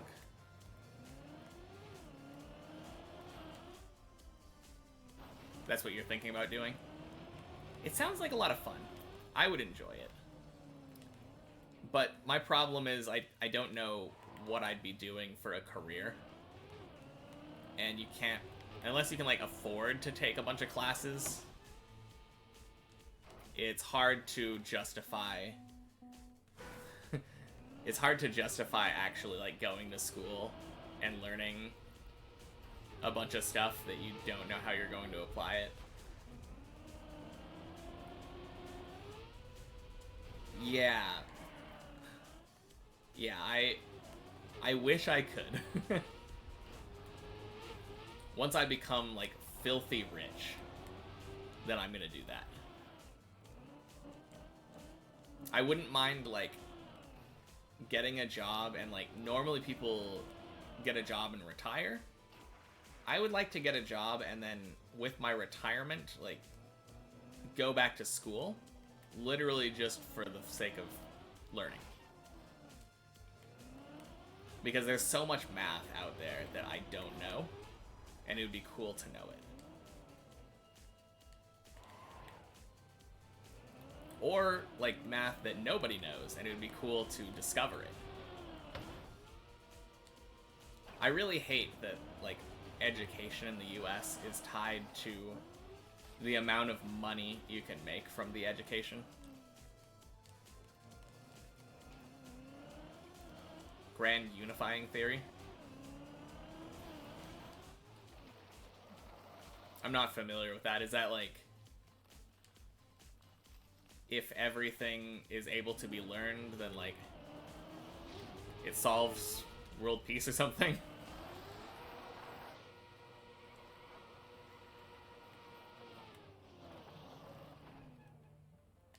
But also, if you acronym it, it's GUT, so that's pretty fun. Oh, general relativity and quantum mechanics. Yeah, that's the one.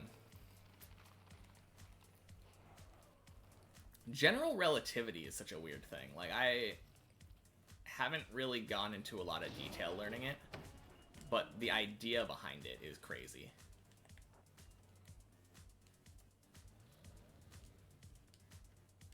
It's called, yeah.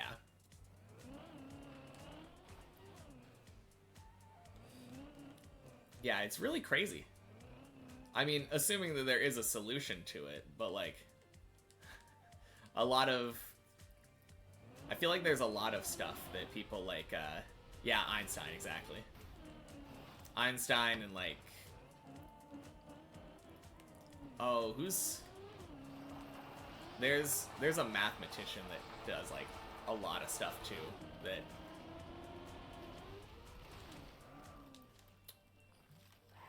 Euler?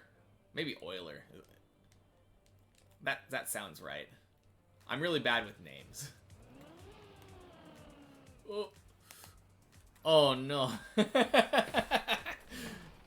Bonk. Bonk. Ooh, okay. Oh no. I think my tires might have been wet. Motion of large bodies. His equation breaks down when things get too small, and quantum mechanics then switches in. Okay. Yeah, because I know there's like...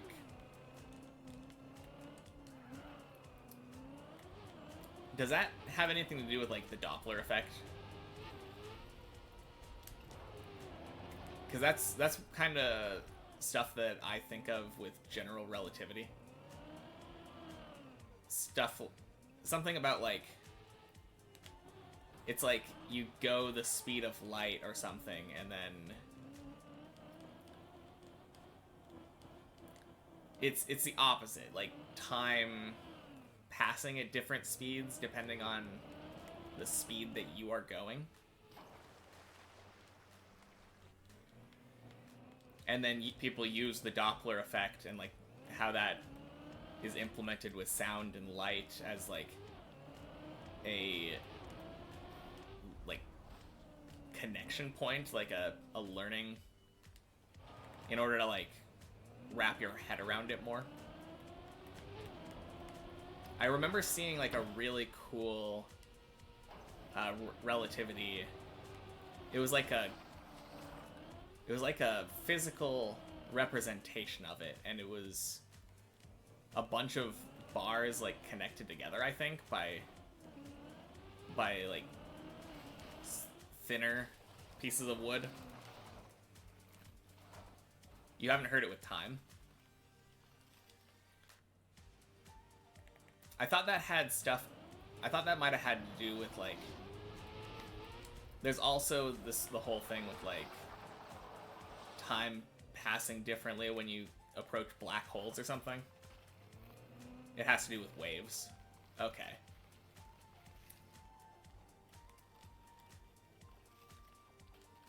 Yeah, I think the classic example that I remember from school was like talking about a person on a train that throws a baseball, and then there's an observer on like outside the train, and the way that they see the baseball is like they see it flying off, like they see it going straight away from the person, but the person that like threw it sees it going in a different direction. And it's all dependent on like, well, it's relative to where you are in relation to it.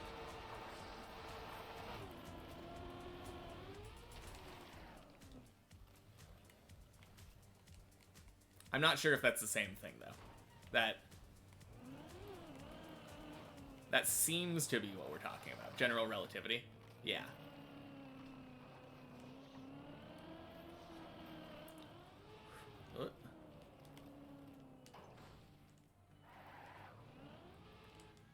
I'm talking about time dilation. Oh, yeah, time dilation was the thing with the black holes or something. I was talking about the train thing. Mass warps time space. I mean, that is another Einstein thing, but yeah, different. That's the Doppler effect. Okay. No! What? No, no, no, no. Go back, go back, go back. Ah.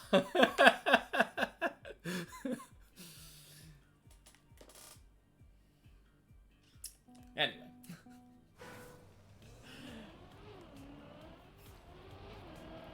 You don't want to talk about it.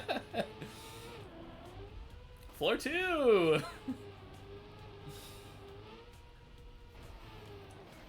Yeah.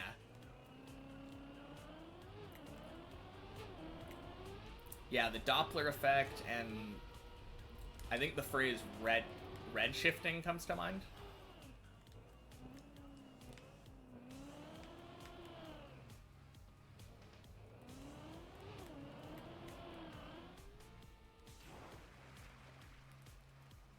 Oh, special relativity, okay.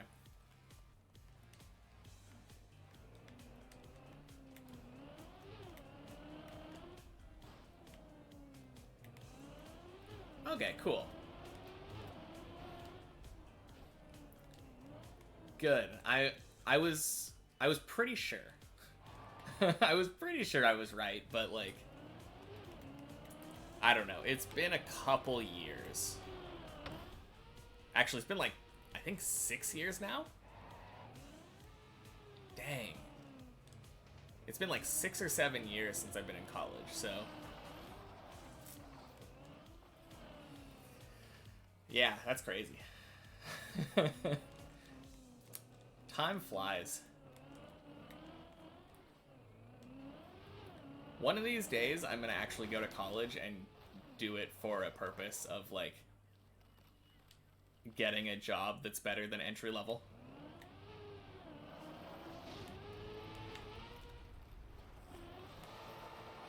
Oh.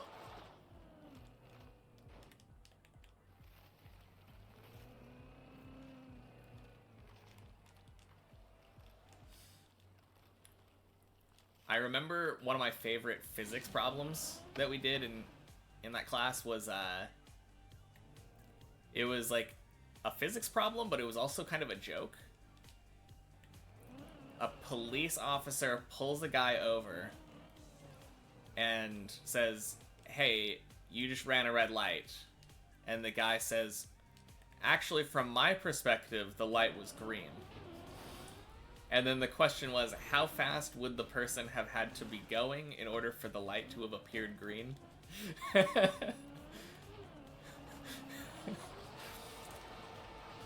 It was such a fun and, like, memorable math problem. Oh, whoops. Yeah, that clearly wasn't working. It was a really fun question. We had a pretty fun physics teacher in that class. Like, I remember another question, and it was literally like, it was talking about flows of liquid in pipes or something, and it was talking about, like, some guy going to a kegger. And it's like, oh, how long is it going to take until the beer is gone? It makes you remember the questions, which is the important thing. Yeah, exactly. It's so easy to just give the boring, like, cookie cutter, like, you can ask the same question with none of the flavor text, and, like, yes, you would be able to learn the concept the same way, but being memorable is so important. Whoopsie.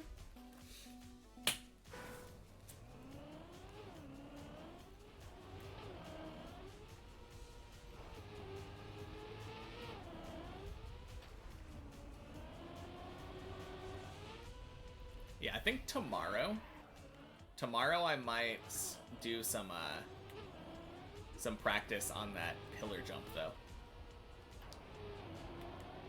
That feels like it's gonna be hard to practice even on the checkpoint one, though, because there were those times when I was trying to practice the turtle and I accidentally got the checkpoint.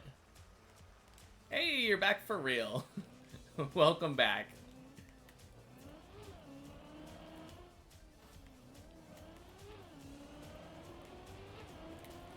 So we got back to floor 2, but then I turtled in the dirt. Yeah, I feel like for the most part, the checkpoints on the checkpoint map are really well placed. The only one that I didn't care for right now is that one.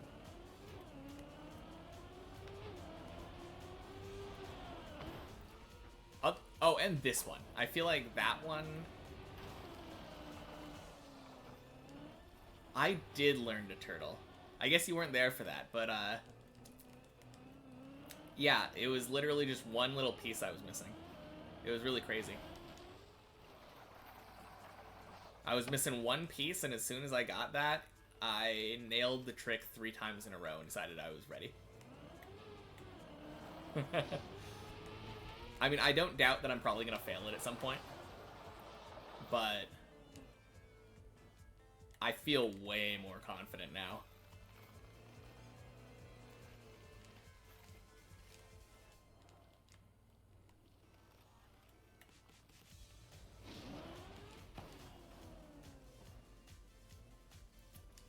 Oh. Yeah.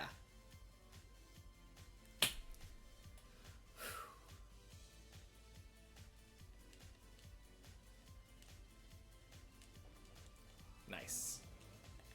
Man, I really like that setup that I do there. I'm probably going to say that every time I get close to failing this, but it is such a nice little save.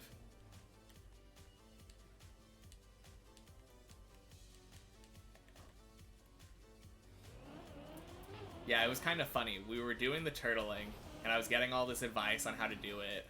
I reviewed that Janik video, and then at some point I decided to quote-unquote cheat on the turtle. Oh jeez. Oh no!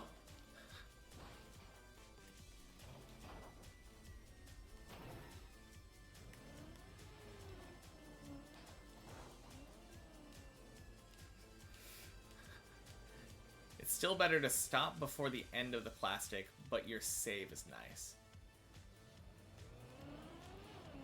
Where are you talking about that?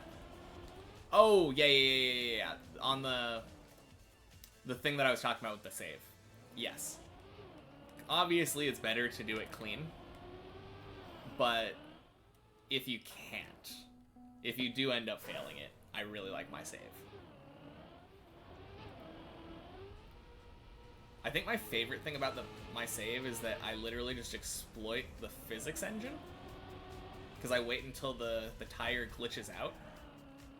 And then I don't put in any inputs. And I just wait until it stops glitching out and then tap brake. It is super consistent.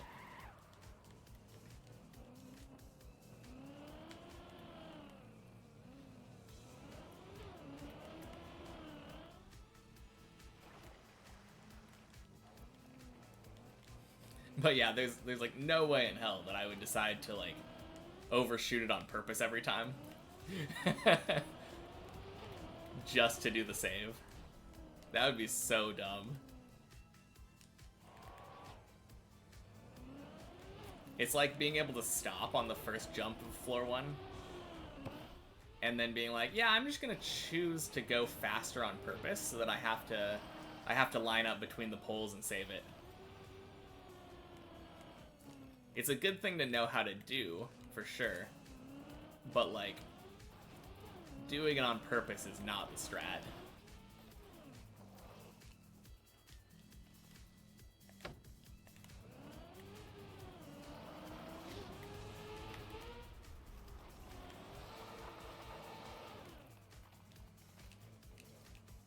Oh, that was clean.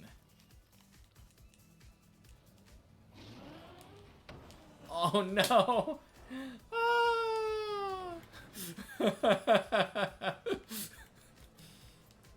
Oh no. I had to say something.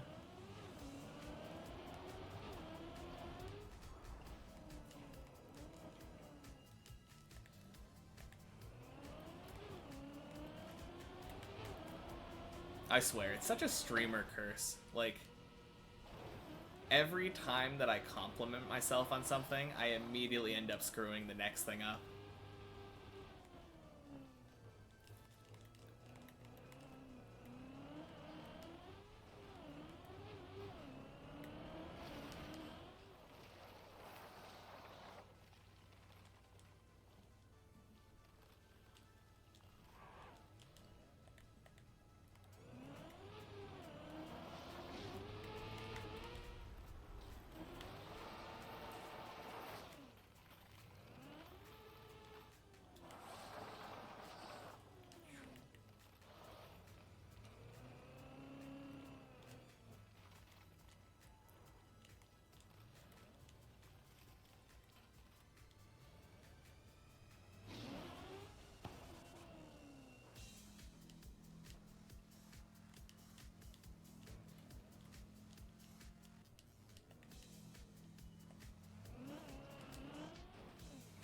All right. It is now 4 o'clock, so let's get to floor 2.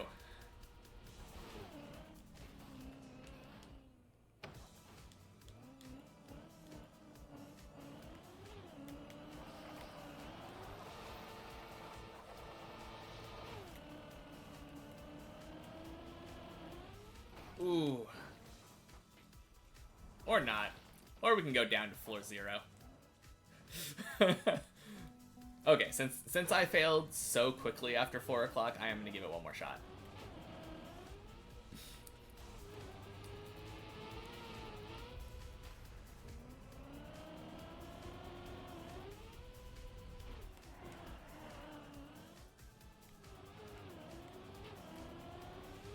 Whew.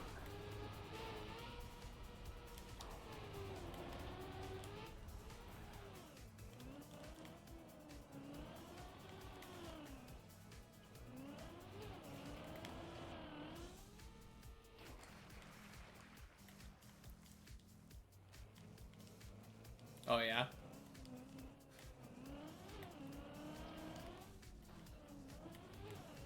Yeah. She might get in here during the break.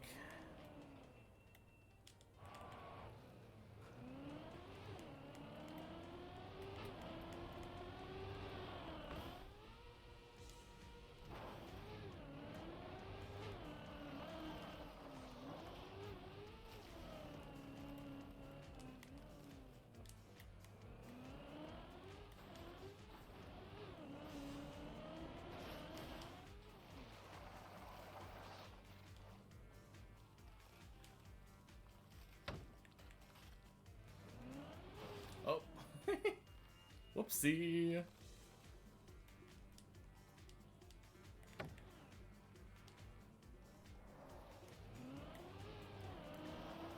It's fine. There's a good chance that, like, when I pick her up anyway, she'll be, like, 5-10 minutes late. And I can usually leave around 4:10 and still get there in time.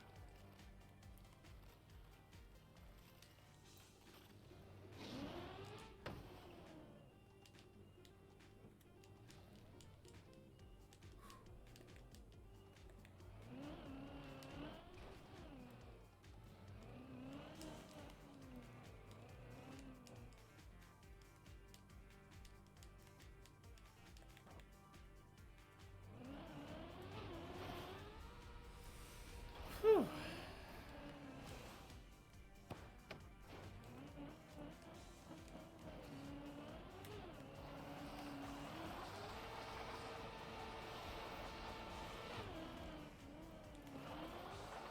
Okay.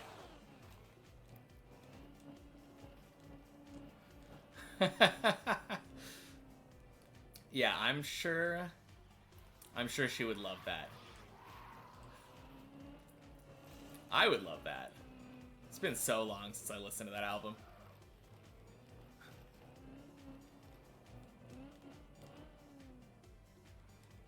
Man, what's the name of the album right before that?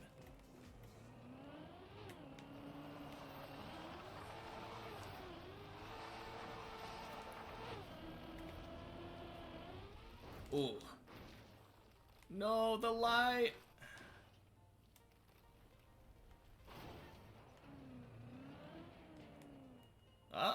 Not Floor Gang.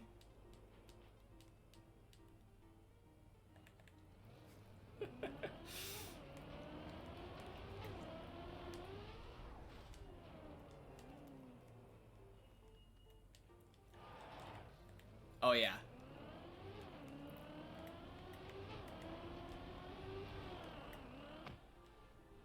No, that song is sick. Anyway. Floor Gang! Let's see.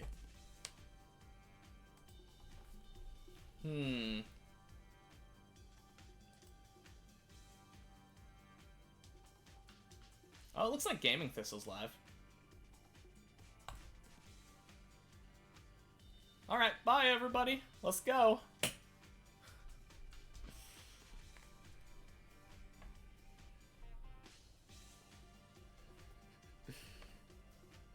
See ya. Thanks for coming by and the help and everything. I will see you all tomorrow. Peace.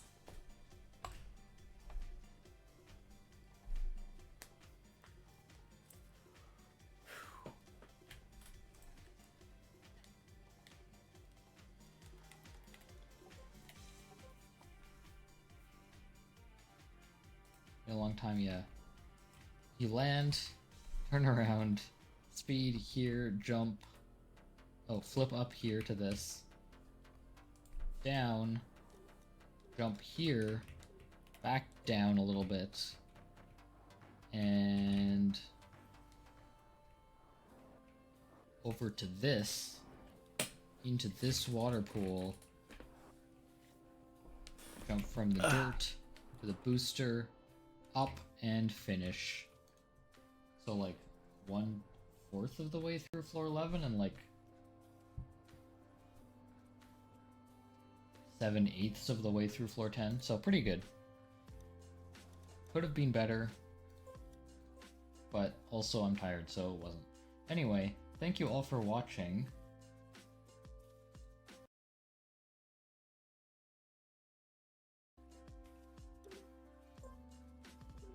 Give me a second.